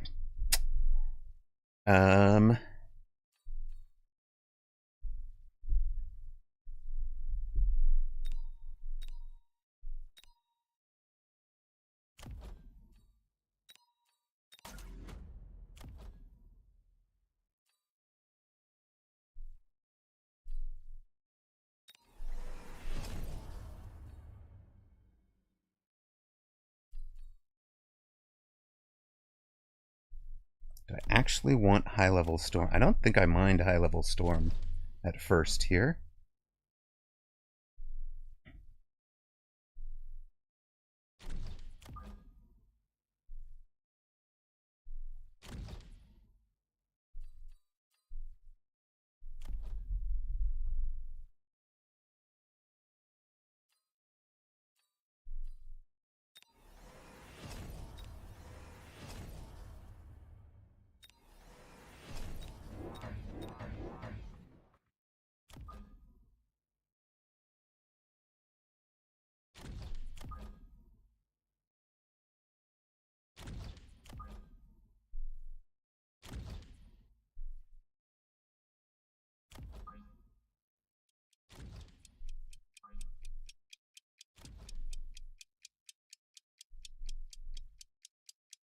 And again, we are just buying chaff, buying chaff, buying chaff.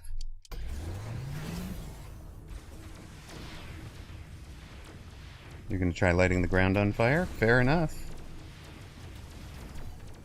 That is also why so much of our... look at the way... just watch the way our crawlers are arriving. Right? This whole board formation is actually built to survive fire deployments.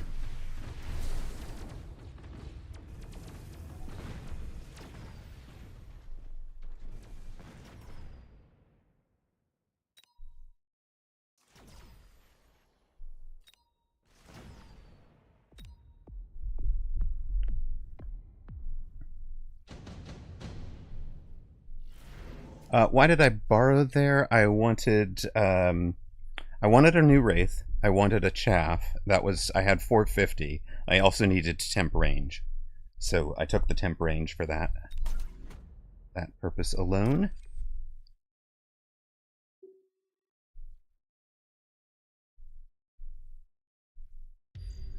Of course, these guys are aerial spec, but they don't really lock on very well at all.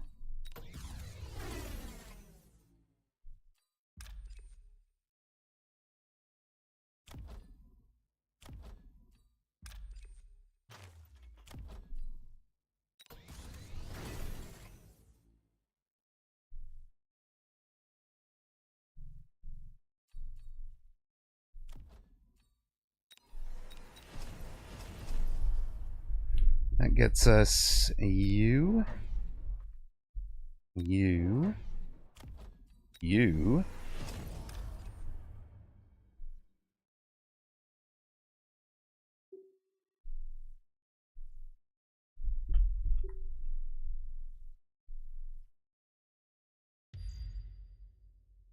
And what?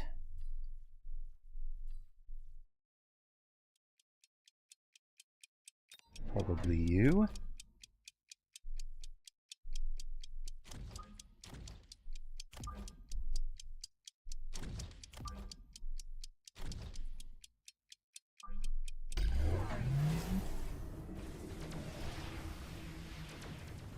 Dodged.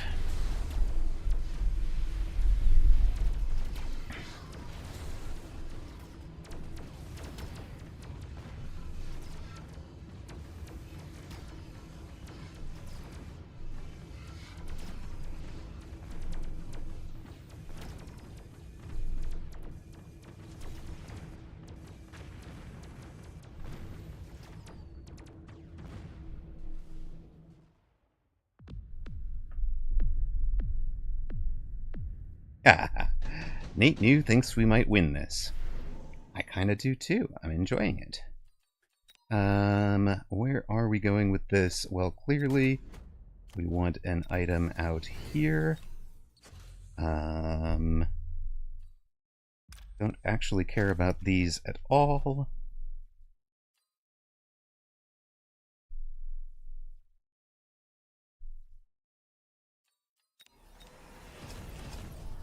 Up the damage. 2 of them, right?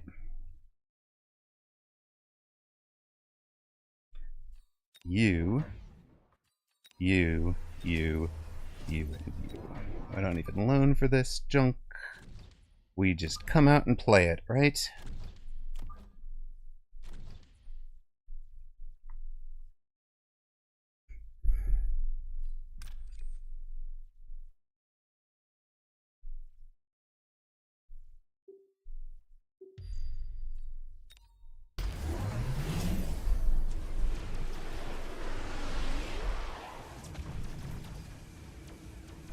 Multi-melt, huh?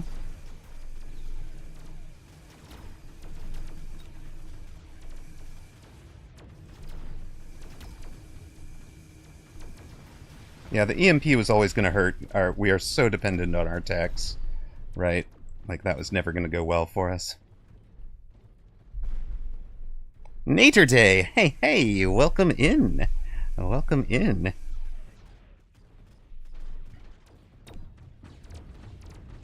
I saw that you'd given the follow, I think it was off stream or late yesterday, maybe? So thank you very much for the follow. Oh, absorption is coming, right? 100% absorption is coming.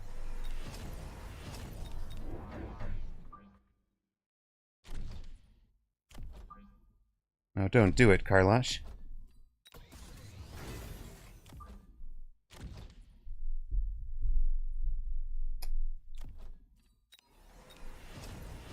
I mean, we have chaff clear, now we add the single target.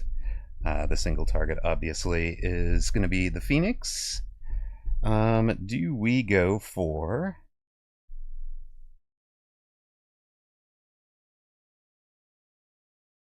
What do we go for here, gang?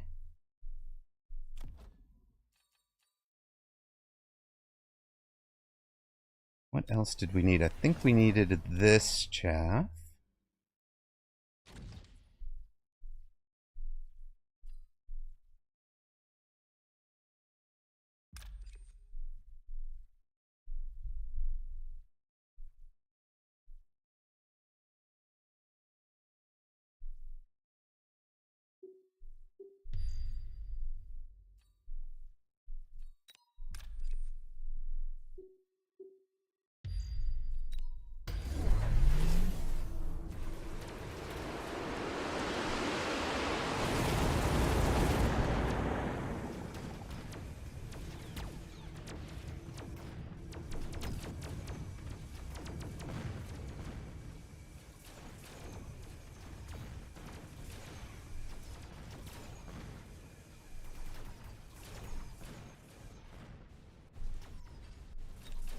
Fang's doing work out here.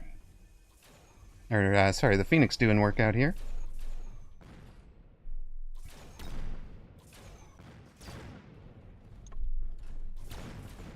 Giants have scaled. We in twubbles.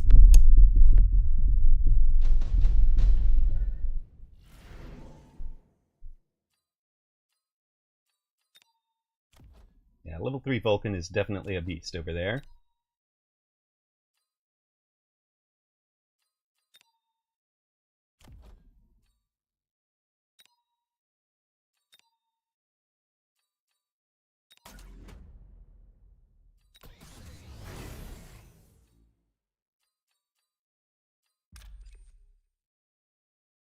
Goodness.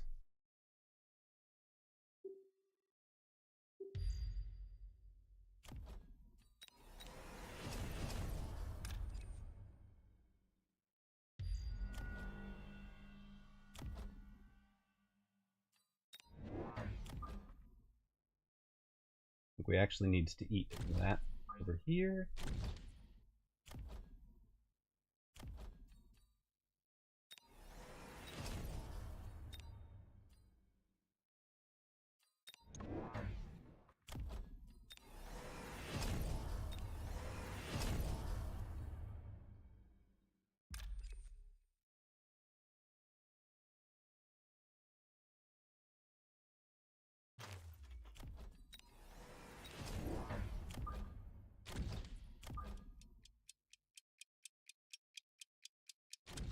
No way that javelin is coming down there. Do rather wish I could... Did we manage to dodge correctly? Oh my god, we dodged into it. Wait, multi? I said suck.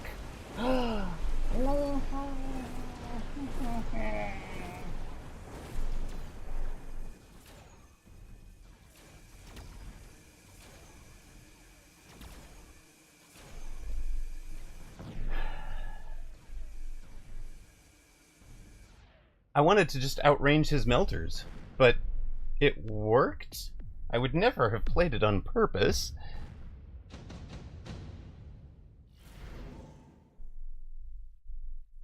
Odd. Very odd.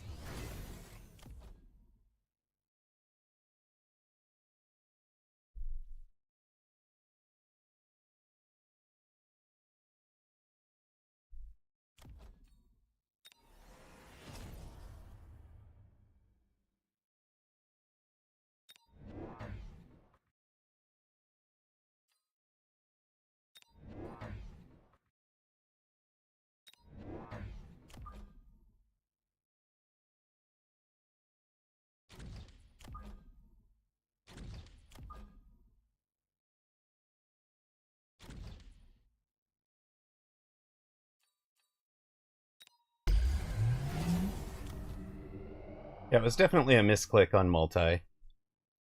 I just missed. That might have been a might be I had them in a different position at one point, or I just mouse hand quivered or whatever.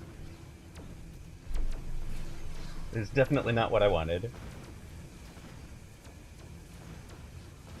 On the other hand, it seems like it's kind of working-ish on the grounds that we hit them and then wind up EMPing them while we're sucking. So the Phoenix get the EMP shots in while the Melter is tanking for the Phoenix.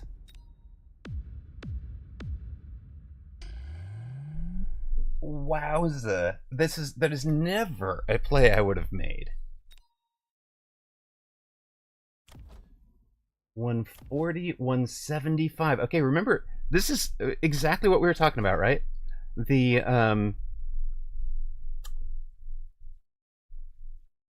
oh, you're a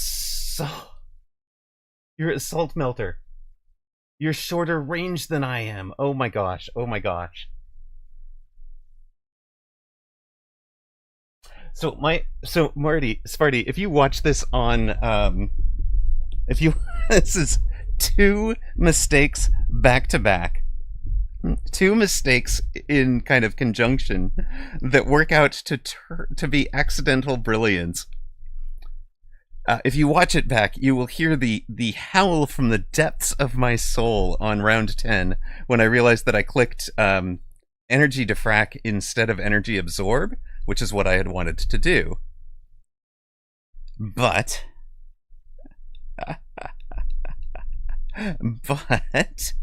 the way that worked out is did 2 things. One, I still outranged you by virtue of the Assault Melter, which I hadn't noticed you had, although I should have thought of it because obviously you have the Melter at very short range for the instant lock on the Wraith. And then the second thing was it creates a synergy between ranged Phoenix at 170, at 175, and Melter at 140. So these guys' 30-meter bonus never got them a lock on the Phoenix. It got them a lock on the Melter, and then the Melter is energy absorbing, and the Phoenix is able to EMP whatever we're targeted on.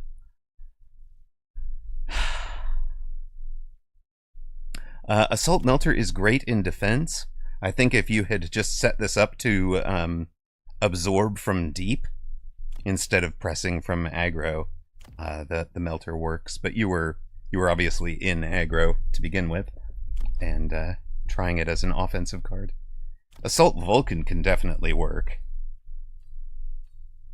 So talking about the rest of the board for the audience real quick, we have a chaff board, and we talked about it kind of in the middle, but we have a chaff board where we're drawing the fire to places that are not where our chaff are coming from. So if you drop fire here, there's no chaff that ever runs through it. Then you drop fire here, there's still no chaff that's running through it. This guy I placed very late. He's going to spread anyways. Same thing here. There's no chaff that really runs through that one. There's the same thing here. These guys are going kind of around it. And then there's no, we don't have that deep corner that would be running through that fire. So it's kind of interesting. It's definitely a unique style for dealing with fire, and something that I developed again in testing grounds, like we were talking about, without back when Hound didn't exist. So obviously the counter to this build now would be like line of Hounds here with fire. So Dano says, I took your advice from last Wednesday, I think it was. I watched back 10 of my replays and learned a lot fast. Been playing 6 days. MMR's now 1200. Dano, that's a huge climb. Nicely done, sir. Nicely done. Well, 2-to-1 payout for those that bet on Amarok. Fun one, Sparty. Fun one for sure. What? How? Okay, but how do you feel about doing a little bit of 2s on ladder?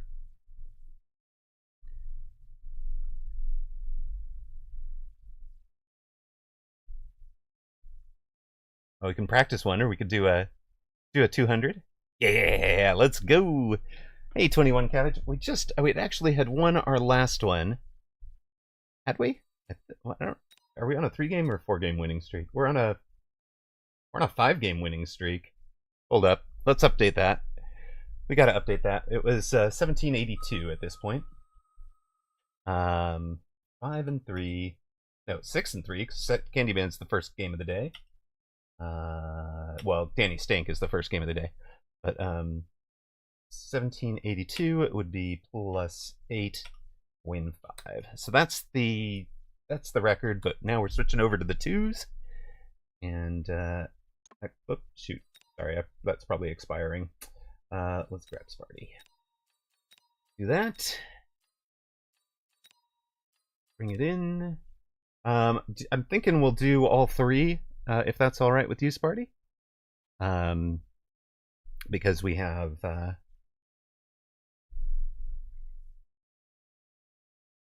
because the tournament has all 3. But if you'd rather, we can do anything. Sure. Okay. Let's find out who we got.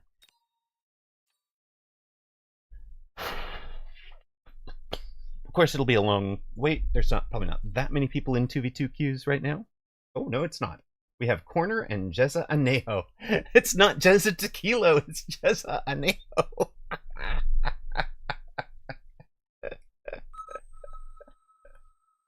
I love it. It's so cool. Good luck, it's you. I know. That's a brilliant name, though.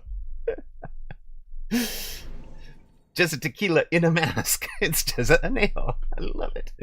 All right, Sparty, do you want to, if you want, I think the guild, or the broadcast booth is open, and I think you still have access to it. Is that right? Yes, you do. So you're welcome to join.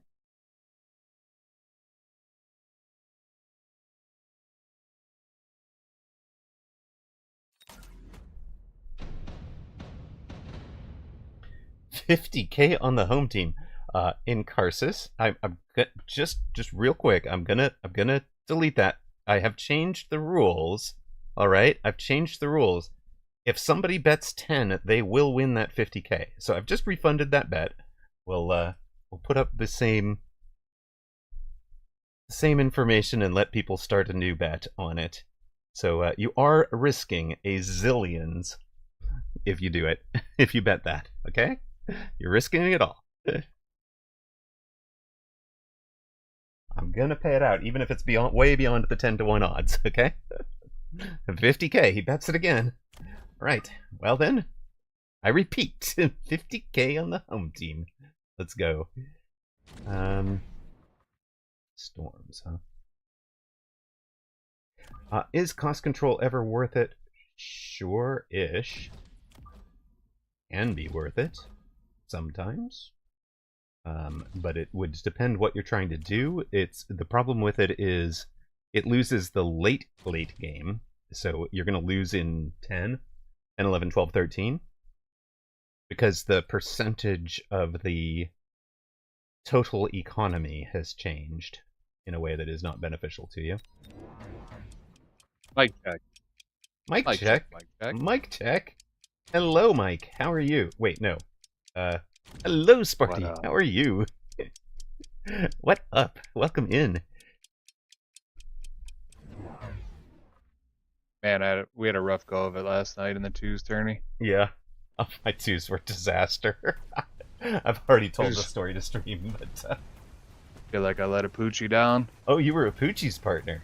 Goodness. Yeah, we got stomped on siege mode. Mm-hmm. And then the next game we had Illuminati. Yeah. Just spells. I didn't realize how prominent spells were in 2s. I don't play much 2s. Yeah. I don't know if they are, but I was getting double team spells every round. Yep. 2s are vastly different. They're way more tempo heavy. Zalek says, well, I just dropped 22K against. I'm out now. Good night. He'll find out in the morning whether he's won his rocks back. Thank you very much for being here to moderate tonight, Zalex. Appreciate it. But yeah, so you're going to have a couple of things. Spells are way more powerful because, I mean, even Missile Specialist is more powerful, right? Because now either both players have to defend it or you have a higher odds of landing. Right? Yeah. And then tempo is vastly more impressive because if you can... okay, do you want improved? No, I'm giant specialist. I take improved mountains, right? Okay. Done. I love me improved melter. I think it's the most OP card in this game. It is ridiculously good indeed. I think I have production text too on my melter. All right, I'm gonna block. Use. I'm gonna block Sandworm. I think, being the one thing a melter really wouldn't want to run into. Sound reasonable? Yeah, let's block that. No Sandworm drops this game. And we want...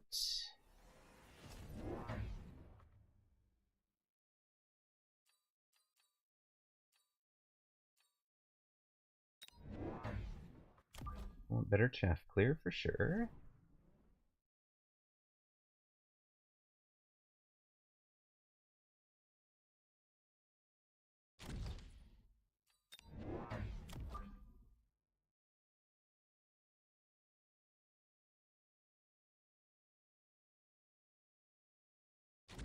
Let's see if we can pull corner up into the corner there.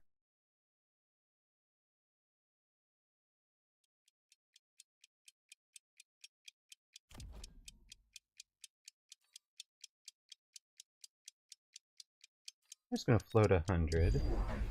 Oh, we have oil mid. Who could have seen that coming?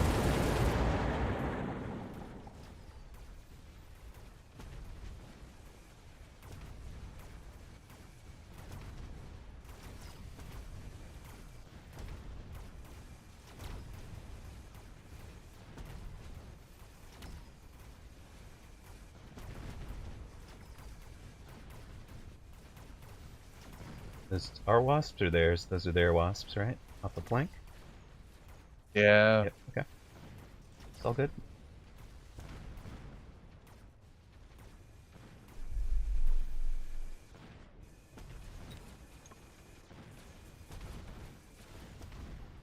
Any chance you can bait corner into multi-melt? Not corner, but Jezza.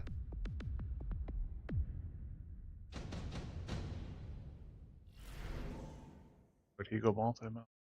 What?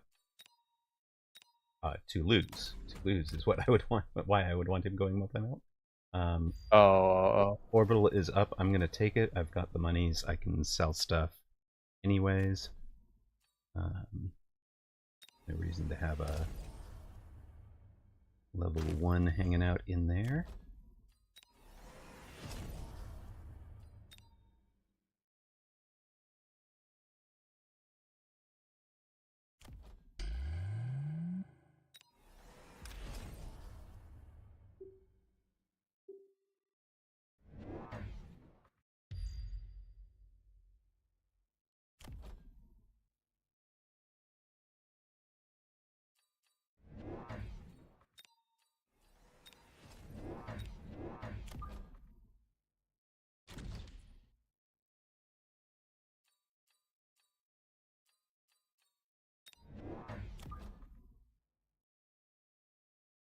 World's latest fangs, covering wasp stuff.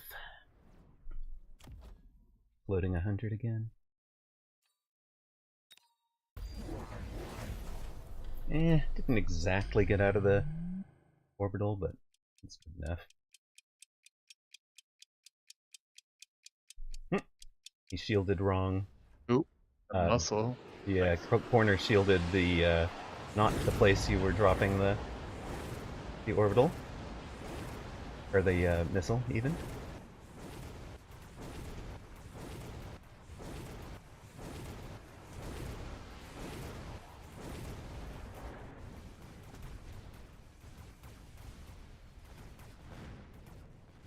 Nice. Yep.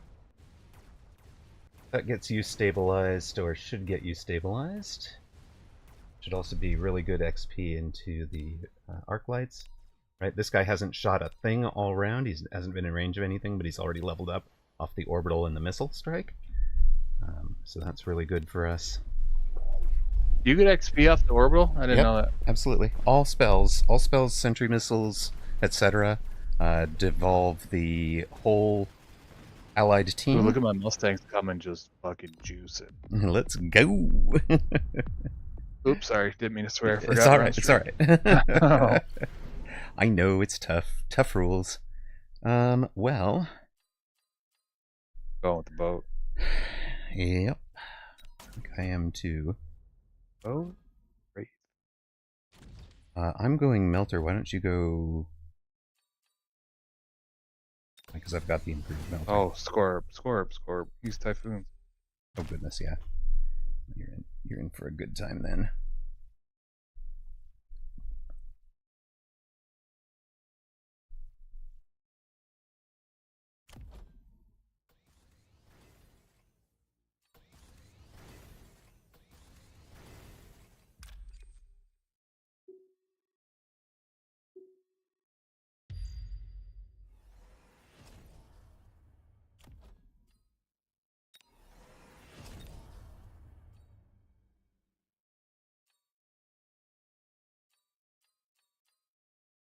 You're in Vulcan, I'm blocking, or you're in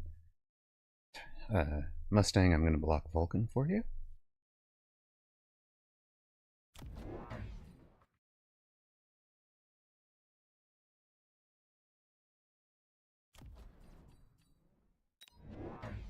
Let's see where he commits before I commit to this sport.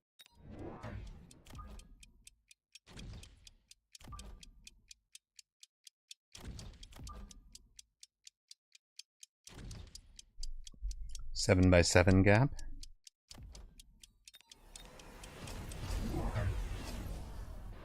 What? Cool. There's an improved Melter in the middle of the board now, and a Overlord in the middle of the board.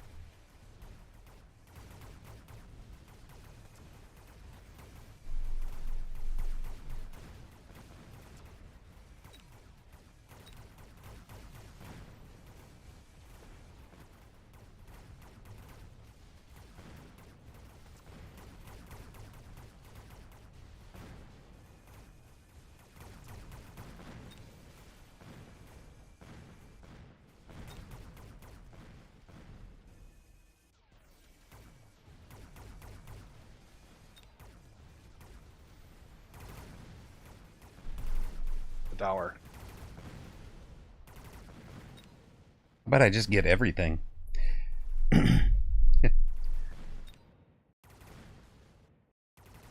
Oh, that everybody took Overlord except you, huh? No, I didn't take Overlord. Yeah, everybody took it except you. Oh, yeah.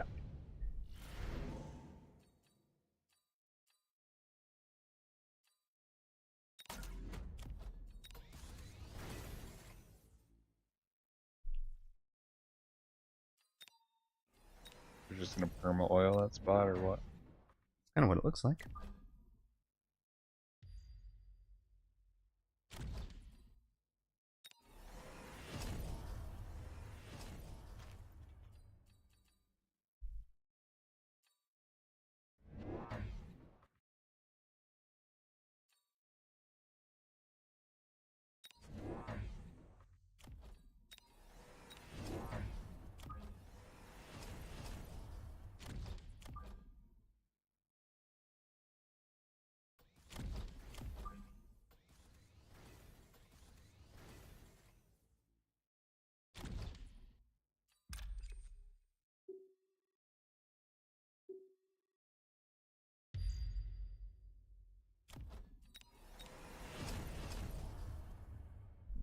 Let's see what kind of answer we get from opponent.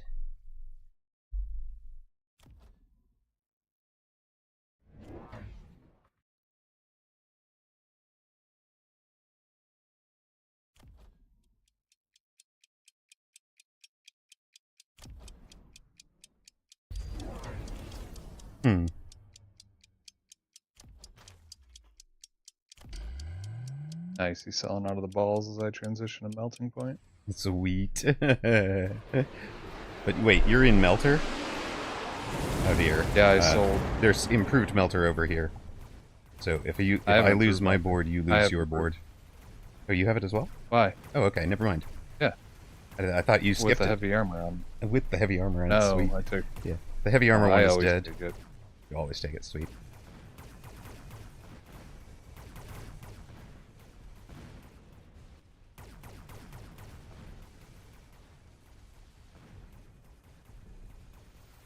Watch out, mid. Mid had a problem. Do have temp range and chaff. And a level 2 boat to his level 1, and I've got range on that melter. Got the lock first.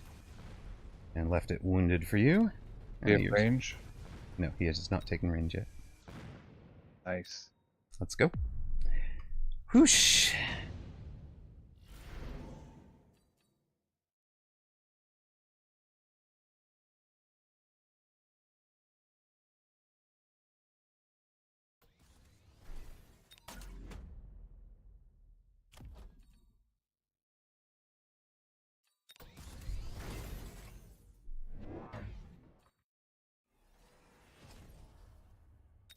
I'm gonna drop a melter in the middle here. Yep. I figure there's going to be oil there. There certainly was last turn.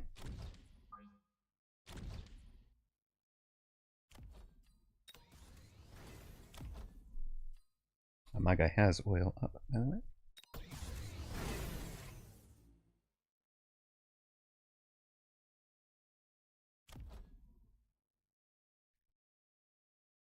I think we're at long range speed time. Thoughts? I think this game's over by 8 for sure. Okay. Yeah, lone range speed. If you're...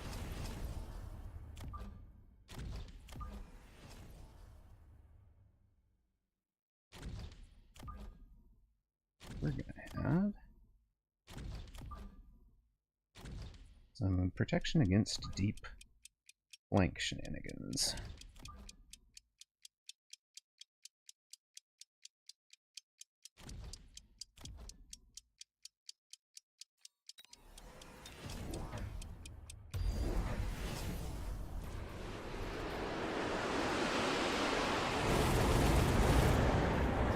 Ooh. Got a bunch of his chaff. Nice. And the...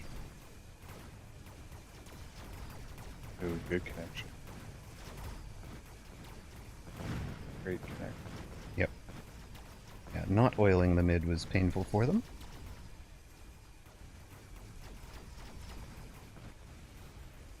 Got an EMP on this first here. I will,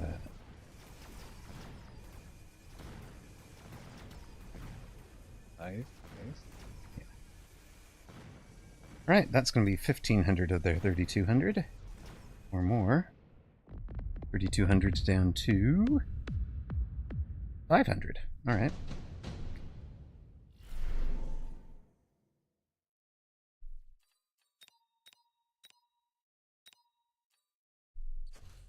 It's too late for enhancement, right?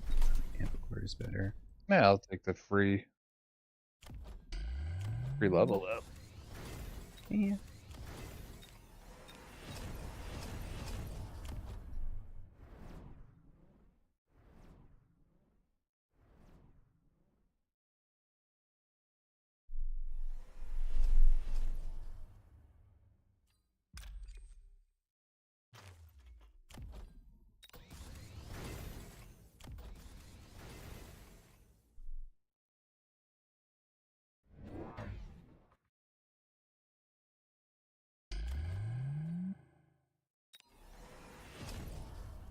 Nice.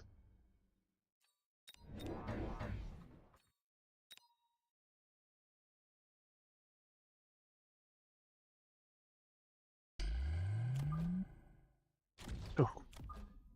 A lot of melty boys. Mm-hmm. That's the plan. Going shielded fangs. Oh, Shield Fang would have been a good idea too. For sure.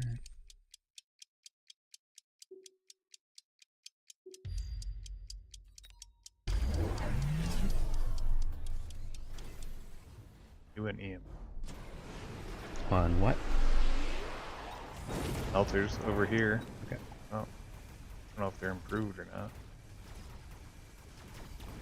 Jezza is the only player in the game not in improved melters.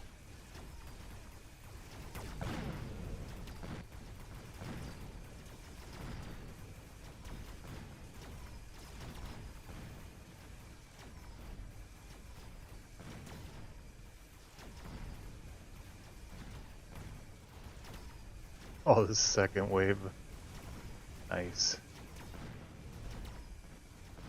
Bangs I had was just Sweet. beautiful. That chaff timing. Oh, yeah. Ooh, a little EMP there. Yeah, EMP on the arc lights. So that the melters could suck with and have that be a little cheaper.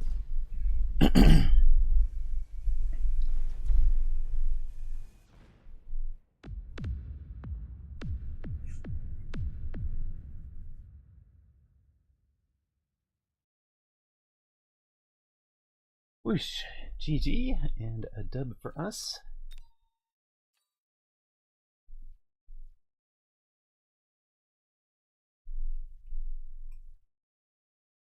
Well played to you, sir, partner. Well done. Oh, 49k on Jezza and corner against us? What? Good game, Jezza. Excuse Welcome me? in.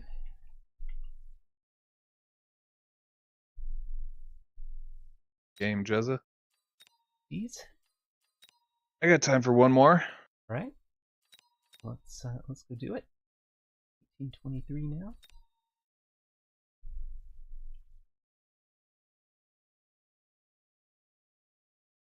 Oh, yep. Pay out those rocks.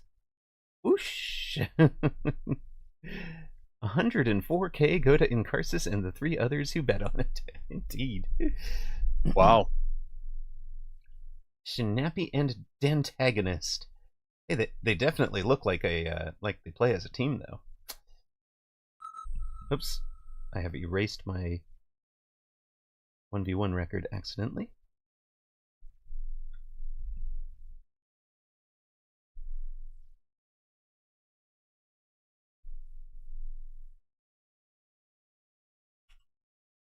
What are we on? Map is it? Can you tell what map this is? One moment. Compact.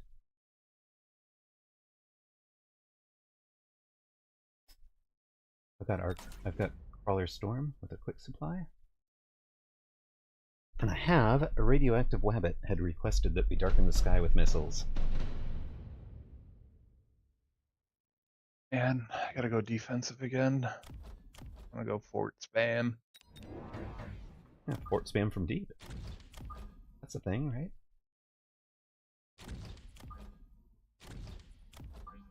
What Tuesday?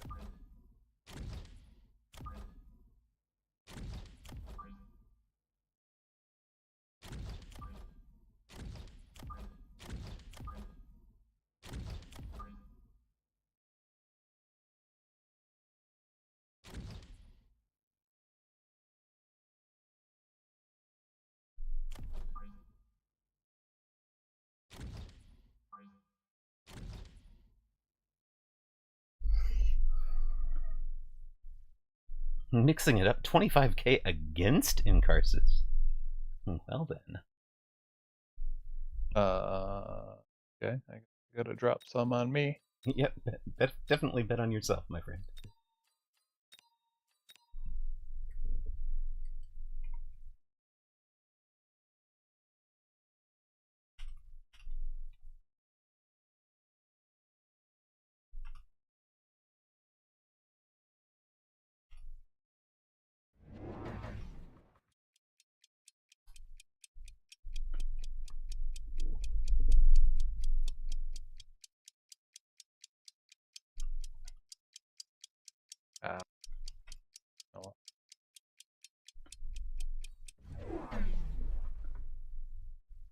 What is this, shenanigans? Wait, did he start Elite deep with on balls you? from deep. Okay, so charge shot, arcs, all the rage here.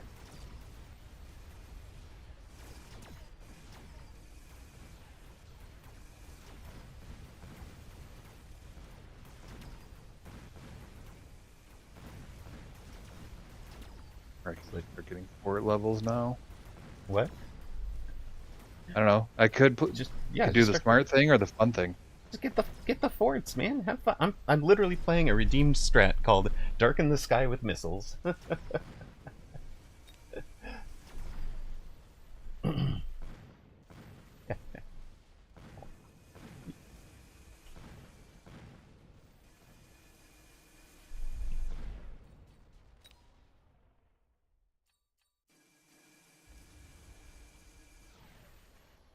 Their arrows will blot out the sun.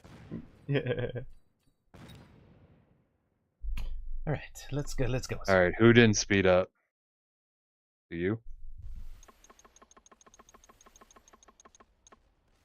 I'm doing the rat thing. he just habitually clicks on speed up multiple times. Speed is your friend. Aw. They're bad. Fine.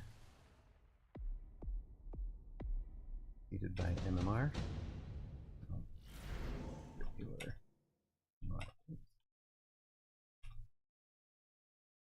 You'll be in 4 rounds, not gonna knock out, even if you lose in round.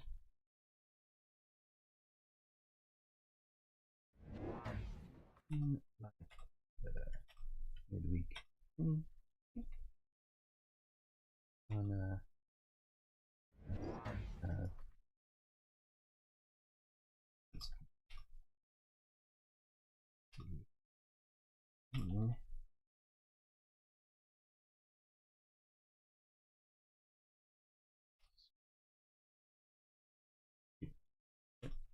going to into rat Gucci.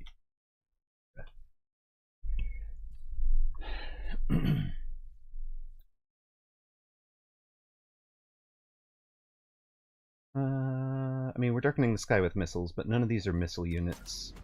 Fine, we'll take a single target. That we'll do Dispello. Hmm?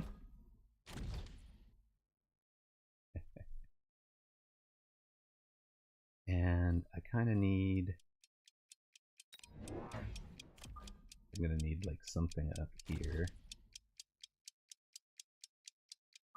Heat missiles? The missiles do more damage for a turn. Oh, something's coming out this way. Alright, and our Phoenix is in the right place. That's where the Typhoon is.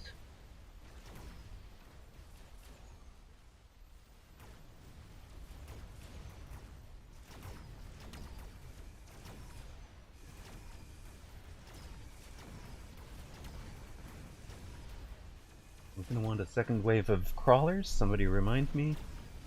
It's probably...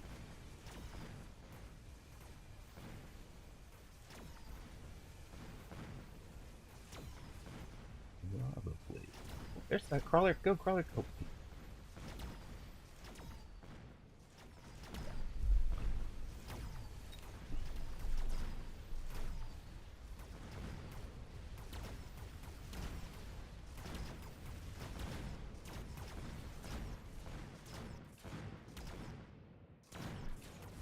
Well, that's a win for thems. Nicely done, casuals. Redeemed request a strategy. Hound assault marksman. Love it. Love it. We're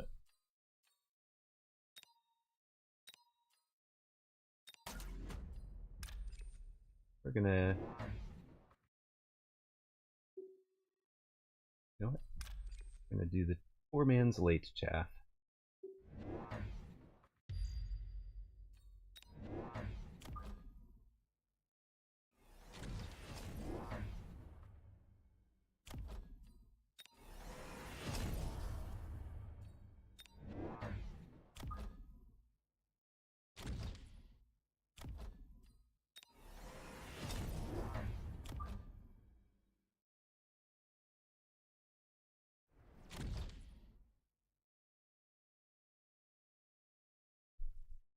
Oh, you guys got some. You and Savage Dad got some shiny metals. Nice.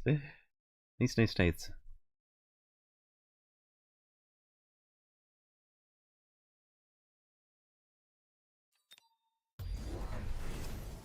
All right. I see the build. Hmm. Oops. Gonna swear again. Forts. Heavy forts. Heavy forts. Let's go. Launcher overload into AA.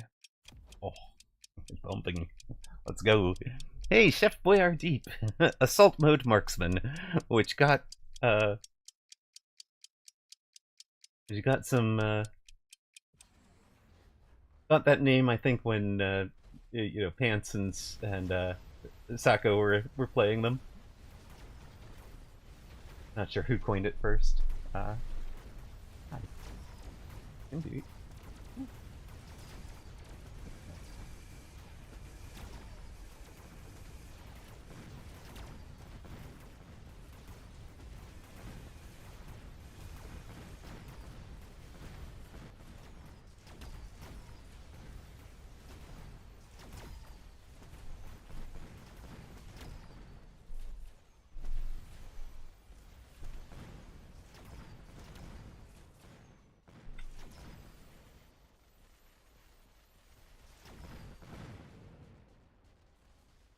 How's your upshoot? What up, shoot?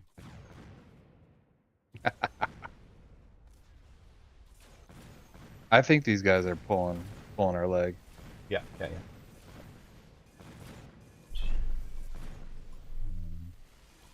They're Smurfs of I somebody. think so. Yeah, yeah, yeah, yeah. There's no way you only know the rat. You don't know who you are. Yeah, yeah, yeah. Which sure seems fun. Storm is the obvious. Super supply would be the other. The econ. Who do you think we're in for here? I don't know. I always think super supply is just a buzzkill. It doesn't pay off, you know. Okay, let's go lightning then. Free. Go lightning and try to win quick.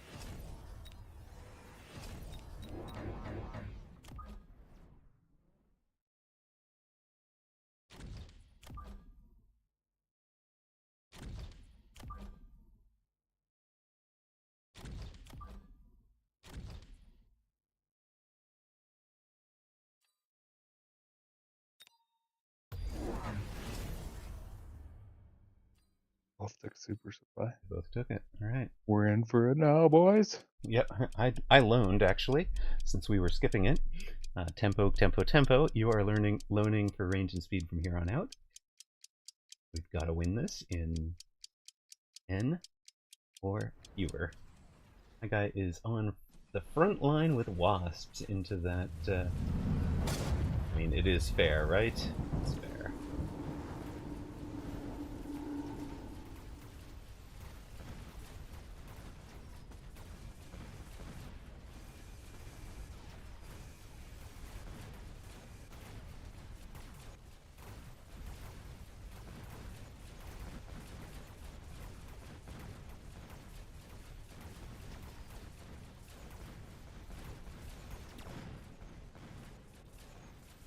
Mind getting mid tower like instantly? Might be dead anyways. Oh, thank you. That helped. How's your upshoot? Got plenty. Good, and I'm out of the bubble. Even better, I drew them out into the middle of the board. Go Fang, go. I know, where are my late Fang anti-fair? Late Fang anti-air fangs, exactly. Aww. Mustang prod for you, because my guy's in wasps, I would imagine.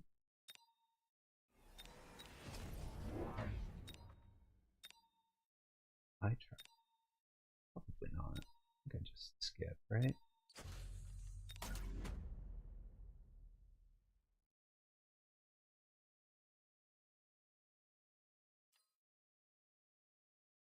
Oh, blue!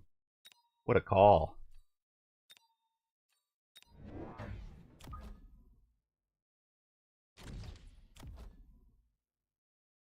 They are not Smurfs. This guy's not running AA on Wasps.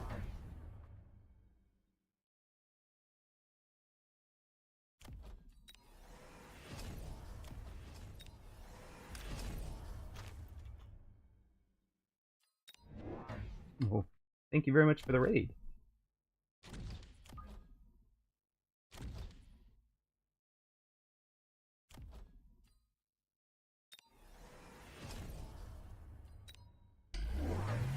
And they jump drove off the line.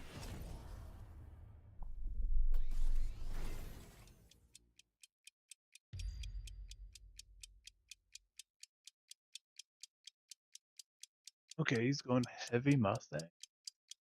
I'll just go range of my arc lights.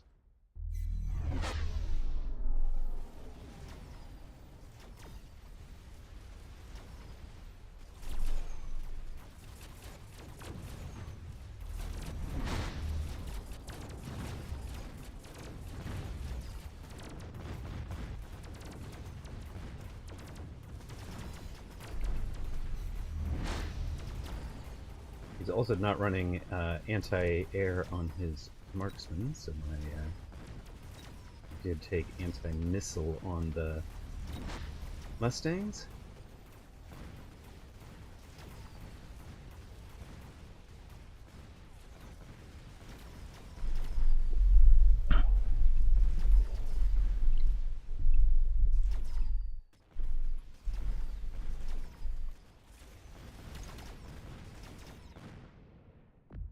Ruh-roh.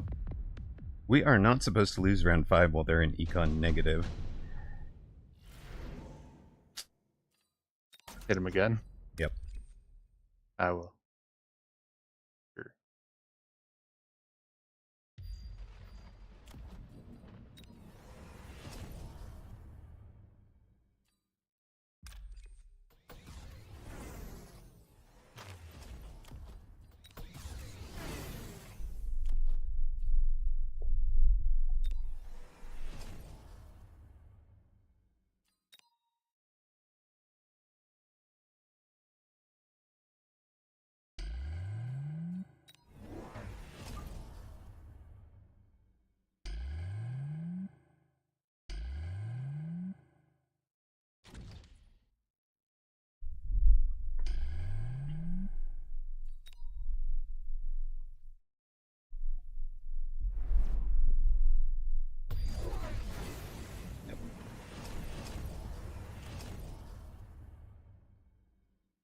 Spells onto your bubbles, good. Spells to where I had sold a Stormcaller, also good. Your guy took... Wait, he's still in the steel ball?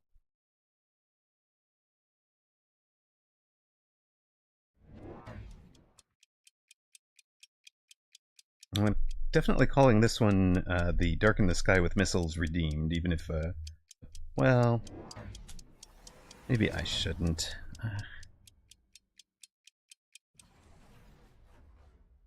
Oh well. Chef Boyardee, thank you for the follow. D-Unit, thank you for the raid. If I didn't give you guys the call-outs, gotta go get Din Din. Light in the skies. Yeah, we could have darkened it with, yeah, it wasn't 12 storms with the launcher overload, right? Which we really could have done if this guy was truly filthy casual.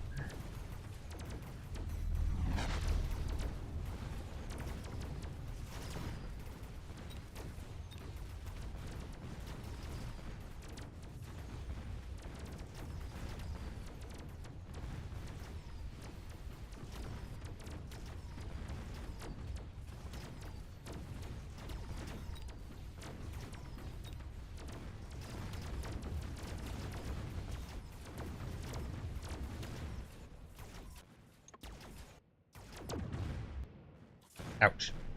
Need a unit drop here, bad. Well, we get one. Big one. It should be a big one. It's round 7, right? But they are, from here on, they are econ ahead, but we have the spell in 2.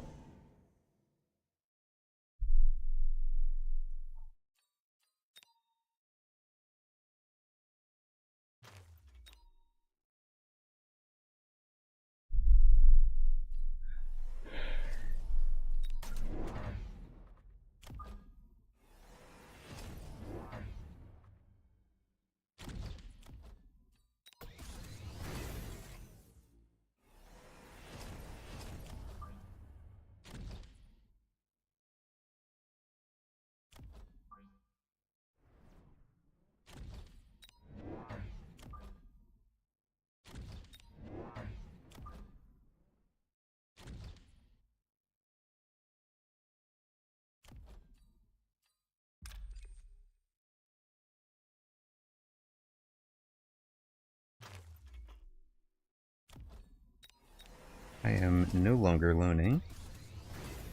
Oh, you did loan? Mm-hmm. Okay, I will loan this now. I don't really... There's nothing I would buy. I can do defense. I could do tower defense.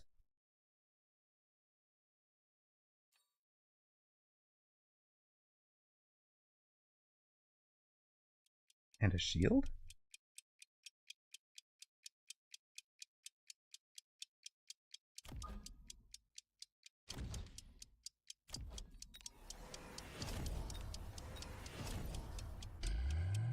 Points and a shield.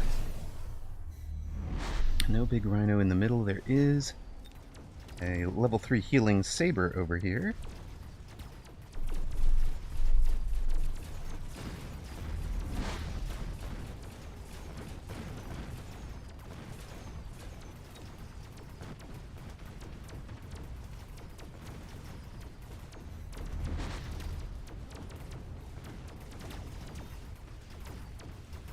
Oh, I'm so glad that Wraith's multi-target.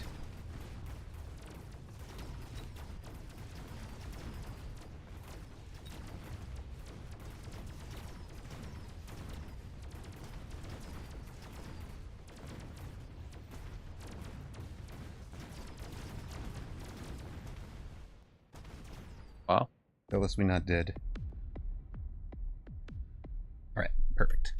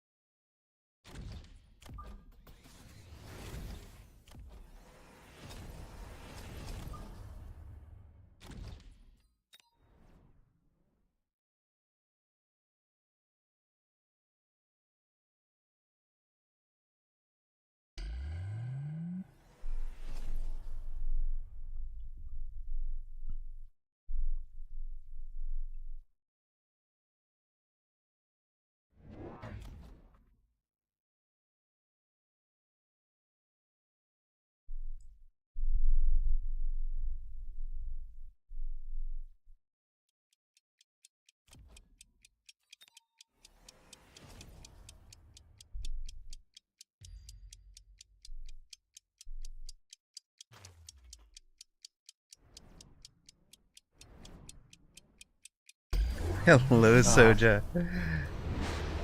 Yes, I had problems as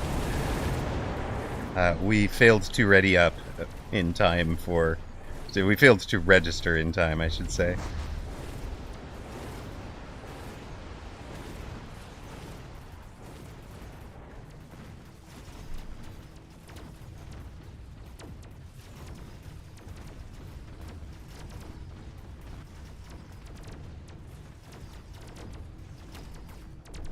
Yeah, I want to know who this is.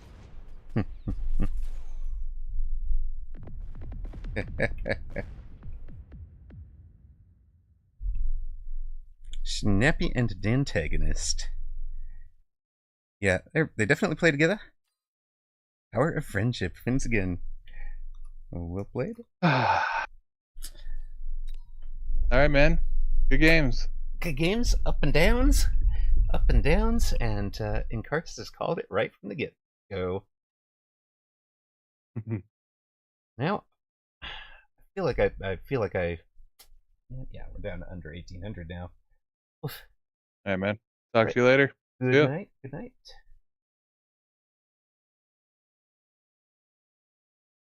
All right. Guess we're back out on ladder for soon. That was so that could have been Dillo potentially. Wasn't that Australia? You're a golden rock god. They rain down upon Incarsus from the sky. Only person who bet on Snappy and Dantagonist. Yeah, Dillo's Aussie, right?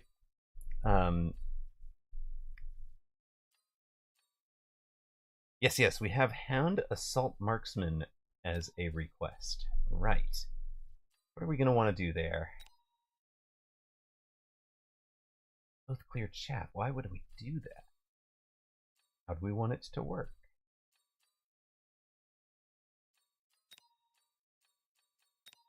All right.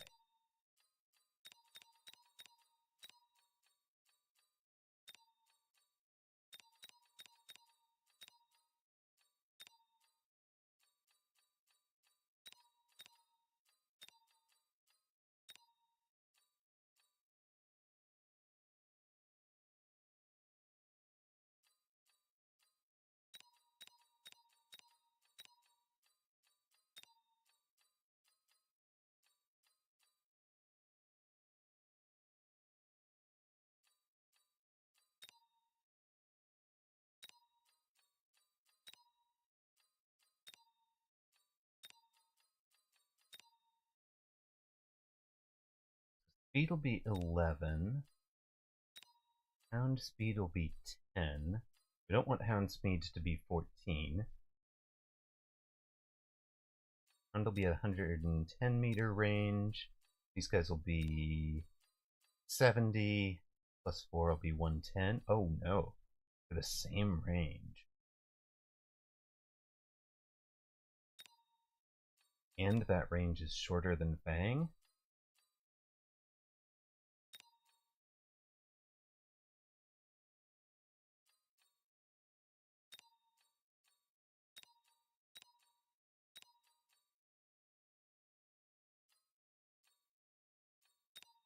Okay, the range is shorter than Fang on purpose. Right, the Fangs tank. Hounds tank the Stangs. Marksmen, do they need elite?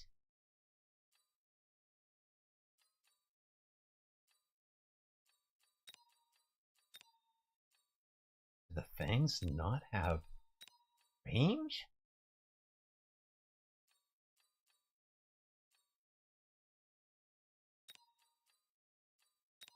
And then, yeah, we probably take Ray with oil.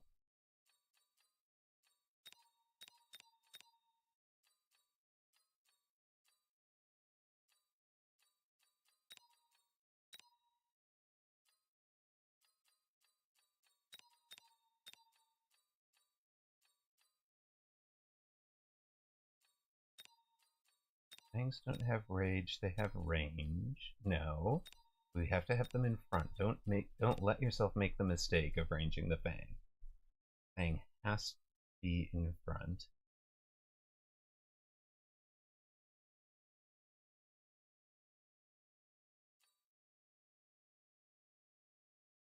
Alright, I think that's the build.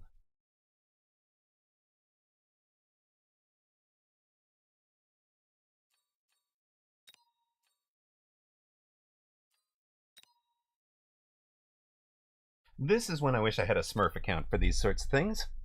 Alright, we are facing 2 watermelons. Can a wolf with assault mode marksman... Oh no, I didn't...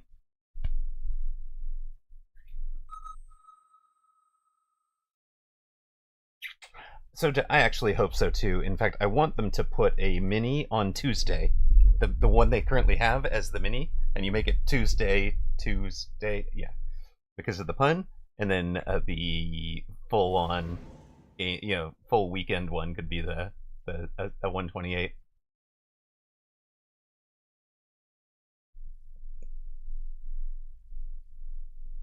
Or Friday night. Friday night would be kind of fun for the twos. Okay, I was going to do Oz Ponty's, I was gonna do Oz Ponty's thing.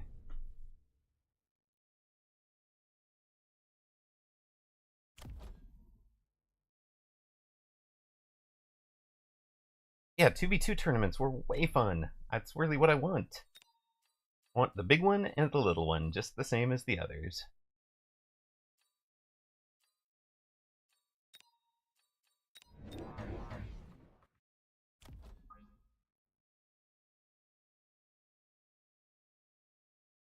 But yeah, I wound up, so I've told this story a couple of times on the stream already, but it was super disappointing. I had set things up with my ex covering, watching the kid for Sunday, but I didn't tell her why, and,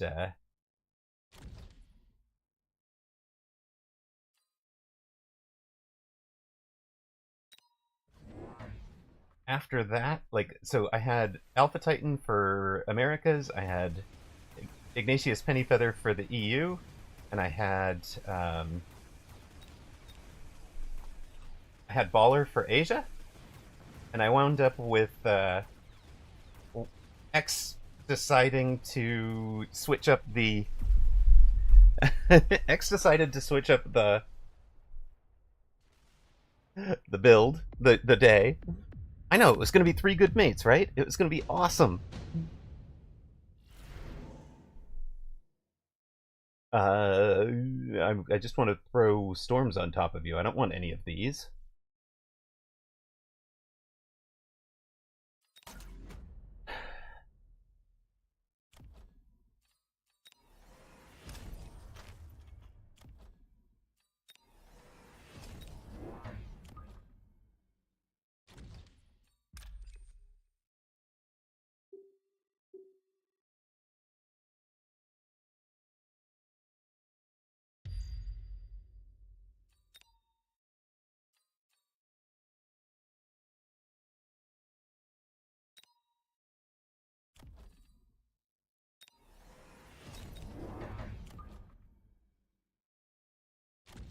Yeah, isn't that shockingly legit? Come on.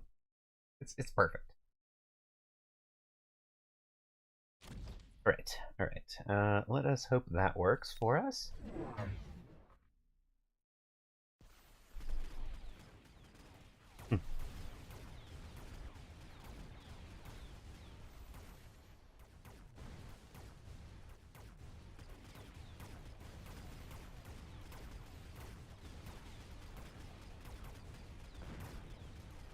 Nothing like getting a guy's flanks, or getting a guy's tower, before he gets yours, with 2 unprotected flanks. Alright.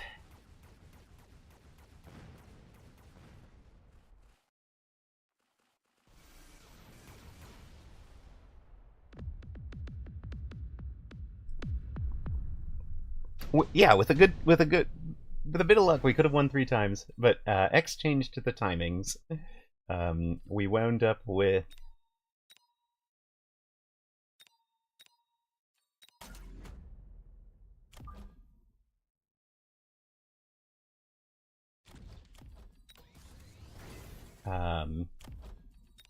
wound up trying to move Titan to the Americas and move Pennyfeather to the to Asia. Pennyfeather, well, he graciously says that he drank too much, but admittedly he was dealing with a late time change, and also some, even though he knew that it was Asia, in his mind he still had the time for the other one. So if you ask me, it's my fault for changing it. If you ask him, it's his fault for drinking too much. All of which is fine. But,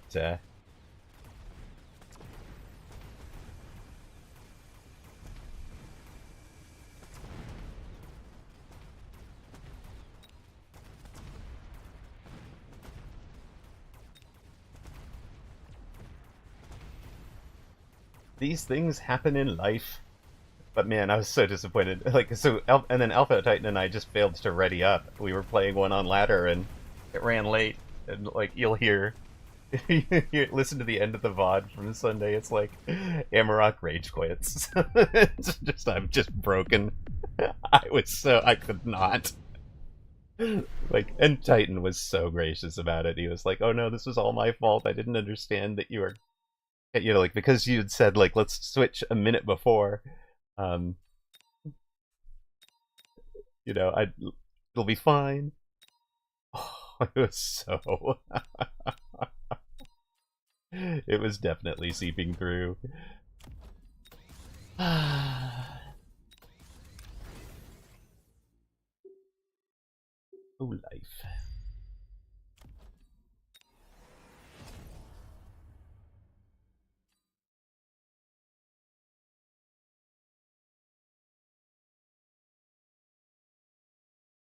Oh, do we literally have 2 chaff on the board?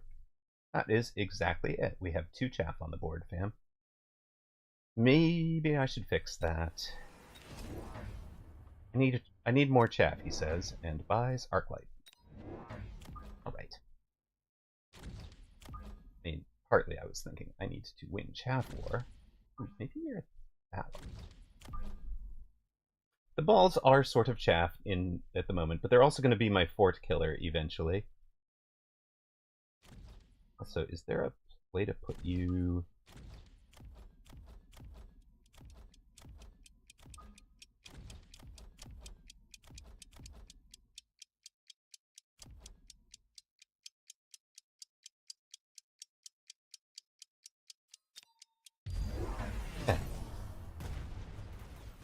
That is a nice defensive mobile beacon pull. Pull all the things that were getting the tower.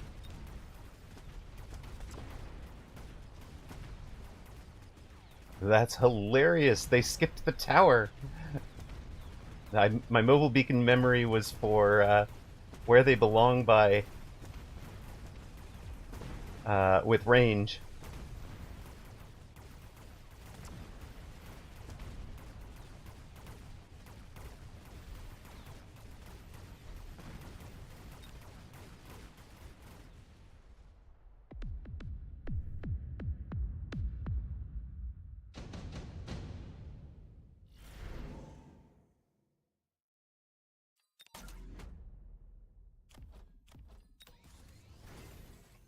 This was supposed to be darken the sky with missiles. Where is the darkened sky?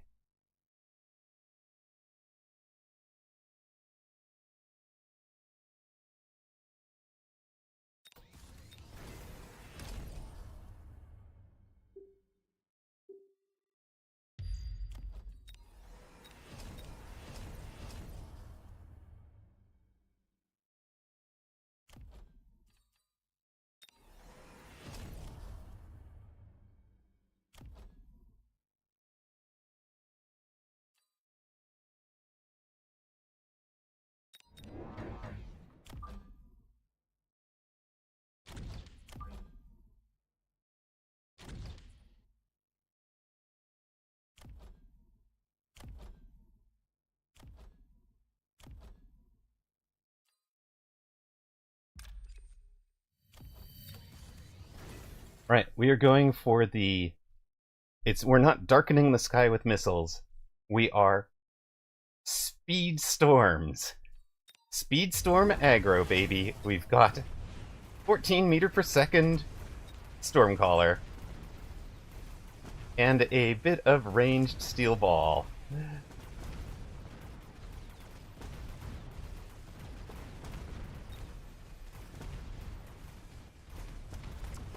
Well, that's interesting. What's going on here? You have nothing yet.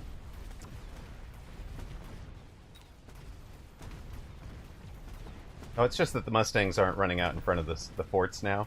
Okay. That's fine.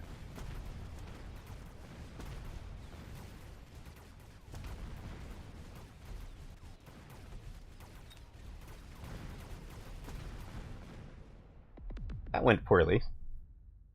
Assault Storm, best card. It didn't work. That's okay.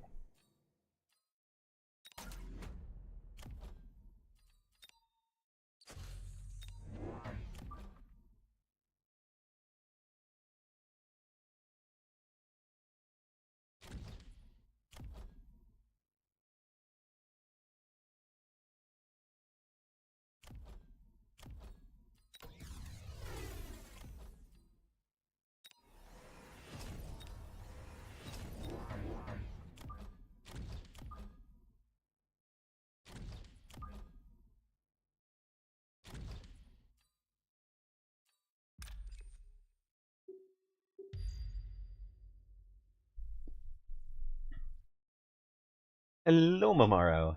How are you?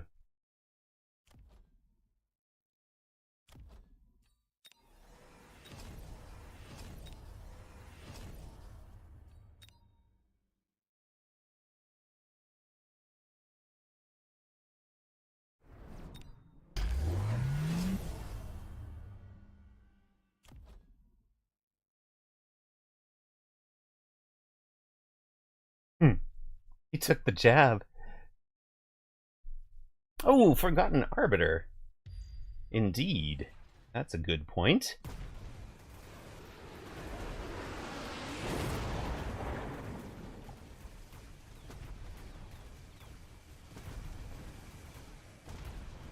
How are you doing, and welcome in?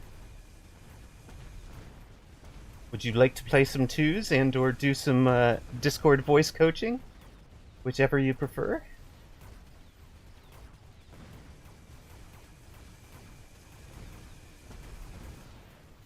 Back to work for Asuladon.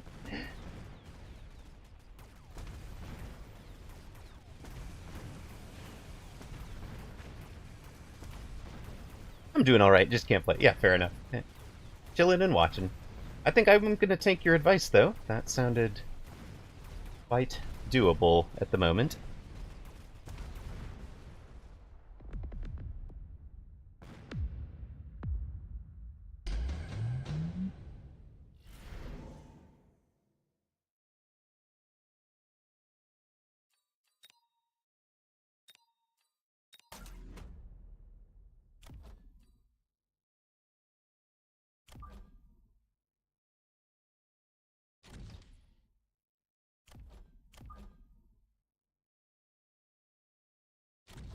Should also go much better without the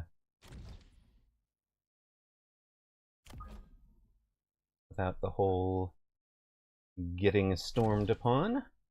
I'm sorry, getting jabbed upon.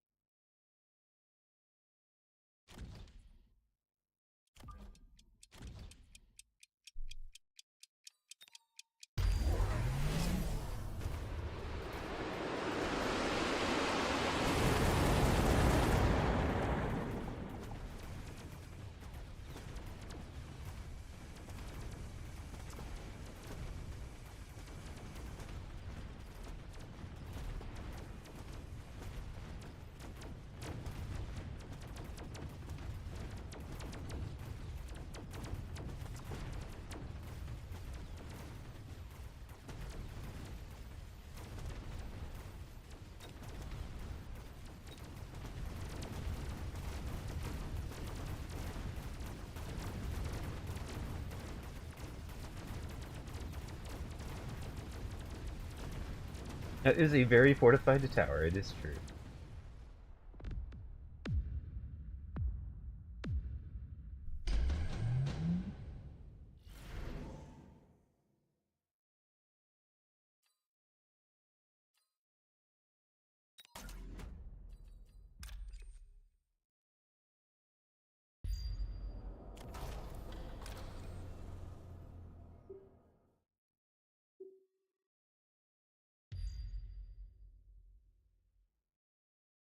We don't have space for you in this build anymore.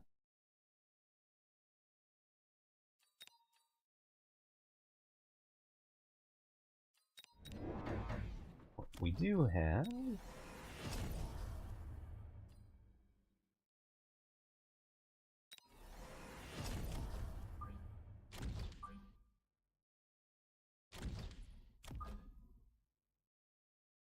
We do have is space for you, I think.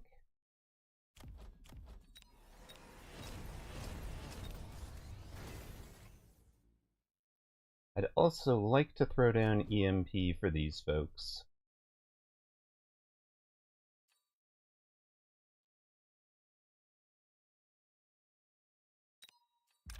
Maybe we should just drop it over the main.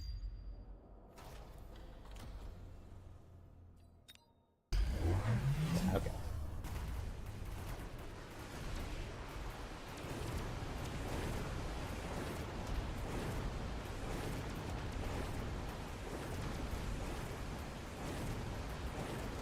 Oh, the improved melters were a long while ago. Yes, we're running away from the melter over here that doesn't exist. These guys went AA, I think. No, some... Lucky. Perhaps. I think we won this, honestly. Yeah. Oh, you took improved melter. You have improved melter. How did you not improved melter with me? Wowza, the EMP Phoenix. And then we orbitaled on top of it. Right. The EMP on the Phoenix didn't show, but yeah. So that's what's killing the Wraith. This one gets armor debuffed. This guy arrives late. He doesn't do much, but it's enough. And the mobile beacon for this guy just got such a perfect lock for us, while also bringing in his own screen. Oh, whoosh.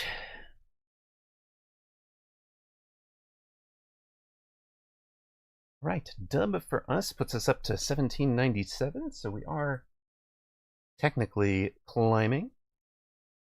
In fact, hold on, did that actually... Did we just... No, not that. Where's this one? Oh, it's 1791, okay. Twos was 1 and 1, 1791 was like minus... I forget how much. Minus 15.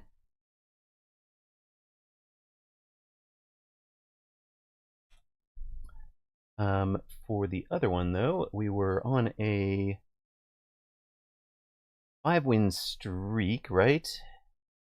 Oh, shoot. We were on a 5-win streak. That makes it 6.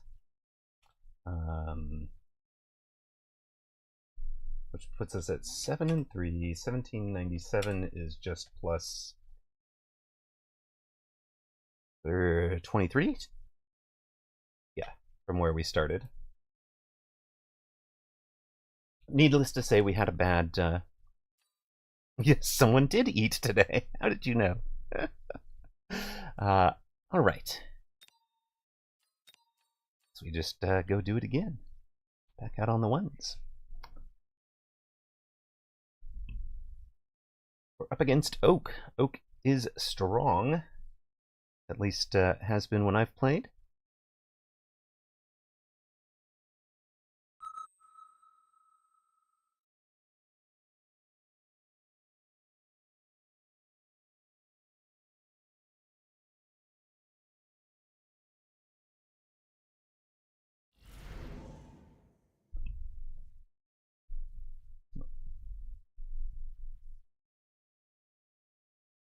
Oh goodness, we didn't do that. We didn't do that assault mode request, did we? Oh, good. Gotta remember to do that.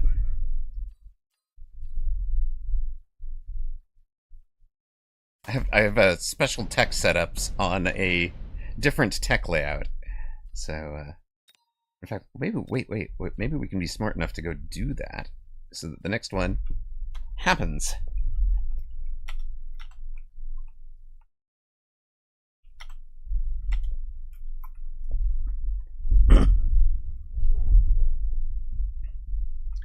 Wait. Well, tarantula are gonna eat us alive, aren't they?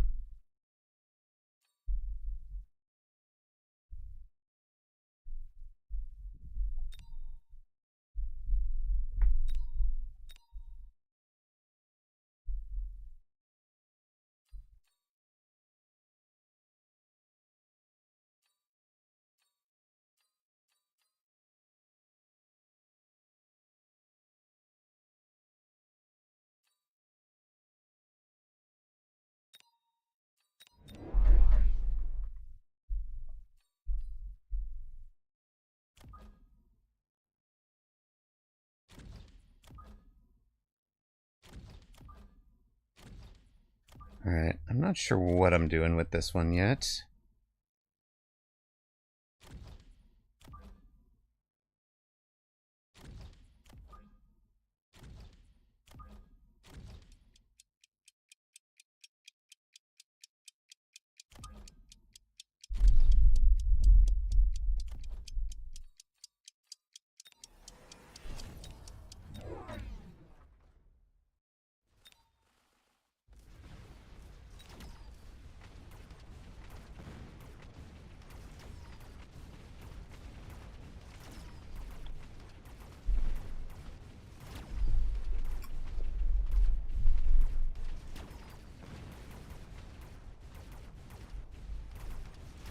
It was a fun game full of Vulcan. It's fun for Soja, and sarcastic because he knows other people hate it. Nice. You just beat Oak in 20 seconds ago. I see. So Soja says you're vulnerable to Vulcan. Can I put him on tilt with that? Oh, it's so close. So close to beating Tarantula.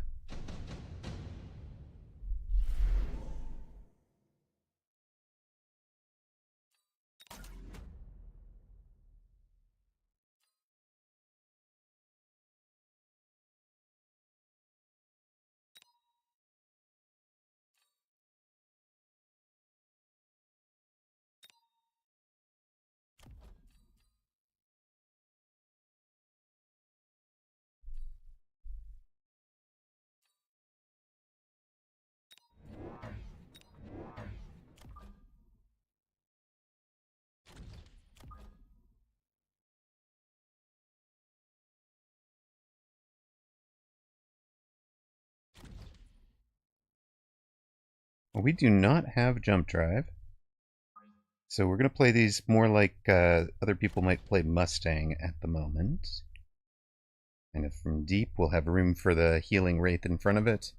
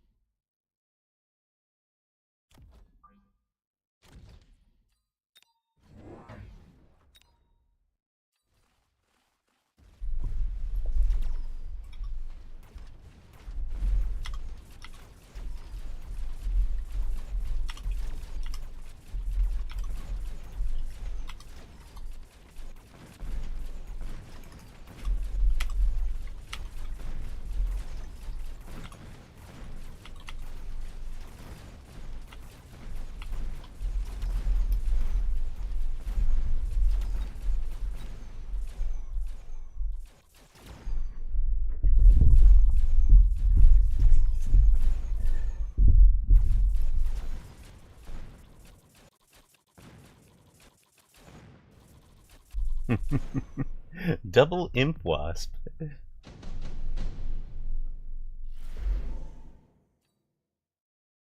Ah. Well, That should do it for the improved Wasp gaming. Right? Surely.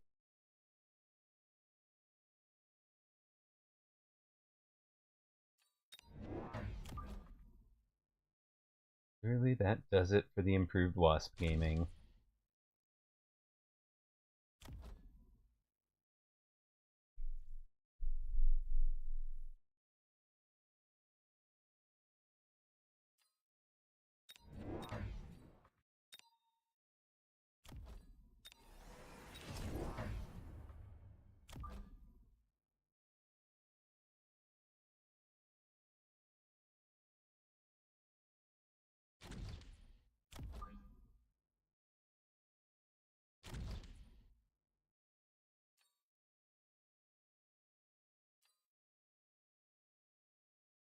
Yeah, this patch is definitely.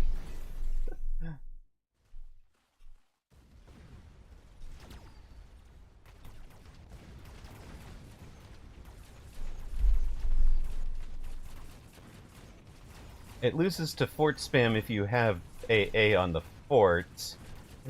We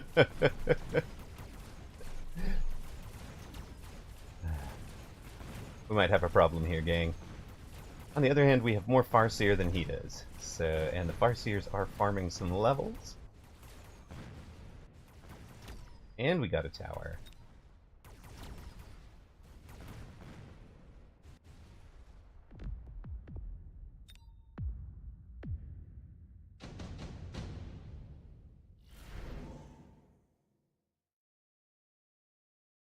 Yep, just do needs to beat the...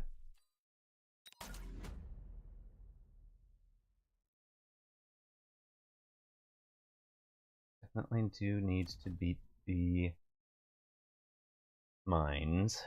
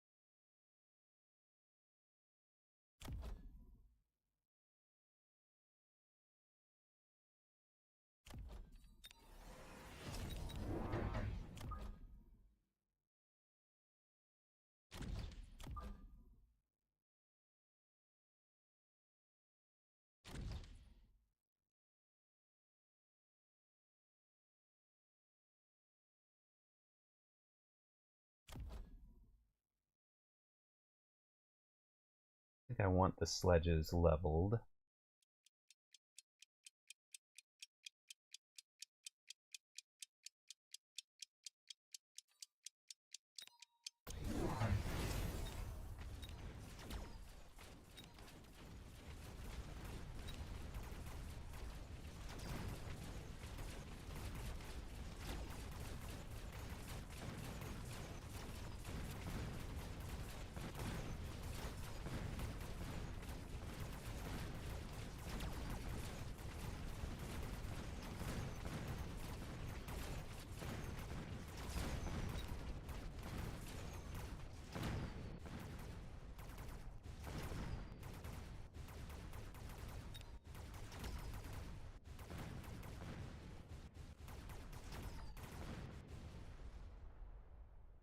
Early pressure with Farseer.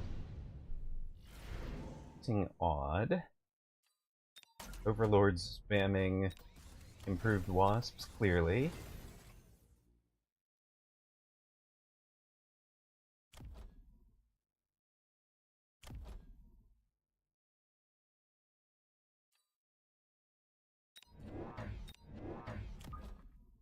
Wow. Where do we position you guys?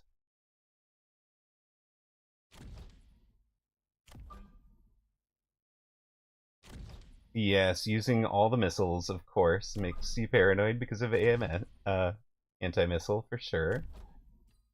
He shuts down this whole build right now with some anti-missile, doesn't he?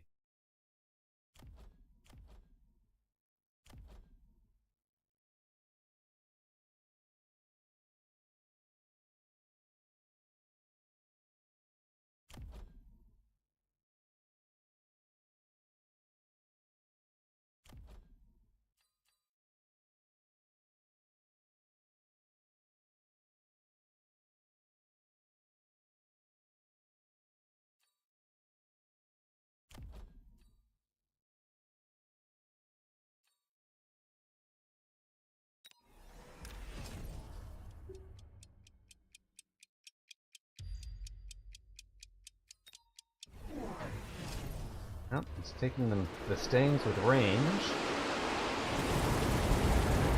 He's got his typhoons over there.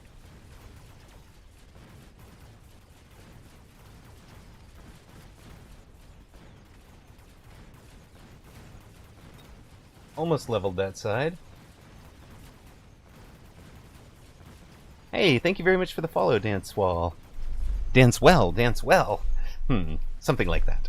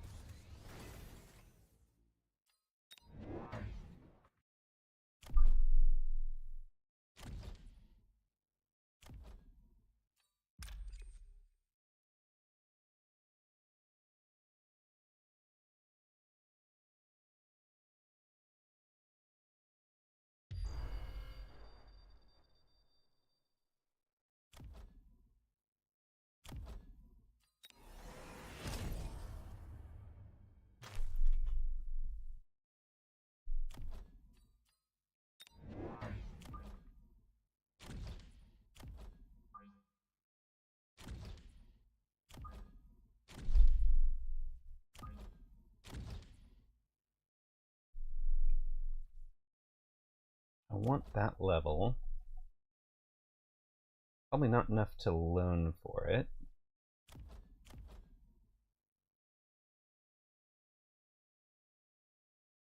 Definitely level that tower.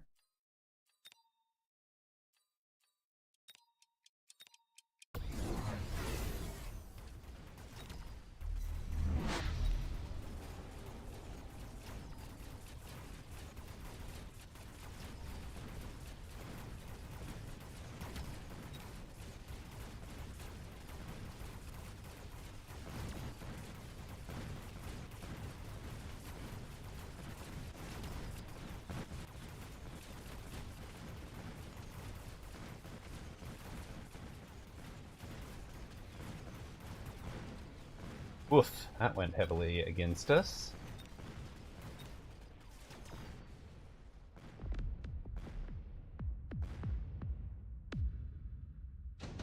Also, welcome in, first-time chatter Terrapid. Much appreciated. Is there one to level? Surely.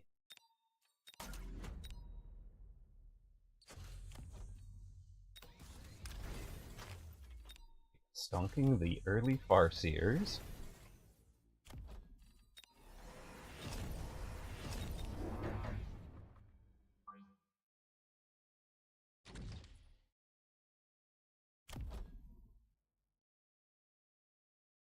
First time chatter just like Mamaro. Not sure I'm believing it.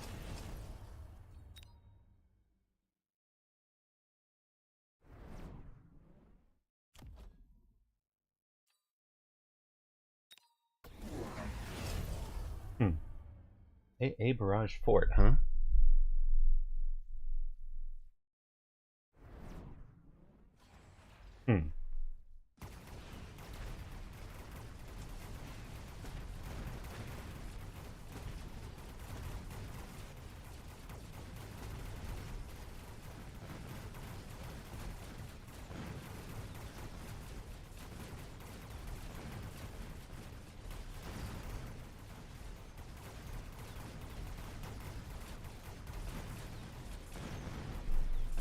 Are your wasps A yet?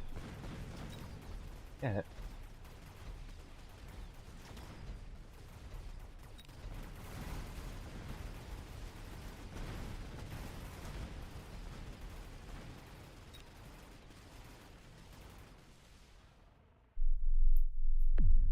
Cheers! Happy to be here. Yay! I am glad you're happy. Another wasp swarm. Sell you.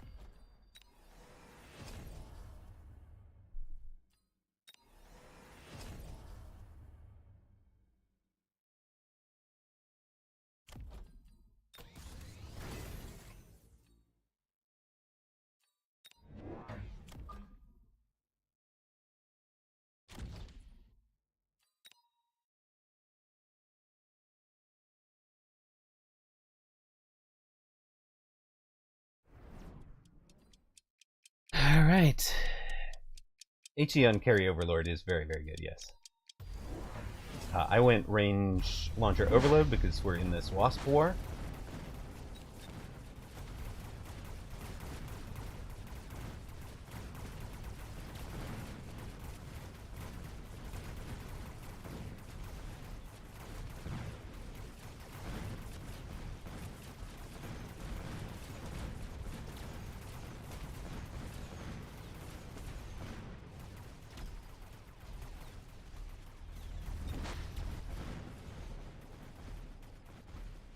You are 0-5 as Rhino Spec this season. I actually should start keeping stats like that.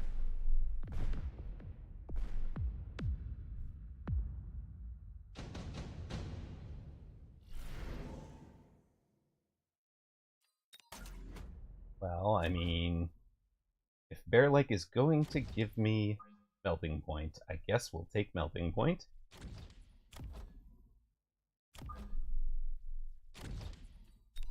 Why Oak didn't block it, we will never know.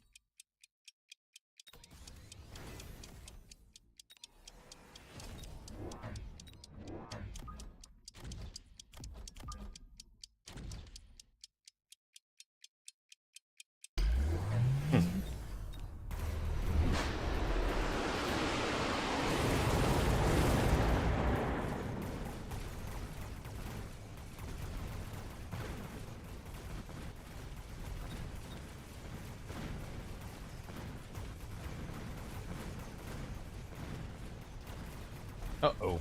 GG's. I'm sure we made some mistakes along the way there. Taking the Melter, probably one of them.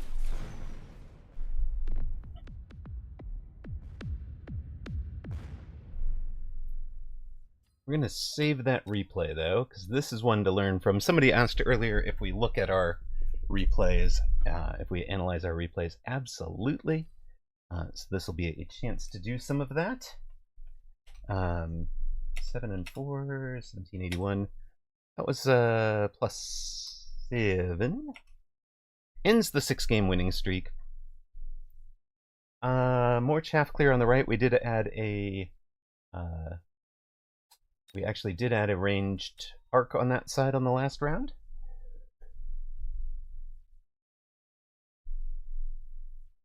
But I want to know a couple of things. Specifically, I want to know that last round. There's 3 things I want to try, and 2 of them are committing harder to the boats, right? So,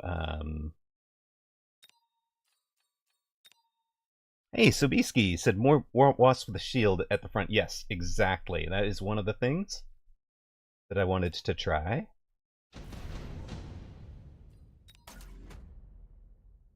So we are all in at this juncture of the game. You are our obvious sell.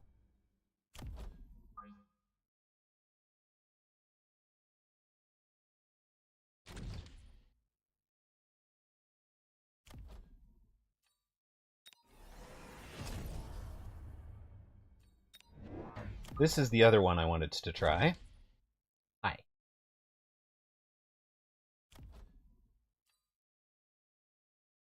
We can't take shield.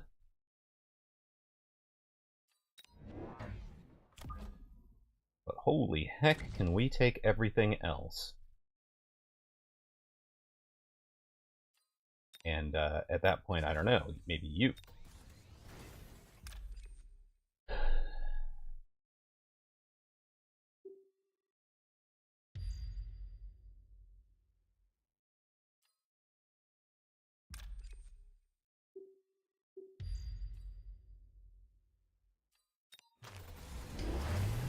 Let's see what happens there.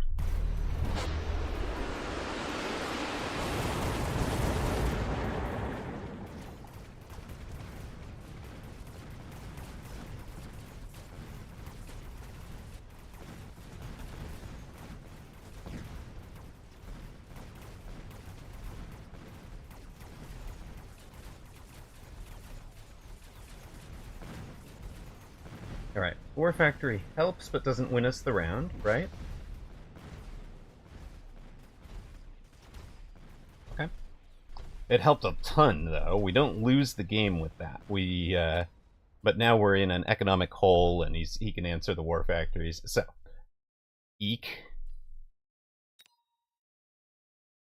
Second option was commit all the way to the boats. Just full on. Andrea just yelled, or the game could record stats like that for you. It would be very nice, yes.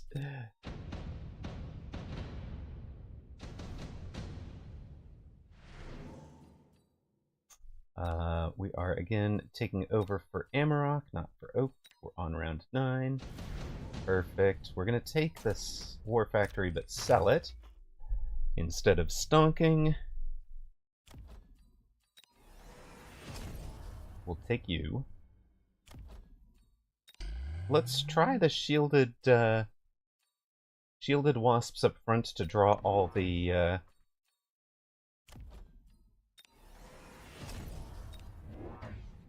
everything, and we'll range everybody else.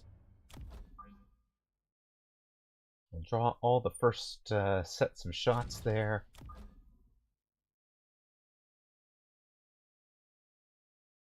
In fact, hold on, if you guys are moving forward... No, they won't move forward, right? Okay, so they're not moving forward, we just let them shoot from up front. Maybe even all the way up front. Maybe even there.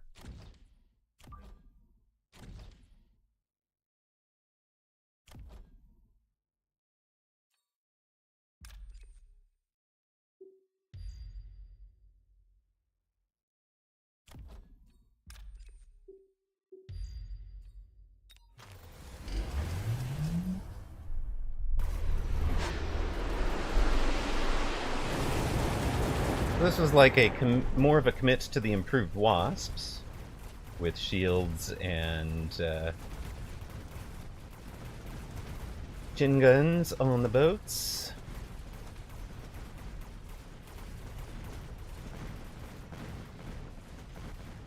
That's definitely not it.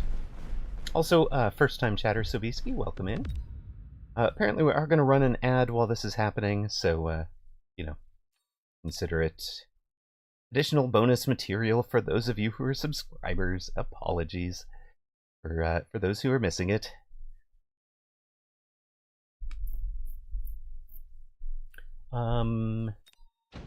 Let's see. Next check. Next check will be... You just learned something. Exactly. Exactly. This is learning. We will get there. Okay, let's take that. You're my favorite first-time chatter. I just learned something. Okay, hold on. So the War Factory did better, right? So we sell this. We put the War Factory on this side, which is losing because of the fire. We take that. We take that. Are there levels? Do we just take level, level, level, clone range, speed?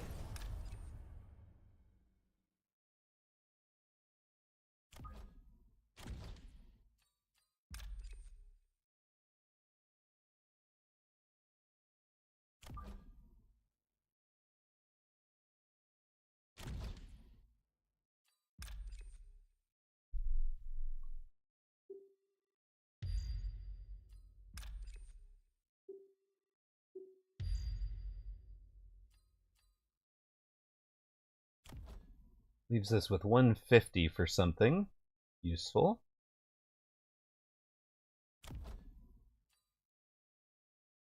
We've got an arc light over there. We need another arc light. This arc light. With that group. And we should missile out something somewhere, like maybe you.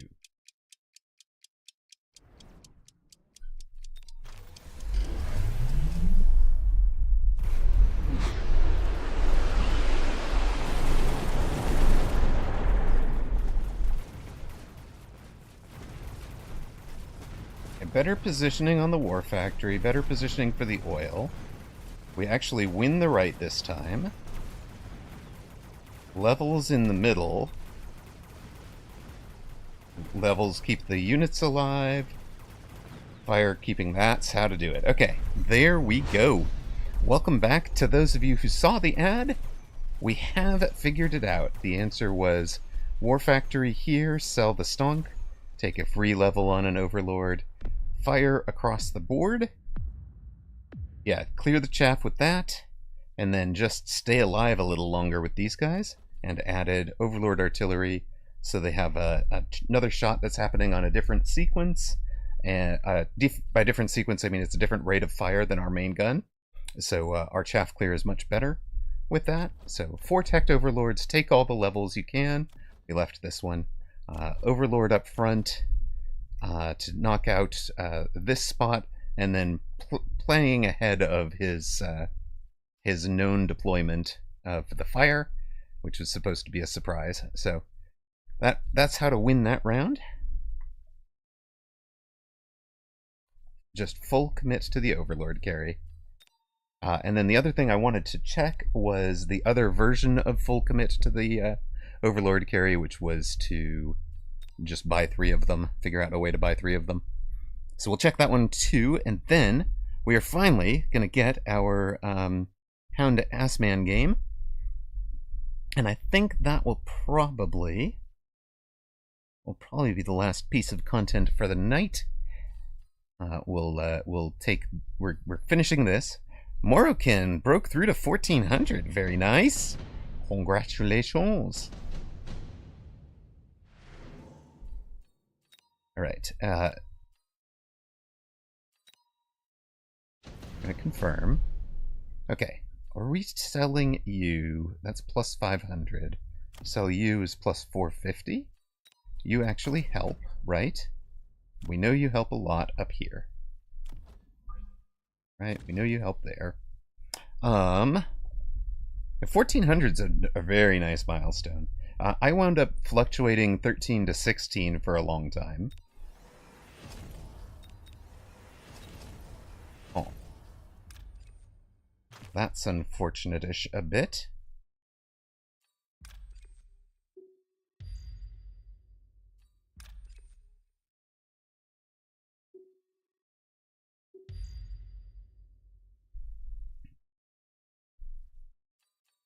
I wanted to buy a bunch more of you. Not really gonna work. The idea was buy 3, but we really can only buy 2. So 1? Well, 1.5? Can I please order a half of a Overlord? Thank you very much. Suppose we'll take the 20% on our fellow there this time.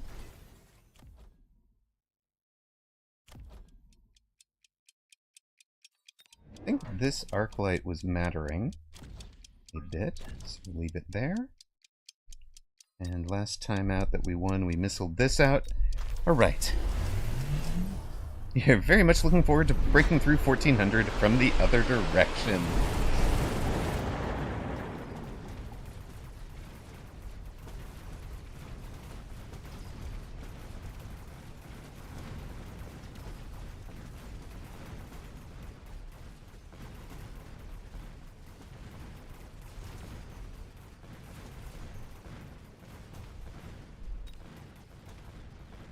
Yep, this does not win. So the other board, just take all the levels. That was the win.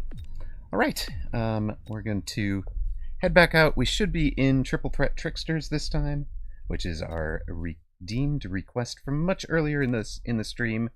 Apologies to Triple Threat Tricksters. Okay, apologies to requester, which is Oz Plenty, for not getting to that earlier. But here we are. We finally get to it. The requested strat was Assault Mode, Marksman, and Hound, and we're making it up on the fly. We haven't tested anything anywhere. Congrats to those of you that picked Oak. Let's see who we run into here.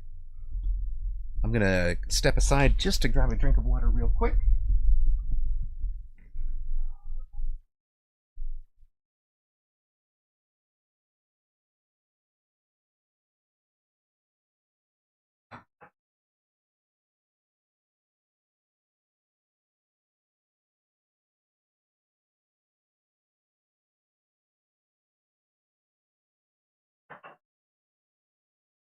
You guys know how tempting it is to just surrender if we don't get a good marksman, assault mode marksman starting pack.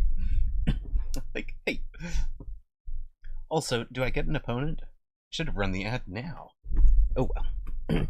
You just won a game with 18 forts.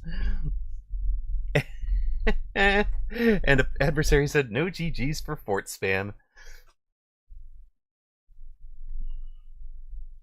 Yes. No GGs for winning, Soja. You're supposed to let opponent win.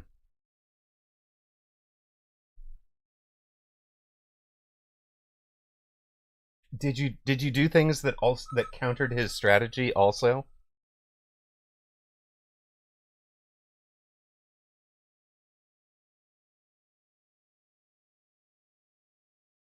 Right, Soja. You have to be in like 48 different units. Yeah, countering his strategy, that's just illegal. Well,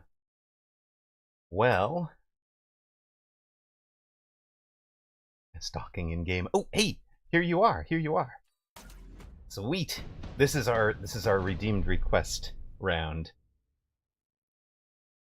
If your boards doesn't look like a zoo, you're a toxic elitist. Love it. Okay.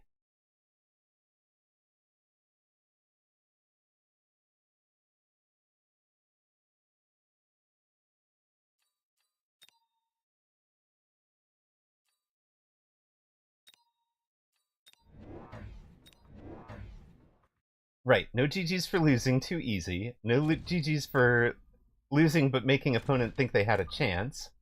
Right? What else? Hold on. I want this one here. I want this one here. I want this one O's here, I think, to try and keep early locks from happening. And we look natural, even though we have assault mode on the board, we look kind of like natural aggro marksman positionings.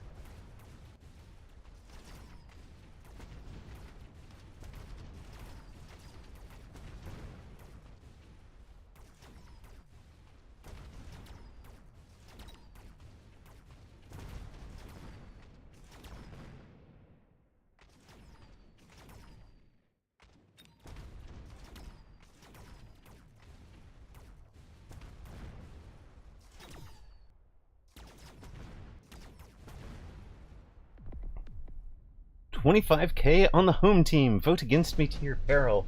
I mean, it's not like we've ever played this before. I don't know why anybody would vote on us. But hey, sure.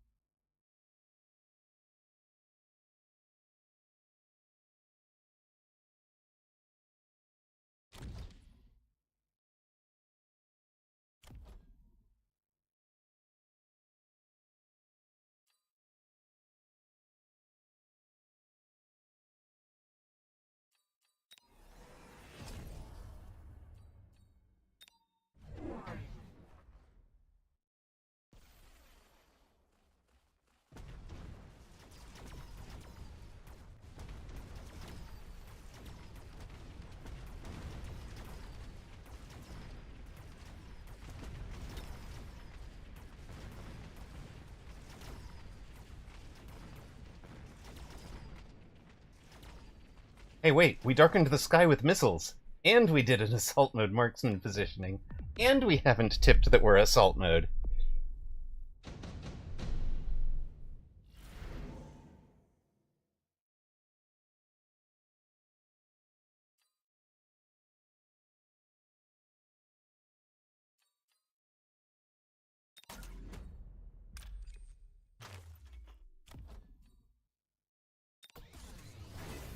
And we're not even gonna take... We're gonna be so rude. We're not even gonna take assault mode first.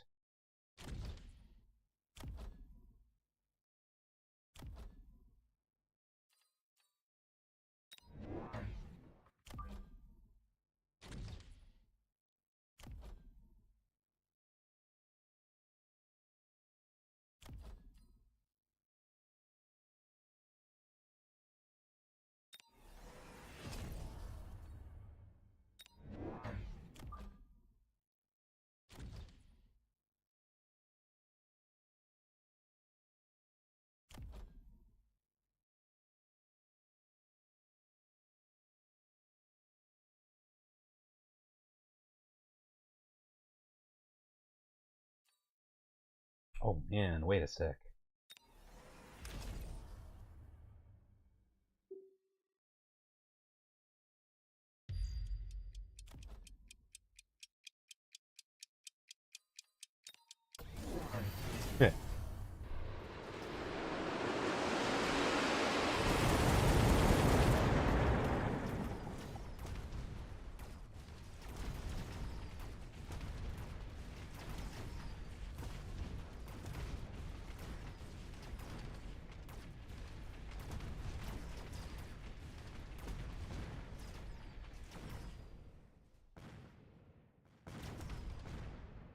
Usually Vulcan spam. Understandable, understandable. Hmm.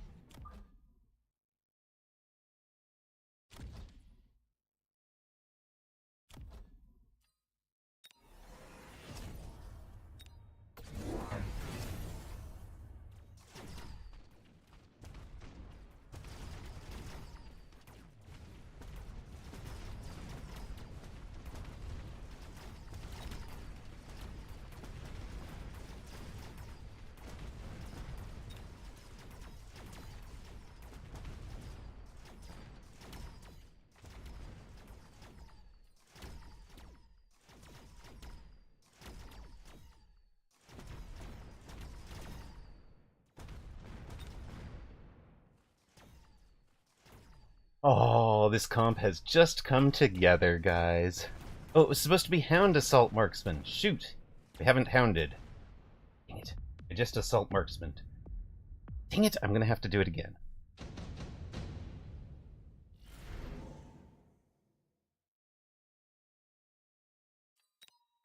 Well, who could pass up a pair of Rays, right? Or a pair of you guys. Sell you.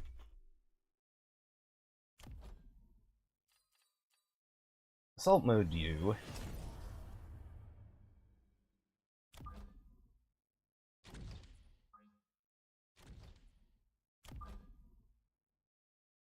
We are cheating our doggos of their right to eat the sabers. It's true.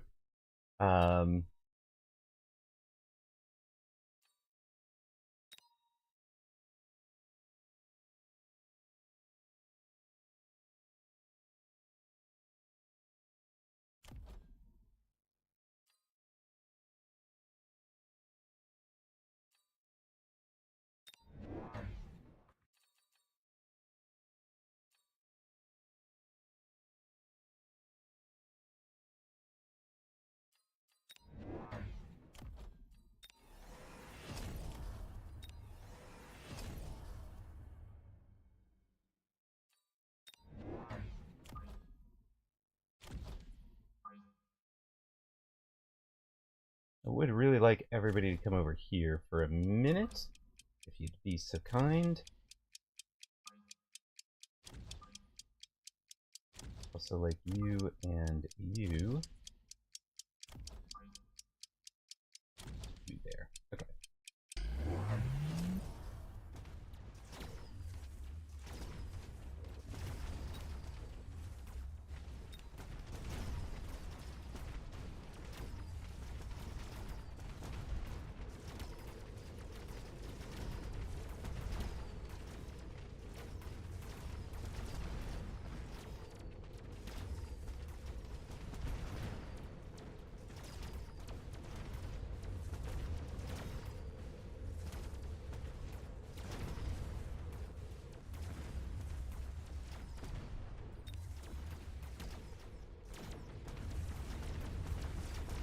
We've just given him so many problems.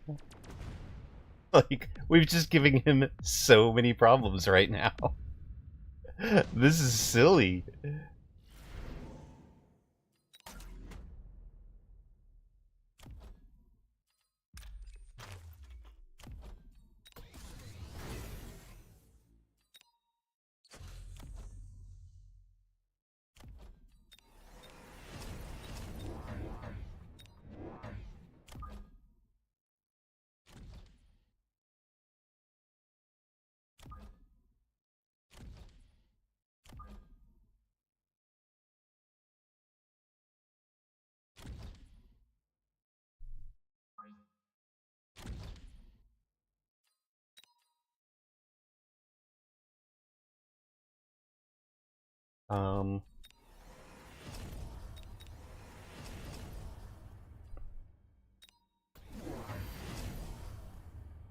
Okay, you outrange us now, it's true.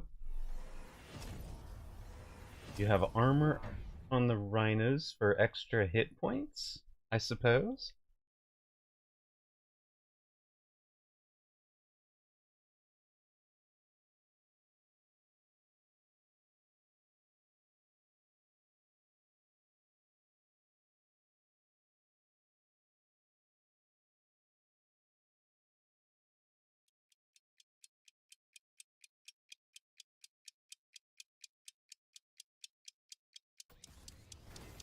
Maybe it'll give us a doggo drop in a moment.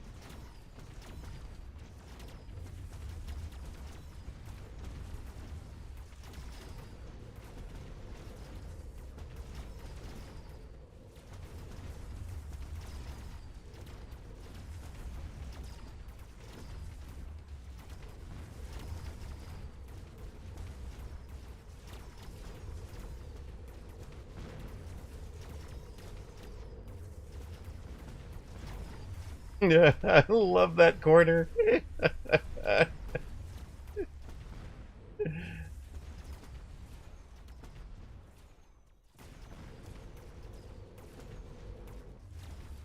You guys mind getting that tower? Thanks. Appreciate it.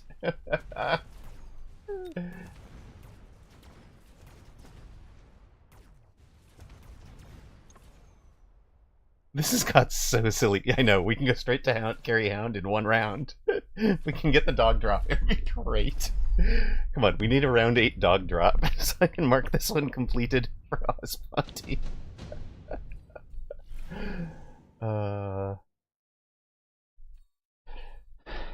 Sure.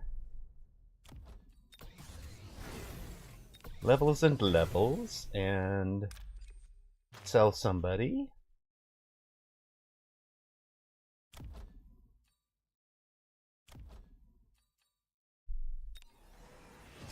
We'll take you guys.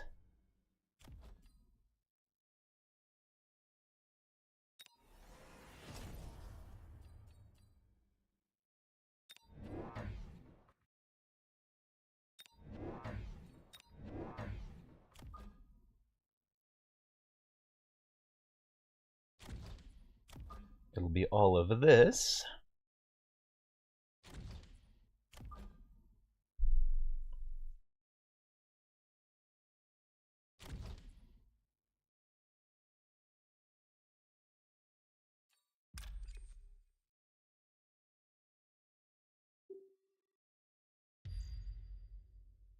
Hopefully he lights the ground on fire over there at some point for some reason.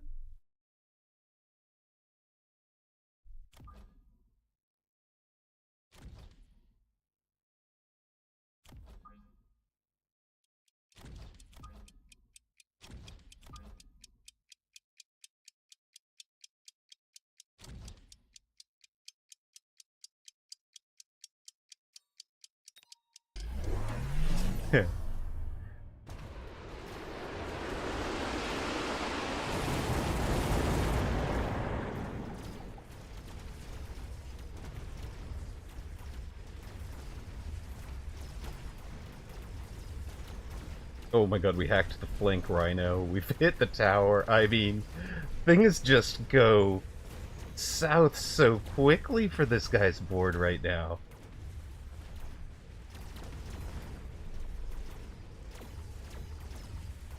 I mean, this is a legit combo, I think. In a very silly way.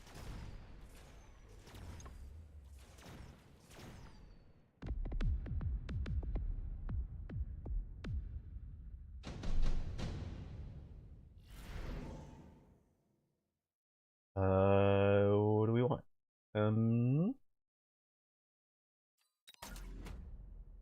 Hey, buddy.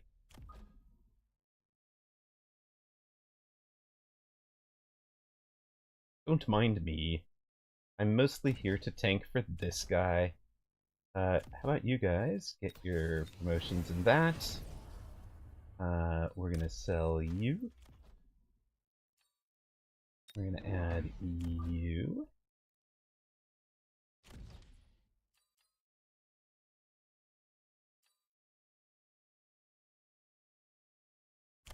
And you.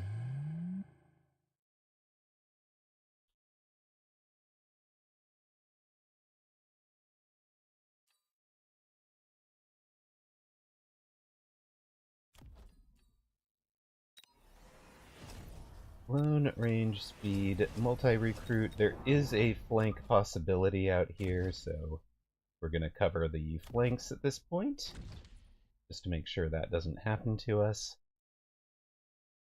I mean, like, his Hail Mary, right, is a Phoenix flank with a mobile beacon or something like that. That should be his play. If it's not, we've covered the thing that can beat us. And we've thrown down Shield Fangs, and the whole thing should go terrible for him.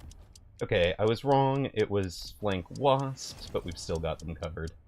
Right?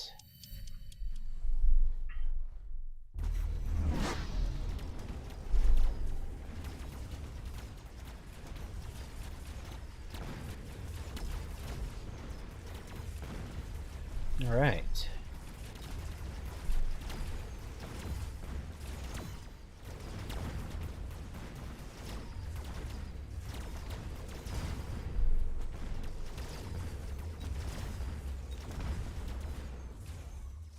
Woo-wee! That was fun! That is a disgusting build, and I love it. Assault Mode Marksman, Fortified Hacker, Speed Specialist. I'm sorry, sir. I am very sorry.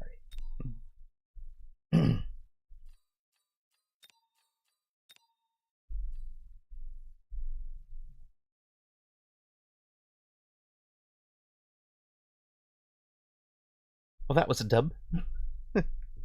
Silly dub. What a dub. Good game. Shame I missed it. I am not sorry at all. You're right. You're right. So that was supposed to be your forced hound assault mode marksman, but I didn't get any hound starts. I did get the silly hacker card, so we went just assault hacker. Assault hacker, assault marksman, let's go. And it was very silly. Okay, we are plus 17, win 1. And we'll try Ozponte's request again. Wait, no. We're bonus content. Ozponte is here. Ozponte is here. We have we'll be running that match in just one moment. Oh, it's against a much better opponent. So it'll be a better gauge for whether this is actually legit. You're in a game with Dad. Okay, well, let's go. But you'll be able to catch it on VOD then.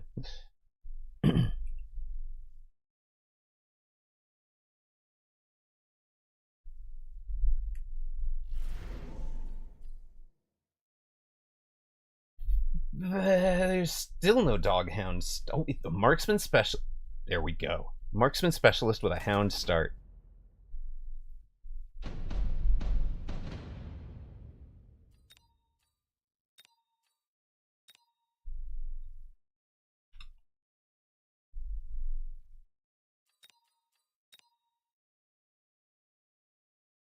Okay. Storms and hounds.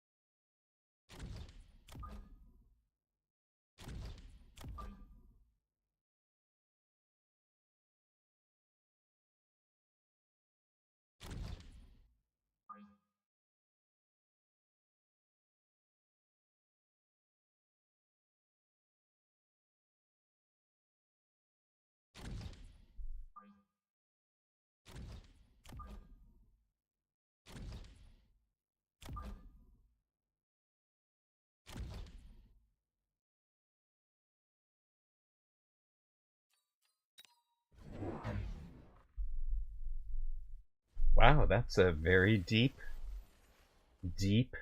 opening formation, sir.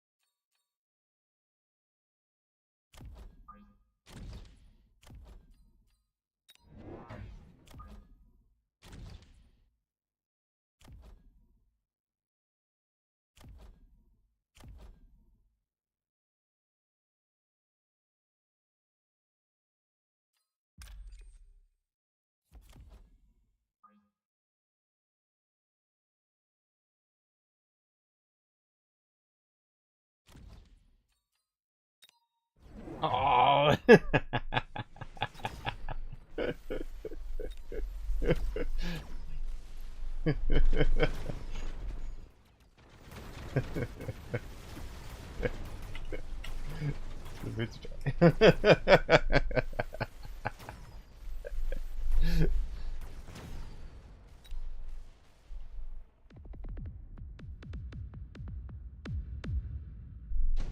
Sure thing. Early tempo for opponent. Let's go. GG. No, that's actually him laughing. This would be GG in Russian. This is laughter in Mandarin.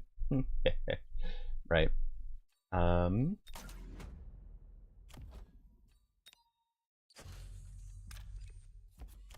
But we can definitely fix it anyways.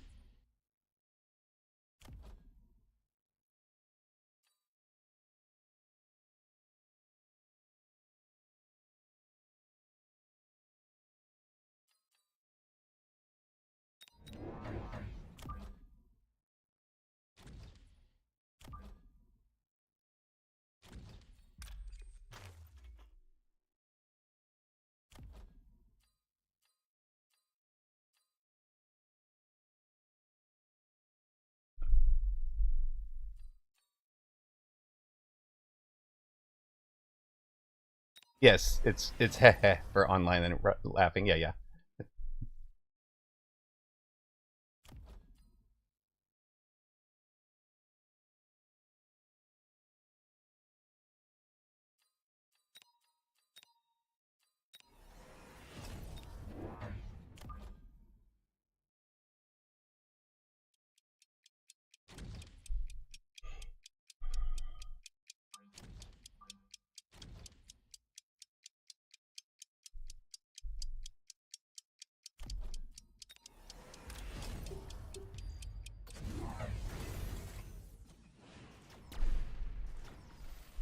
He missiled out the flanks. Ish. He missiled out the flanks. Ish.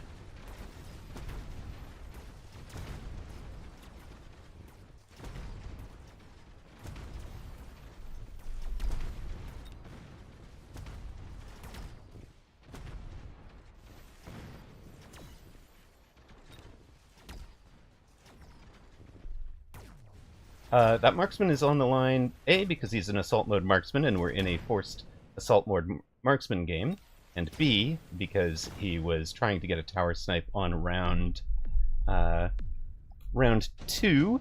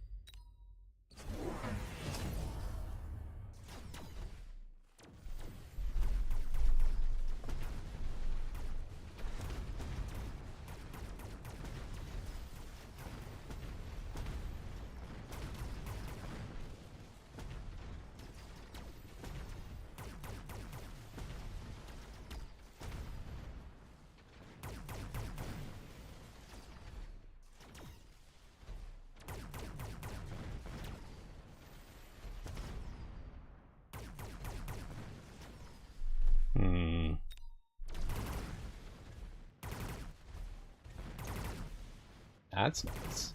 That's very nice. Go get him, team.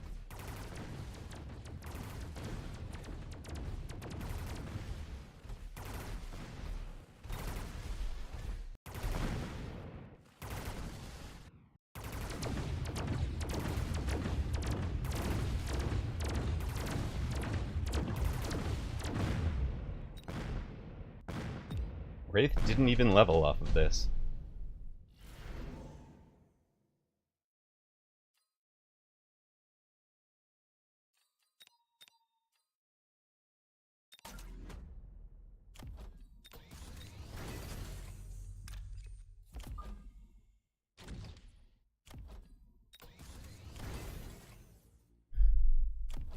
$350 for assault mode.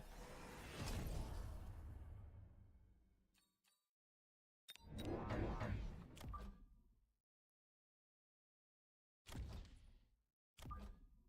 give you some Fang on the line as screen. You're going to be right here to play some defense.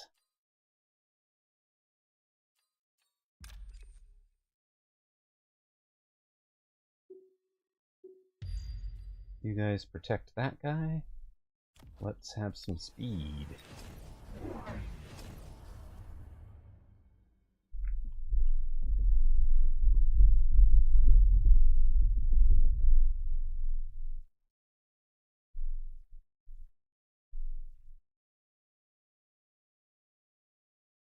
Flank Phantom Ray Oil Dogfire. I love it. I did have a very fun Crawler Dog Phantom Ray flank in the old Crawler Phoenix Arclight positions. And that one actually went very, very nicely for me. It drew opponent into an aerial, an anti-air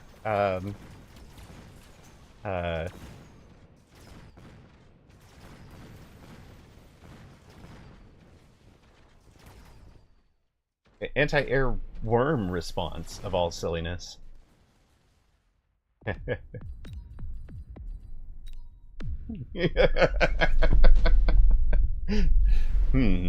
Now what silliness? Oh, of course. Well. Hold up. Hold up. That got silly in a hurry.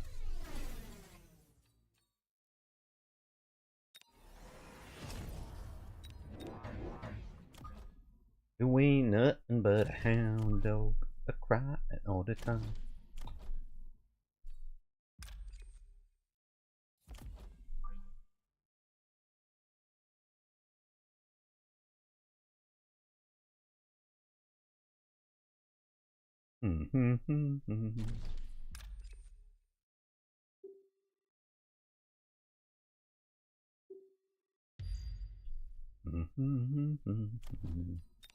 Go speed, go!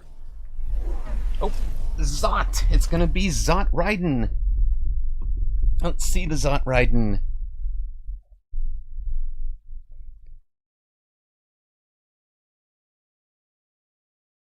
Ray Oil is pretty small, but like, there's definitely a thought there.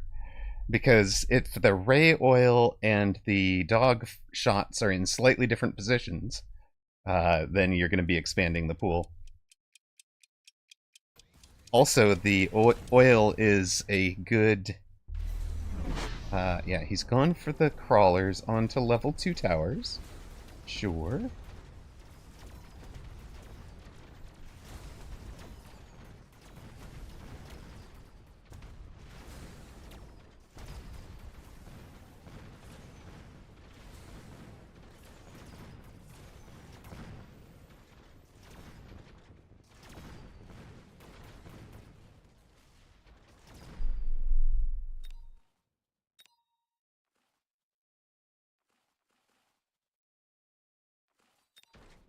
Nothing left that shoots up.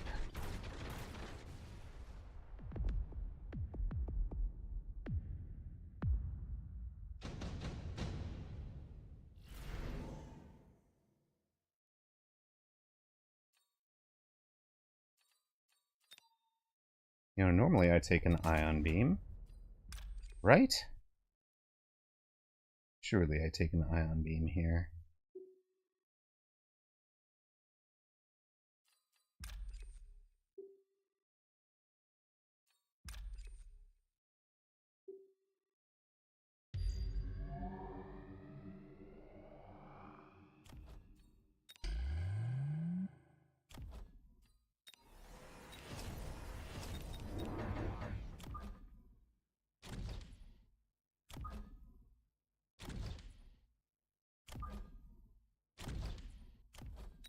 And more speed.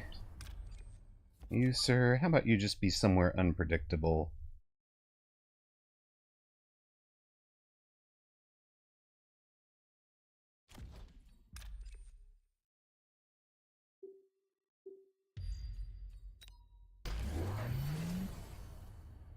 Both sides take the shield fang. He does not take the beam.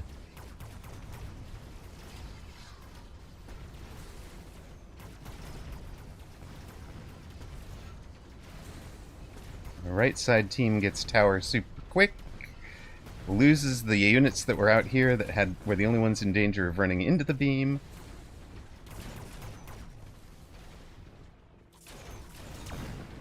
Feels like Dog Hound is a legit comp, Ozponty. Man's best friend. Assault man's best friend.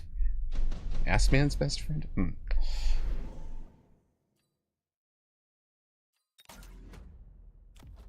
Oh, whoops, I can't stonk that.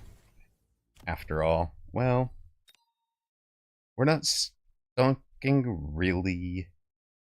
We're not stonking for the money, we're stonking for the rubbing it in. Right? Right?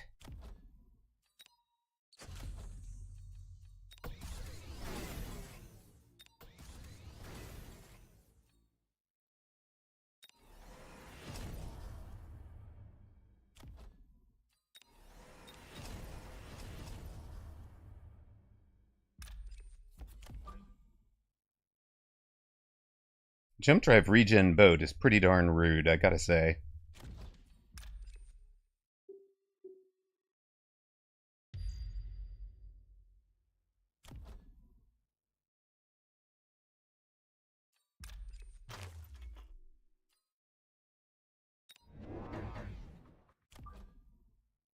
I'm not sure how I'm gonna look at myself in the mirror after this one.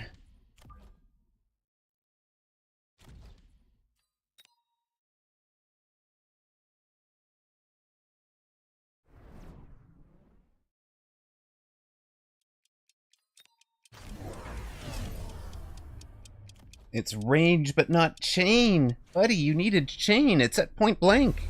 You've got to get the EMP onto the guys on the back quicker. And at least, like, oh dear. Oh dear. Oh dear. Oh. It hurts. It hurts watching this collapse so quickly on opponent.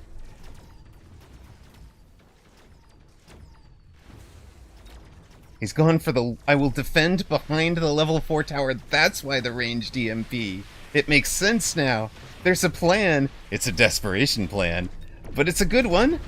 Ish. It didn't work. But it was a good plan. You're gonna look at yourself in the mirror with a smile. How are you gonna sleep? How are you gonna sleep after this one?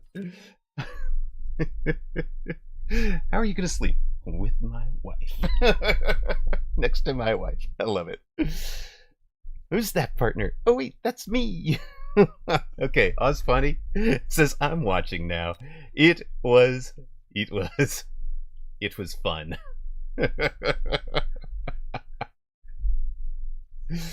Literally, we set the ground on fire. The ground is out by the time that we get there. The fangs are out in front shielding the dogs.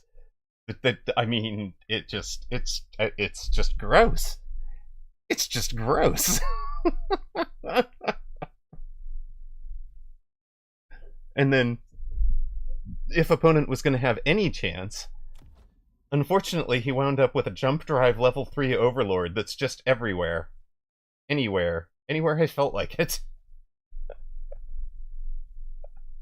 We never bothered teching it or the Farseer, because they just do their thing down there. They just do their thing. It's fine. That was good. That was good. That request certainly redeemed. I'm going to mark that redeemed. Okay. Plus 25. That's a way to end a stream. 9-4 here, 1-1 on twos, so a 10-5 record for the day with a couple of good replay reviews elsewhere in the VOD. So 10 and 5 for a day, guys. 10 wins, 5 losses, 2 good replay reviews. I'ma call that a day. That was fun. Yeah, it's a nice run, right? Feels good. It did not look like, I mean, it's... Morrocan, it's actually better than that, because we started out 1 and 3. So we went, like, we finished out 9 and 2 over the rest of the day? It can't be right. Huh? 4, 5, 6, 7, 8?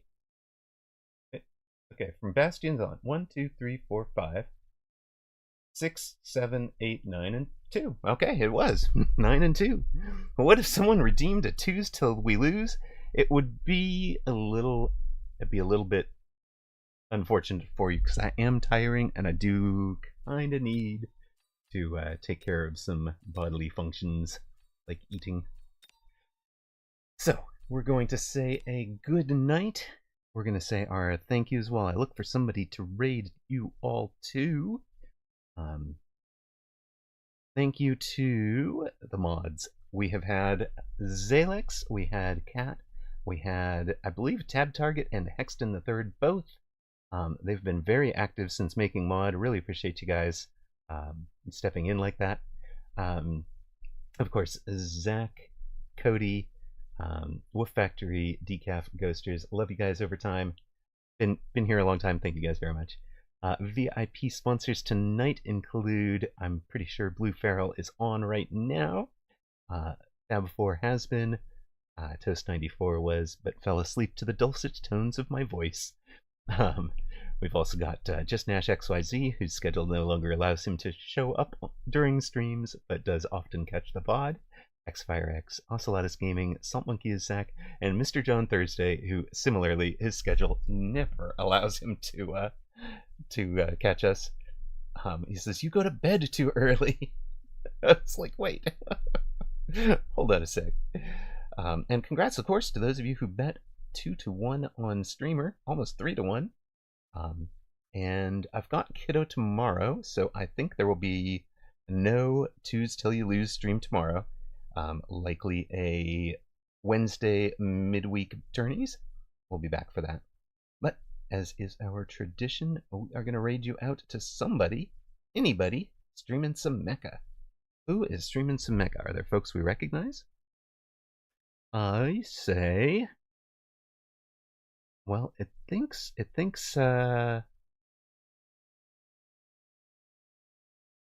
there's one that says noob on noob violence that just started. That's kind of silly. I mean, noob on noob violence, but they're doing 4-player free for all. Let's go over to Relly Blades, who we know has done some things.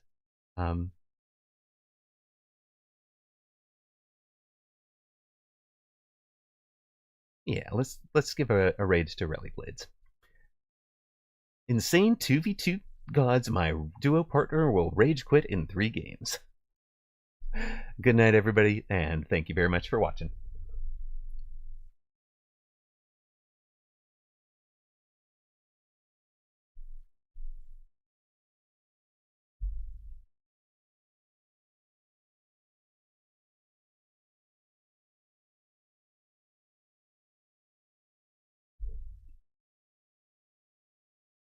No 2s on Tuesday. Exactly. Whooped.